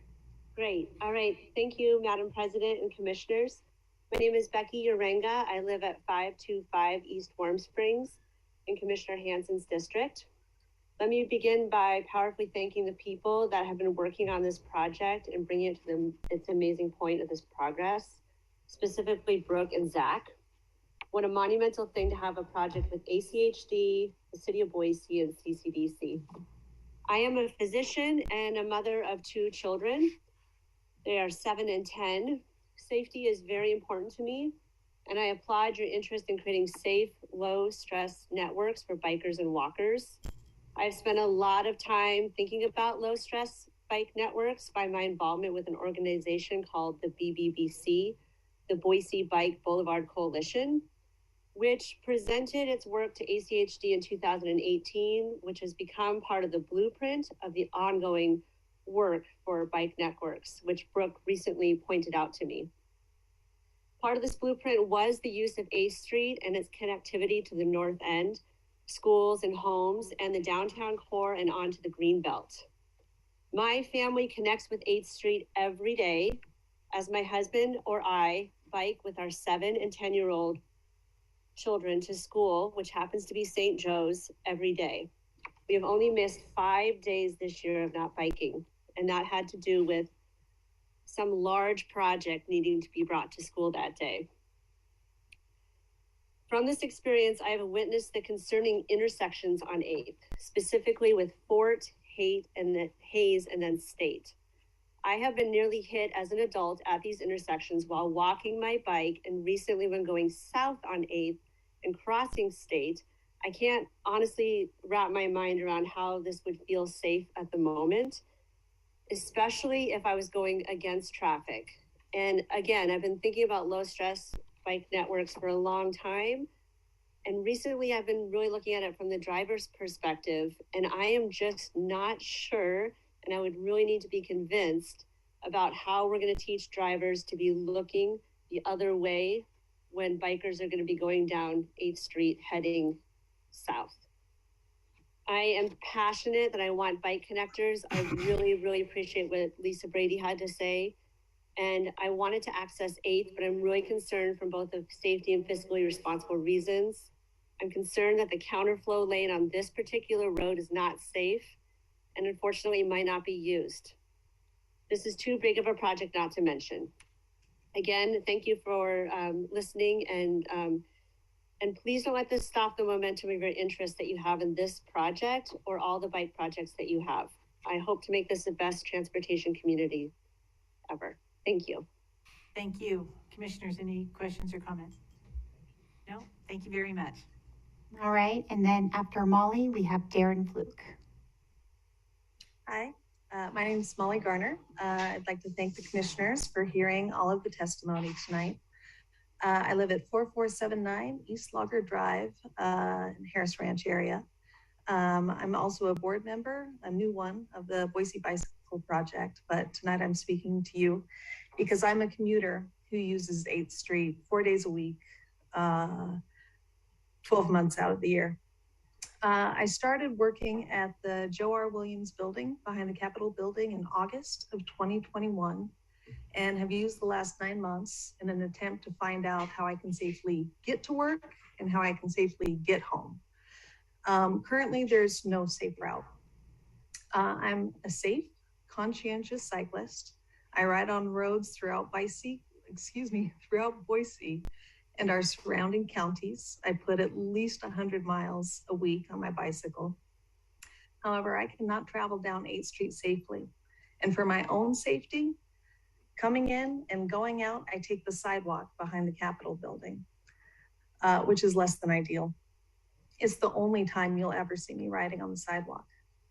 I'm here to ask you to approve Concept A. We know that building bigger roads for more cars only creates more automobile traffic. When safe spaces are made for cyclists, more people ride and congestion is eased.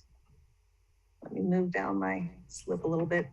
Cyclists are hyper aware when we ride of pedestrians and other cyclists, and certainly for our own safety, motor vehicle traffic. No cyclist wants a collision with a child or other pedestrian, and certainly we don't want a collision with a motor vehicle. 2 cycling lanes running north to south is much safer for pedestrians than 2 motor vehicle lanes with parking on both sides. A pedestrian collision with a cyclist is much less deadly than a collision with a motor vehicle.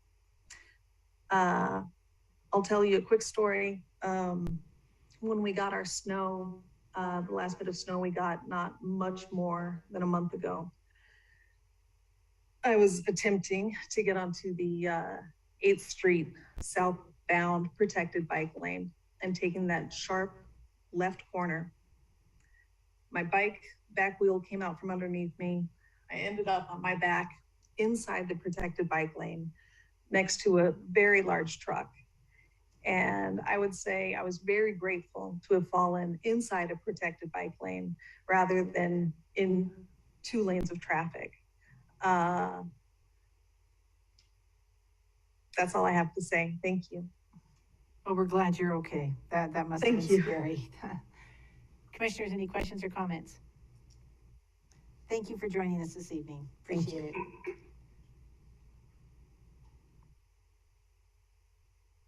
And now, Darren.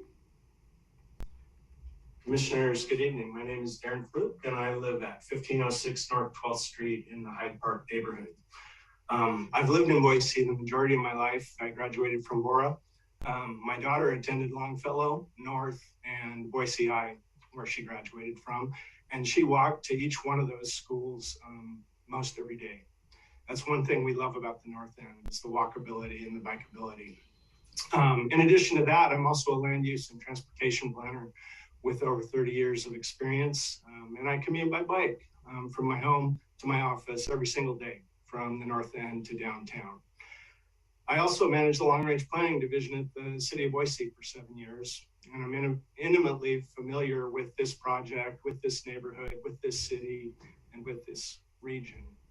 And I wholeheartedly support Concept A and commend the staff and the consulting team for a very thorough job, well done, on vetting these options. This has been a long process, and they've done a tremendous amount of work. I want to touch on 4 areas, and I'm going to try to do this quickly, so I'm going to switch into a quick talking mode here. I want to first talk about why 8th Street. Secondly, I talk about loading and safety. Third, I want to touch on parking. And then fourth, we'll talk about public engagement. So first, why 8th Street?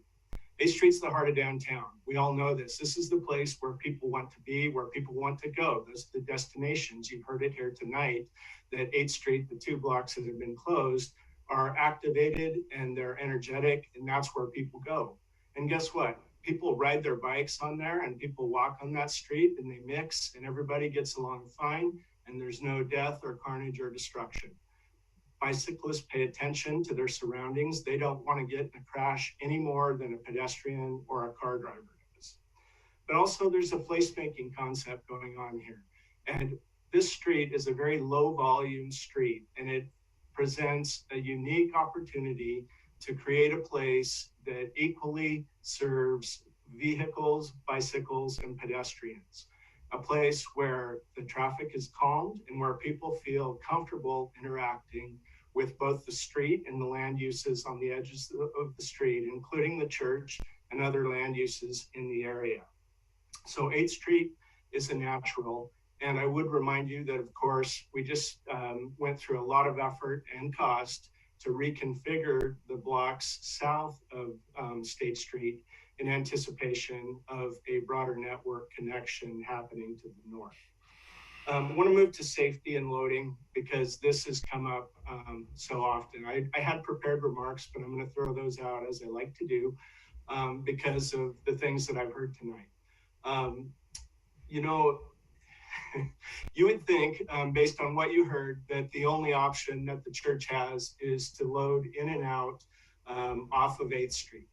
I would point out for the commission, as the staff did, that the church owns 4 street frontages, 3 of which could be utilized.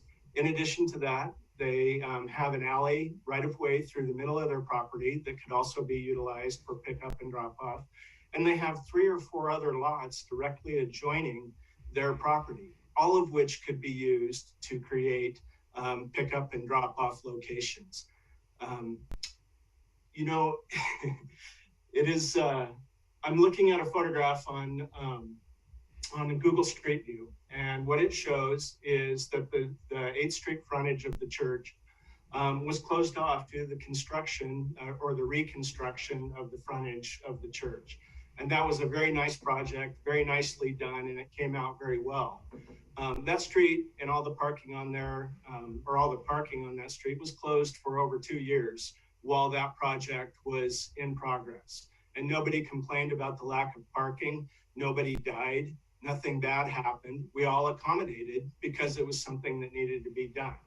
I'm saying the quiet part out loud here, but every land use within the city is required to provide off-street parking that accommodates that land use, whether you're a church, a school, a daycare, an office, a retail use, or any other land use. You're required to provide your own parking and accommodate for your needs. And respectfully, I will say that it is not on the public to provide real estate for this private land use to conduct their land use. And so perhaps from what I'm hearing, that if folks are so concerned that southbound bike traffic will be a danger to offloading people from vehicles, perhaps we should stick with the original option A, where we have the parking on the other side of the street and we don't create a parking zone next to an off-street or next to this buffered bike lane. Just saying. With regard to parking, the numbers show, the data shows that there is ample parking within the neighborhood. The highest utilization rates were one time during the week at church time, and it was just a bit over 90% utilized, meaning that there were parking spaces available in the neighborhood. We all would love to park directly adjacent to where we want to go, but sometimes we need to walk. And if we drive, that's just going to be expected that sometimes we might have to walk a block further than we would actually prefer. It's not an efficient use of the public asset of real estate within the right-of-way to provide for just a single land use and to accommodate only one land use, basically for 1 or 2 times a week. With regard to public engagement, I want to commend the staff in the district for the effort that they put forward on this project. As a consultant, I know that public engagement is hard, it's time consuming, and it's expensive, and it's also exhausting, as we're all figuring out this evening. But it's essential, and you heard from a number of people that live in the neighborhood. Almost 75% of the responses that you got were from people that live in the neighborhood, and far and away they approved or they preferred option A. These are the people that live and interact with this neighborhood every single day, and they will continue to live and interact with this neighborhood every single day. Please don't dismiss the very detailed and robust public engagement that went into this effort and shows the support for this reconfiguration. In summary, I just want to thank the commissioners for this effort. I know this is difficult, and I understand that hearing a hue and cry from a lot of people that don't want a facility makes it difficult. But this is the right thing to do for this neighborhood. It's the right thing to do for this city, and it will serve your constituents very well from here going forward. Thank you very much. If you had any questions, I'd be happy to answer those now. Thank you, Darren. Commissioners, any questions or comments? Just like to say hi to Darren. I haven't seen you for a long time. Nice to see you as well, Commissioner. All right. Thank you very much, Darren. We do have one more, Tucker Anderson on Zoom.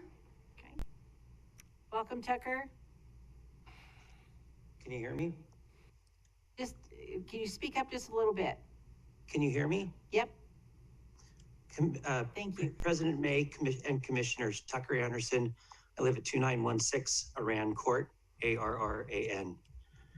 I'd like to put my support in for option A. I think it's a great plan, but I don't think it's perfect. I do think there's some additional details that need to be worked out.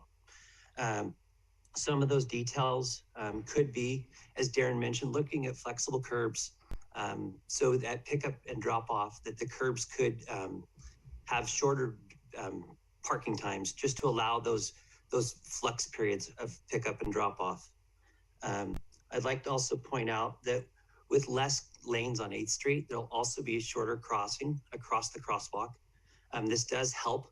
It's easier for little kids to cross and elderly. It's less distance they have to cross while they're walking out in traffic. They're only crossing one lane of traffic, of vehicular traffic. I think also another item to point out is that with the slower traffic that could come, it also provides, it's safer. There's less car crashes when there's more congestion. And it's not that there's congestion, but there'll just be more friction to help slow traffic down through on 8th Street. I think there's one improvement that could definitely happen is the potential for raised crosswalks. That could be on Hayes across 8th Street or on Fort Street and potentially down on State Street for St. Michael's. I think there's lots of potential things that could be added to help make this a safer plan overall. But option A, I think, is the best plan for all users. Thank you. Commissioners, any comments or questions? Just for the mother of identical twins, no, Tucker was not projecting Clancy's voice. There are two of them. Okay, thank you very much. Good to see you. All right, is that our last? Okay, anyone else? Okay, last call for that. Their hand via Ryan McGoldrick. Just raise his hand on Zoom. Okay. Ryan, welcome. Please state your name and address for the record, please. Thank you, Madam President and ACHD Commissioners. My name is Ryan McGoldrick, and I live at 2212 North 19th Street. I'm the program manager at Conservation Voters for Idaho, but I'm actually here testifying as a parent in support of Concept A. I share the concerns about safety that a lot of the parents have brought up tonight, but my child actually attends the YMCA. I believe from everything I've seen that Concept A is the safer option for a few reasons. The first, as others have mentioned, because it slows down the speed of traffic and families would be crossing fewer lanes of vehicle traffic. As I think a lot of the parents have brought up that they have to park a ways away. And when they're walking to church, if we have slower traffic, that makes it a safer option. And it's simply safer to have bikes on the road or bikes traveling through than having more cars driving at faster speeds. Second, this is a safer option for parents and children who are biking to school. I think we mostly heard from parents talking about dropping off in cars, but there are a lot of parents who are driving along there, I know, or riding bikes along there. Personally, I mostly drop off my son in a car, and that's simply because there's not a safe bike option to get to the Y from our house. So if there was those protected lanes on 8th Street, there would definitely be a lot more bicyclists. People brought up the only 15 bicyclists number, but again, there's not going to be many people traveling on the road when they don't feel like it's a safe option. If you have protected lanes, I think people will feel more comfortable doing that. You'll have more parents and families traveling in bikes to get to school, and that again makes traffic a little easier and makes drop-off easier for those families that are still driving. And the third thing I think is others have brought up that because it doesn't feel safe, a lot of students and bicyclists in some of the areas are going up onto the sidewalk to travel. So that concern about opening doors in a way that's going to be running into bicyclists, that concern exists right now because there is bicyclists up on the sidewalks. With the Concept A, you'd at least have those bicyclists in the bike lane. I think they'd be aware of the students, and especially students are getting out at a particular time. I think bicyclists are aware of that and would be willing to slow down and even walk through that section. So I'm kind of less concerned about that. And I just want to thank the commissioners for the time you've taken. I know we're a couple hours in and all the parents who've come out to discuss this. I know we're all concerned about child safety, and even if we have different opinions on what the best option is. I think everyone kind of has the same goals in mind, and also want to thank the ACHD staff for putting in so much work on this. And with that, I'll thank you and stand for any questions. Thank you very much. Comments or questions? No? All right, thank you. Appreciate you sticking with us. All right, that's it? That is it, I think. Then. Oh, come on up. Welcome.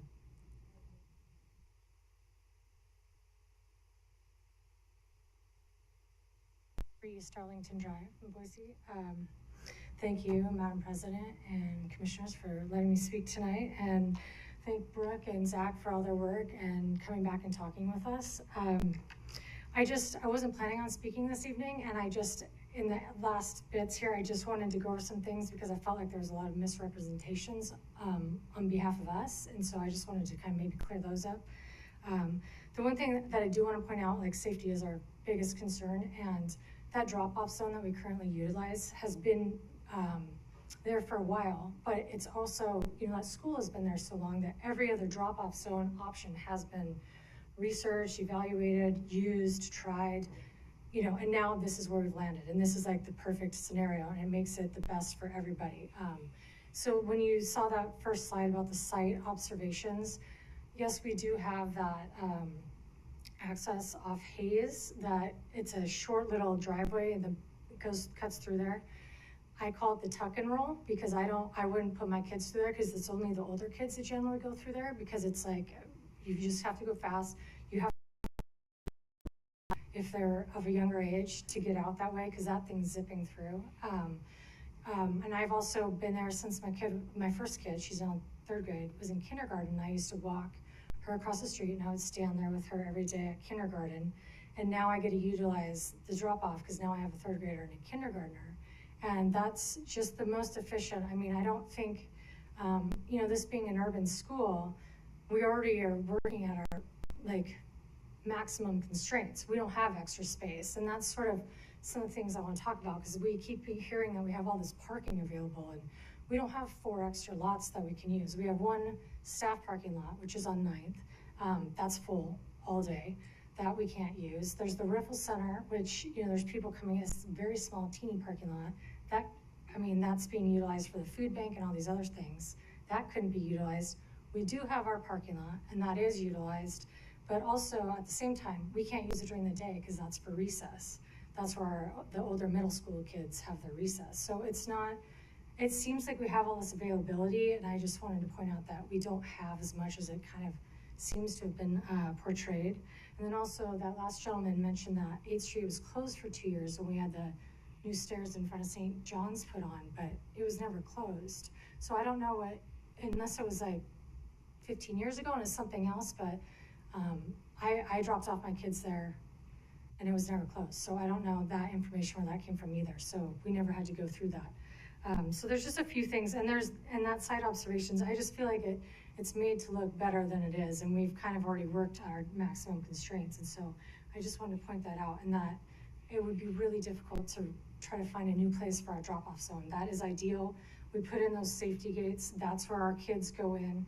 That's where we see a mentor. If you're on Hayes, you can't, that's the church. You can't see the kids get to the school. If you're on Fort, that's a busy street. So there's really, at this point for our drop-off, there's not a whole lot of options. So where we have it, we just are hoping to make it safe and not increase the traffic in the area. So I just wanted to say that, and thank you so much for your time. I appreciate it. I'm sorry I even took that much time because I know we're kind of over it because it's late. No. We're glad you decided to speak to us, and thank you for the clarification. We appreciate it. All right, thank you. All right, anyone else? We're good? I think we'll go ahead and let Brooke answer the questions before we close the public hearing. You want to have this on for that? We have a lot of questions for you to address, so. All right, thank you, Madam President and Commissioners. For the record, I left my identical twin sister at home, so since we're comparing, but I really do have one. Anyhow, I do want to jump in, and I'm going to do the best I can, more or less, maybe echo some of the comments that were made, and then really kind of highlight some of the other comments that I do believe need some answers. But before I do that, I want to actually bring up one of our slides. Oop, that's the wrong one. I'm going to back up my presentation. I think it's important to showcase, to really speak to a particular slide that will answer many of our questions. But while he's pulling that up, I do want to address a couple things that are not reflected in our presentation, and that's low-stress bikeways. So 8th Street is a designated low-stress bikeway, and to speak a little bit about what is a low-stress bikeway. A low-stress bikeway is a location we've identified as being both low in volume and low in speed. The intent of a low-stress bikeway is to really provide a space for folks to feel comfortable of all ages. While I recognize that cyclists who are more or less, wear the Lycra, get out there on the streets, or the commuter cyclists, they're more comfortable traversing through many spaces. But 8th Street is a designated low-stress bikeway. And as I highlighted in the April presentation, that was identified in our roadways to bikeways, in addition, our North Boise neighborhood plan. So there were some questions about, is this really a low-stress bikeway? Well, certainly, if we make the appropriate enhancements, it will be a low-stress bikeway. Currently, as it stands, and what has been brought up to us, is that some folks are not using this, right? How do we calculate cyclists navigating through this space? Why didn't we do that within our data? Well, it's important to note, well, cyclists aren't necessarily using this space because we have not put the appropriate facilities in place to make them feel comfortable. The intent of this low-stress bikeway is to be able to make those enhancements so all ages can feel comfortable navigating through that space. Well, maybe at that point, we can go back and say, did we build the facility appropriate? Are people using that? That is the intent of why we have our planning efforts, why the roadways to bikeways is what it is, why the North Boise neighborhood plan is what it is. It's for us to identify locations that could become a low-stress bikeway. I do want to highlight why 8th over 9th, and so I'm going to kind of peruse to a slide really quick if you guys can give me a moment.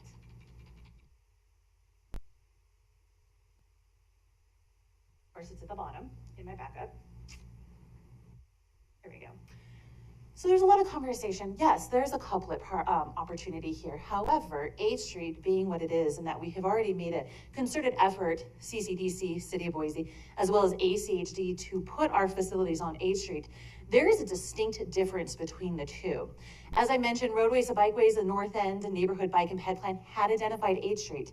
If we're going to identify it in a plan, our hope is that we would actually follow through with that necessary investment. In addition to that, it's got many destinations, lower traffic volumes, lower speeds. I've already highlighted that. And more importantly, that connection to the north and south. 8th Street being what it is we have a designated connection to the Greenbelt. Flip to the other side on 9th Street. 9th Street was not identified in our roadways to bikeways, as well as our North End neighborhood plan, primarily because it's an arterial. It is the main corridor for folks navigating out of the North End. As highlighted there, higher traffic volumes, higher speeds. It is not a location that is actually, in essence, a good place to put a cyclist. What type of enhancement would we have to put on 9th Street to make it low stress would be a significant investment. Now, while if we do make that investment on 9th Street, it's important that we actually have connectivity. And in that case, that would make us have to go by Fort as well as Myrtle.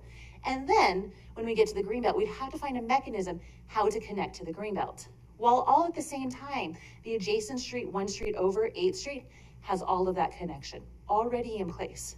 So while 9th Street, because they are going south, could potentially be that, the investment would be significant. In addition, Front and Myrtle have left-hand turning movements, 2 lanes. So we actually have the potential for additional conflict at those locations. Is that going to provide the safest alternative? Absolutely not. 8th Street, in of itself, as of today, being low stress, low volumes, is the premier location for that reason. Crossing Front and Myrtle is an easy crossing because we have the pedestrian facilities in that place. So that is why the team, as well as the public in the roadways to bikeways, the North End neighborhood bike ped plan, which when those were conducted, and actually conducted both of those, the public outreach was significant. We did go to the City of Boise. We did get their buy-in. We did get their unanimous support. So that is why 8th Street is what it is. why it is designated a low-stress bikeway, and why it is we're making concerted effort in this decade-long planning effort to bring it to fruition. So I do want to move on to some of your other questions. In particular, I do want to talk a little bit about Modified A. Modified A, there was a lot of discussion, rightfully so, there's this concern about that conflict at the bike lane. There was a concern about if we got out of the parking spot, then we went to the buffer, and that bike lane was a different grade. It's important to note this is flush. The intent of this space is to be flush across. So your sidewalk, your bike lane, your buffer. However, in design is when we will look to other type of treatment options or elements to help delineate that designated space. I also want to highlight that 21 feet. That 21 feet isn't in existence today, and that 21 feet is public right-of-way. All the enhancements, we are not enhancing towards the adjacent property owner. Rather, we are building into the road. So in essence, this concept A before you actually provides for more space to be able to facilitate cyclists navigating through this location as well as pedestrians navigating through this location.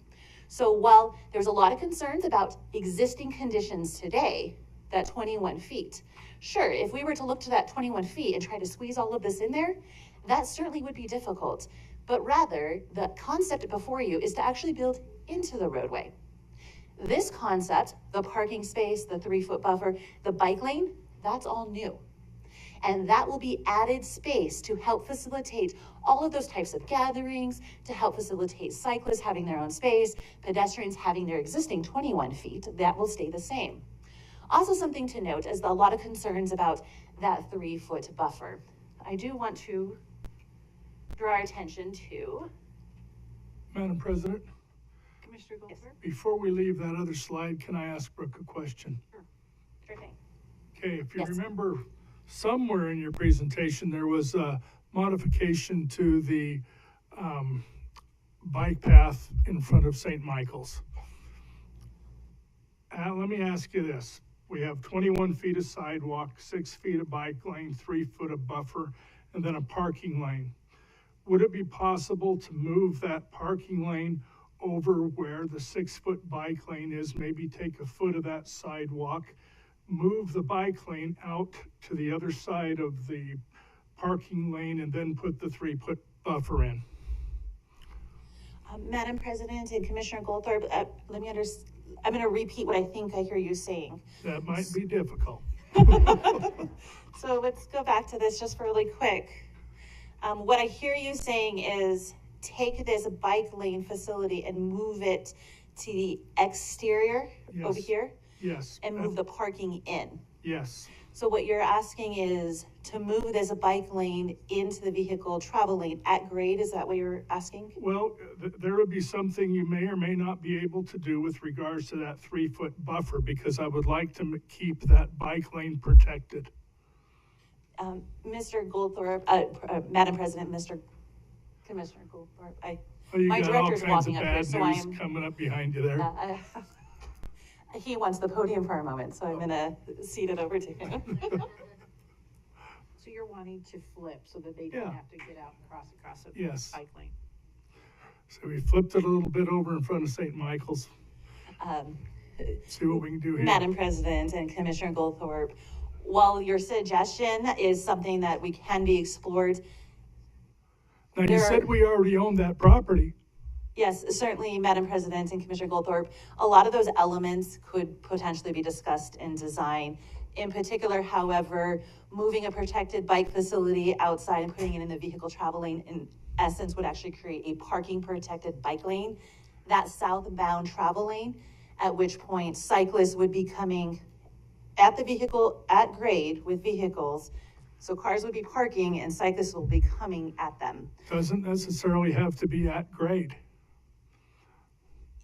And if you put those kinds of battlements that we had on Normandy Beach at D-Day in that buffer, that'd be fine with me. Madam President, Commissioner Goldthorpe, if we were to do that, we would be landlocking that parking. Oh, no, you have little openings. maybe 12 feet wide so the cars could go in and out. Madam President, Commissioner Goldthorpe, that was not a design element in which we considered in consideration for this project. Oh, I understand, but sometimes it helps to have a retired insurance agent asking these things. Madam President, Commissioner Goldthorpe, certainly an idea, although I think that there may be too many hazards to accommodate that type of movement. I suspect our traffic engineer would also stand to. Well, I just brought it up. We might, yes. It might be good to have the crystal ball and the turban on the head and give it a little more thought. Yes. Madam President, Commissioner Goldthorpe, to that point about that additional buffer space. Now, while we have a 21-foot bikeway, a sidewalk, 6-foot bike lane, 3-foot buffer, there is always the opportunity in design to discuss the expansion of that buffer space, because a lot of parents did express concern that students could potentially be unloading into a bike lane. There's always that potential we could explore in design, that opportunity to expand that buffer if that is warranted. And okay, well, here's the real question. If it made a difference as to whether or not this project got approved to do that, would your answer change at all? Madam President, Commissioner Goldthorpe, I'm not exactly sure what your question is. What's his face over there? Just shook his head. No, I think it's really important to consider this thoroughly. Madam President, Commissioner Goldthorpe, are you saying consider your proposal about moving the cycling lane into the vehicle Yes, traveling? because it would solve the problem of safety for children. Madam President, Commissioner Goldthorpe, if we were to move a Contraflow bike facility into the vehicle travel lane with parking, while we may be looking to provide for an extra level of protection for children, there's the potential that we would be providing a hazard for the cyclists. We've been talking all night about how brilliant cyclists are and how that they live with danger every day, and some of them just absolutely crave it. I'm just kidding. But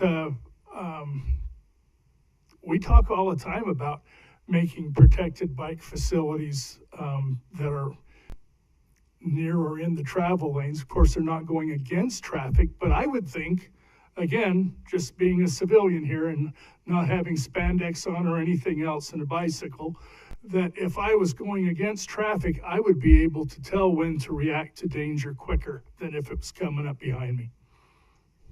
Thank you, Commissioner Goldthorpe. Rick, I have a question. Oh, look, two guys are coming up. Yes, Madam President.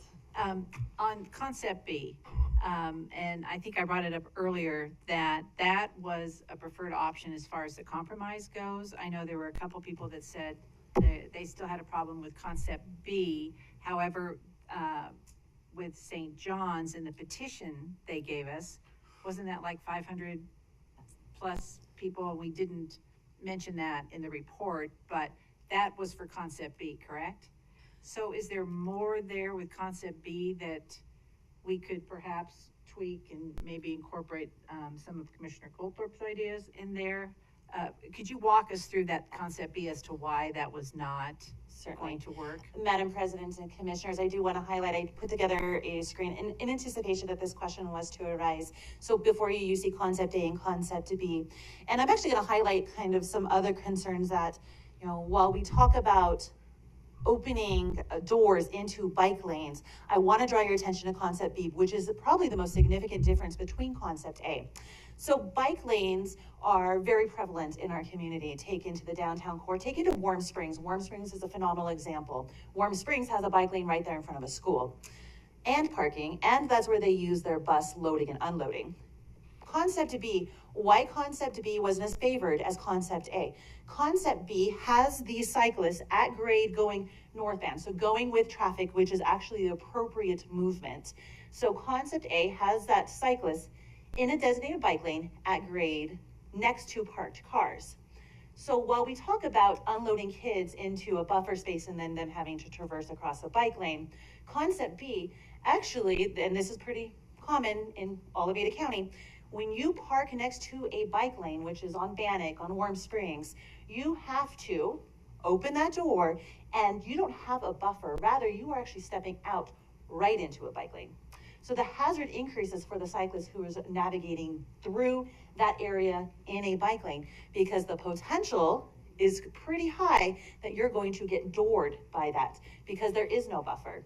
That is why concept A over concept B was preferred. Concept B provides the highest level of protection for cyclists of all ages. It removes the cyclist from the vehicle travel lane, removes them and places them up away from the vehicles. So in this case, while you're at grade, you will always have that door conflict. This is actually why City of Boise, the BAC, this is why there was overwhelming support for Concept A, is because it is really for all ages. Cyclists who use bike lanes, while we recognize there are some level of comfort amongst children, majority of them are adults or with kids in tow. But the conflict and the hazard associated with bike lanes is still there. You have the potential being doored. That's why the City of Boise unanimously supported Concept A. That is why the BAC supported Concept A, is because folks were looking at what is the highest level of protection in which to afford cyclists of all ages navigating through that space. Concept A, why Concept A over B? Again, that buffer space. That buffer space is actually appealing because you can open your door. You're not opening your door into a cyclist or into a bike lane. Rather, you're opening that door, you're unloading folks onto a space, and then you have the ability to look both ways and cross.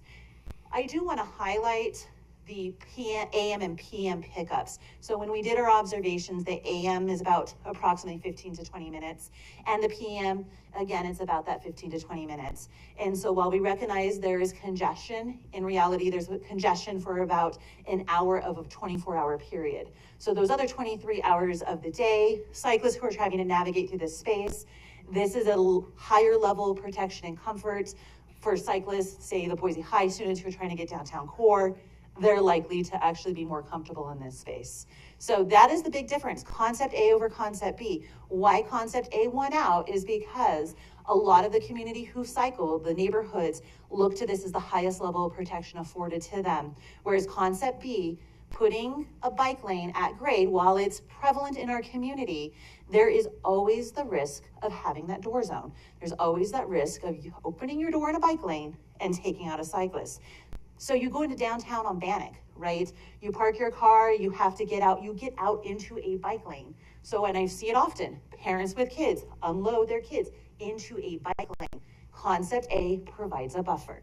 And while I mentioned, especially in the location near St. Joe's and St. John's, that buffer could be enlarged. It doesn't have to necessarily be 3 feet. We have lots of actually space to work with, but the existing condition stands as of today. All enhancements are into the roadway. The 21 feet that is already in place today will still stay there and behave as though it's a pedestrian zone as it is today. Madam President, I think I should label my proposal Concept D for darn good. I do have one other thing to address. A lot of comments were associated with the existing 11th Street bikeway. I do want to highlight any of our networks, there's a reason why we have multiple access points into downtown core, 11th Street and being 8th Street. They are over a half a mile apart. And so while 11th Street is a nice connection to the Greenbelt, the main attractors are, as clearly stated several occasions today, the main attractors are on 8th Street. And so I did want to highlight that as one point.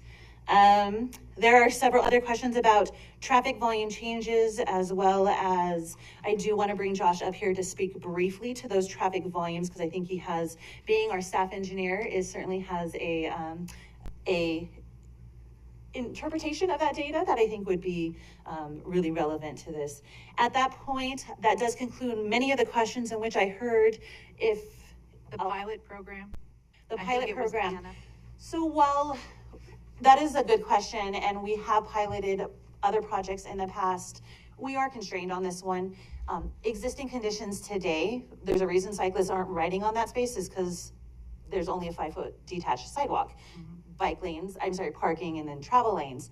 If we were to pilot this in its current configuration, it would probably mean the removal of parking for a duration of time.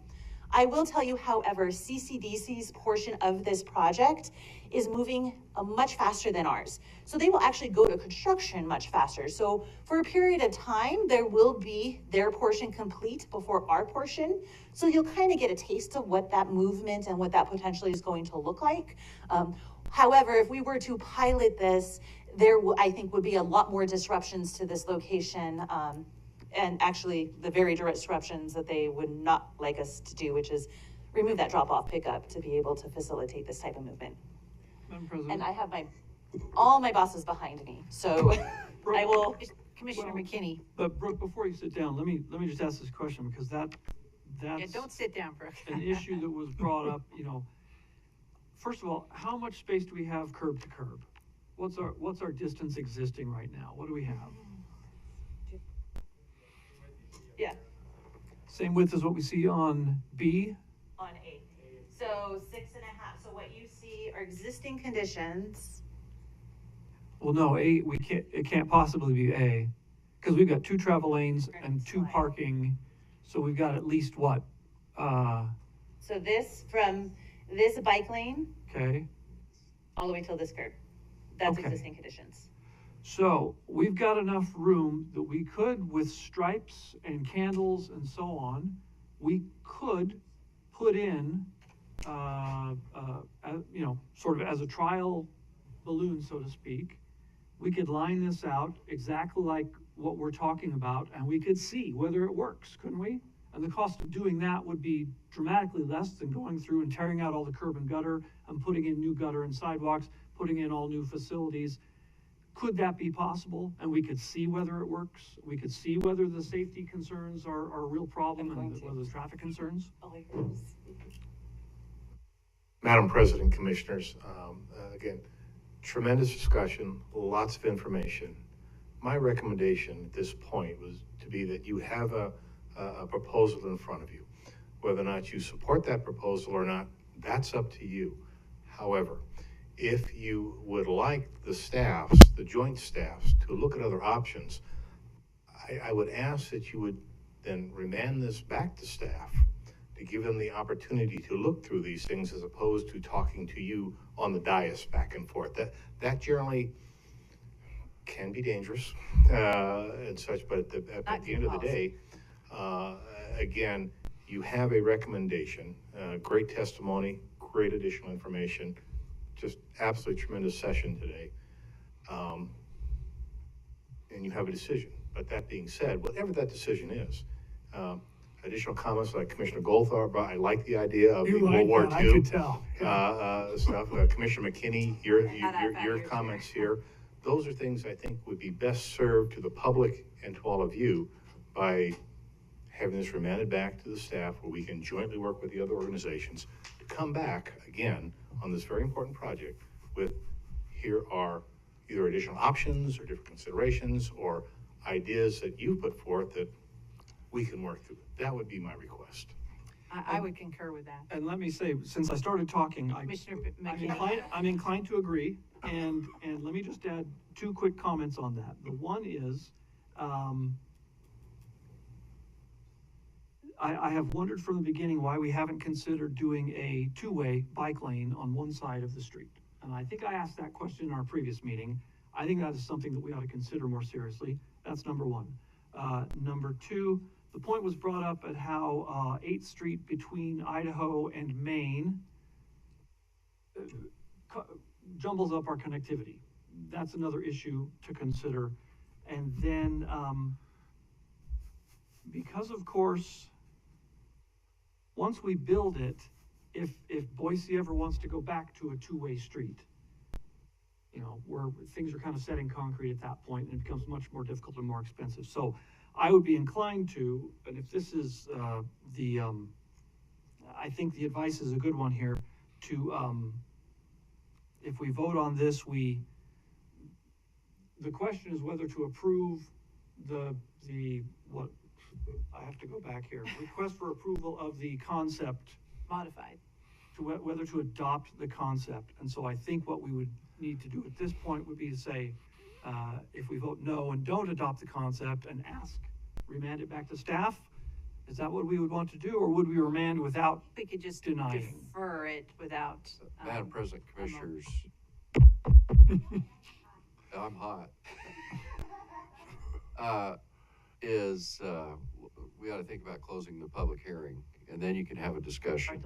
Question. Okay, yeah. Well, we did digress a little bit here. I wanted to make sure staff had time to address some of the questions, but if Brooke is done right now, and then we can. I have a question for And if you do remand it back to staff, then you can would be on request staff to come deliberations. back with you in a work session, and the commission can give staff some other design options for them to consider, but. We would close the public hearing rather than leave it open like we did before.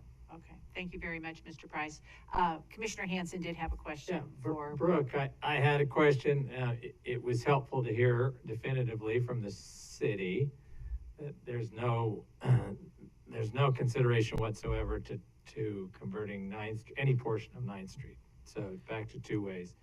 So the question I had more is the wayfinding and the protection. I think you probably got a sense of that when I asked Clancy, how do you get to the southbound lane when you're already somewhere else safely? And he doesn't use Union, he goes and cuts across on Franklin. But presumably because it's one way on 8th Street and one way on 9th Street, starting at Union, is there a reason we didn't have a safe connection, at the very least at that point, so that people who are using the two-way street on 9th and perhaps some other streets to the west then know to cut over and get to the contraflow lane on a one-way street going the opposite direction? So it's the connections that, if we don't have safe connections to the contraflow lane, it doesn't get used. So people need to feel safe connecting to it, and Fort's not going to do that for us, and it doesn't look like Hayes is going to do that for us. And then you're all the way down to Franklin, and that's meaning you have to use some other road to cross Fort and Hayes. So how do we do that at the point at which this project supposedly ends where the one-way ends? Can I? Madam President and Commissioner Hanson, right now Franklin is identified as a low-stress bikeway for future enhancements. I will say, getting onto a Contraflow bike facility to continue south to the existing facility that's in place, it'd be no different than if you were to come across a multi-use pathway and you wanted to get on it. The appropriate curb ramps will be able to provide that. Appropriate wayfinding in addition to that would help showcase how people can navigate to that location. Franklin being a low-stress bike facility, certainly they can go that route. You can also get to 8th Street from the north in any cross street there and come over and then continue down. Currently, this Contraflow bike facility does end at State Street, so any additional enhancements north of State Street would be necessary to help facilitate people getting to that space. Certainly it's not comfortable to do that off of State Street as it is, but that is, of course, why we're here today. So there's testimony that it's not really clear because Union's sort of behind the co-op, with some blind views, doesn't feel that safe to access it, and that we'd really need to have some sort of facility that makes it clear you can access it off of Union, because Union is where everybody's cutting over because that's where the two one-way streets end. Madam President, Commissioner Hanson, certainly Union is a one-way, but Thatcher is 100, 200 yards north.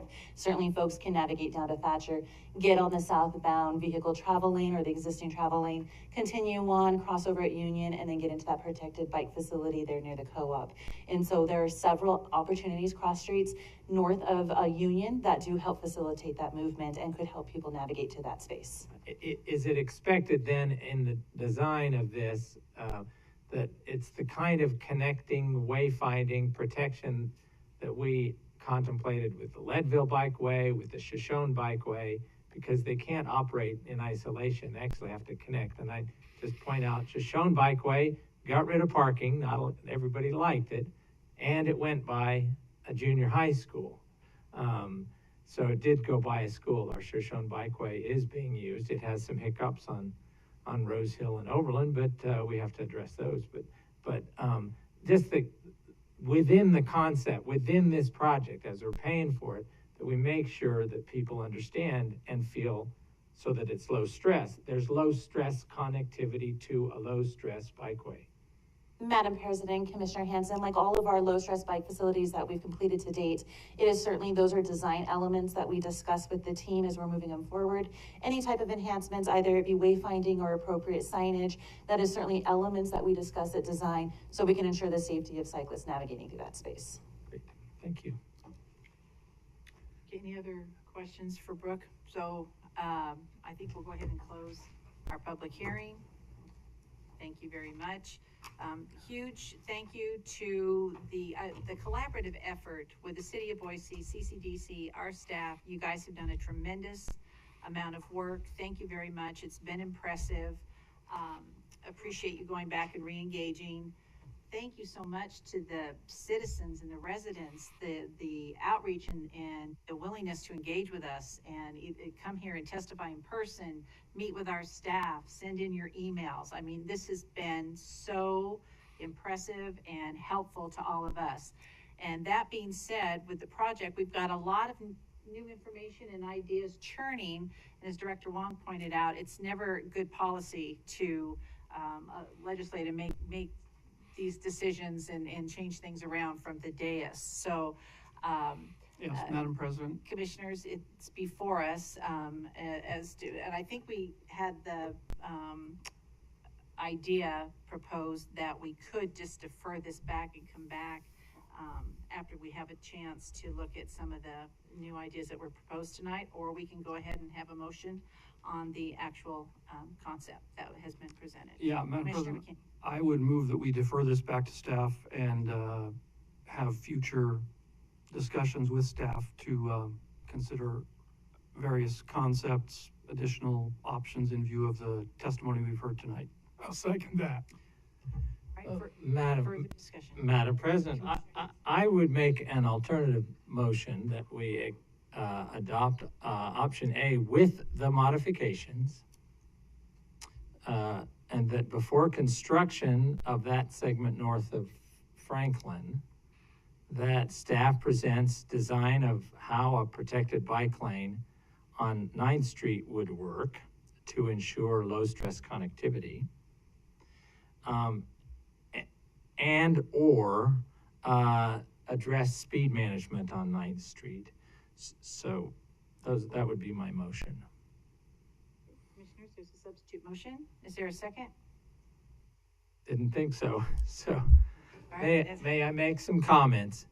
Continue the discussion Yes. on the original motion. Yes, I have problems with the original motion because, of course, the timing of this is designed, at least that portion south of Franklin, is designed based on CCDC's construction schedule.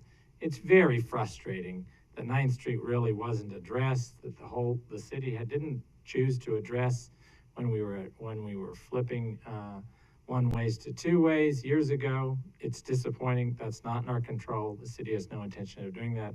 So we are now up against this issue of how do we continue a low stress bike facility that's been invested in. 8th Street is low volume now. It doesn't need 2 lanes going north. The problem is speeds. 9th Street is low volume now. It's under the threshold. The problem is a lot of speeding. We're speeding on 9th, mostly because there isn't the activity. As you point out, there's not the destinations on 9th, so people feel much more comfortable zipping through. So we have this issue, but we've chosen not to address that. And so we're up against a deadline with CCDC investing in this. And my fear is that we will get to the point where CCDC is either going to have to drop this completely north of State Street, in which case we have a contraflow lane getting to State that doesn't go anywhere, so it won't be used because it's not safe to go anywhere. Or we get a contraflow lane that just goes 1 block further on Franklin and then doesn't go anywhere, except Franklin. You know, Tucker will be able to get to it. So I think we're up against a deadline, and that's why I think it's not wise to just defer this out for more formal process. And that I think the motion I made was a good way of addressing that. So I can't support the motion. Okay, thank you, Commissioner Hansen. Commissioner McKinney? I was just gonna say, we should be discussing the motion itself. Yep. In any I case, was. We should vote.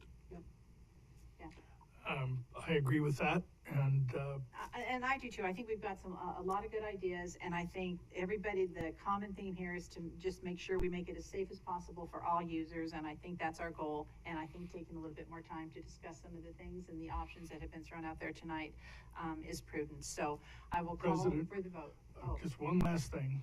I think that as long as I've been on this commission, we've been discussing one part or another of 8th Street, from the river on north, and we know what various segments of the public want. We didn't understand the things that we do now until the last 2 hearings, and so I think we're taking the appropriate course of action. I do as well. I do as well. So I will call for the vote. We have a motion before us. All those in favor, please signify by saying aye. Aye. Opposed? Nay. All right, motion carries. Thank you, everyone. We'll get this figured out. Appreciate all your time.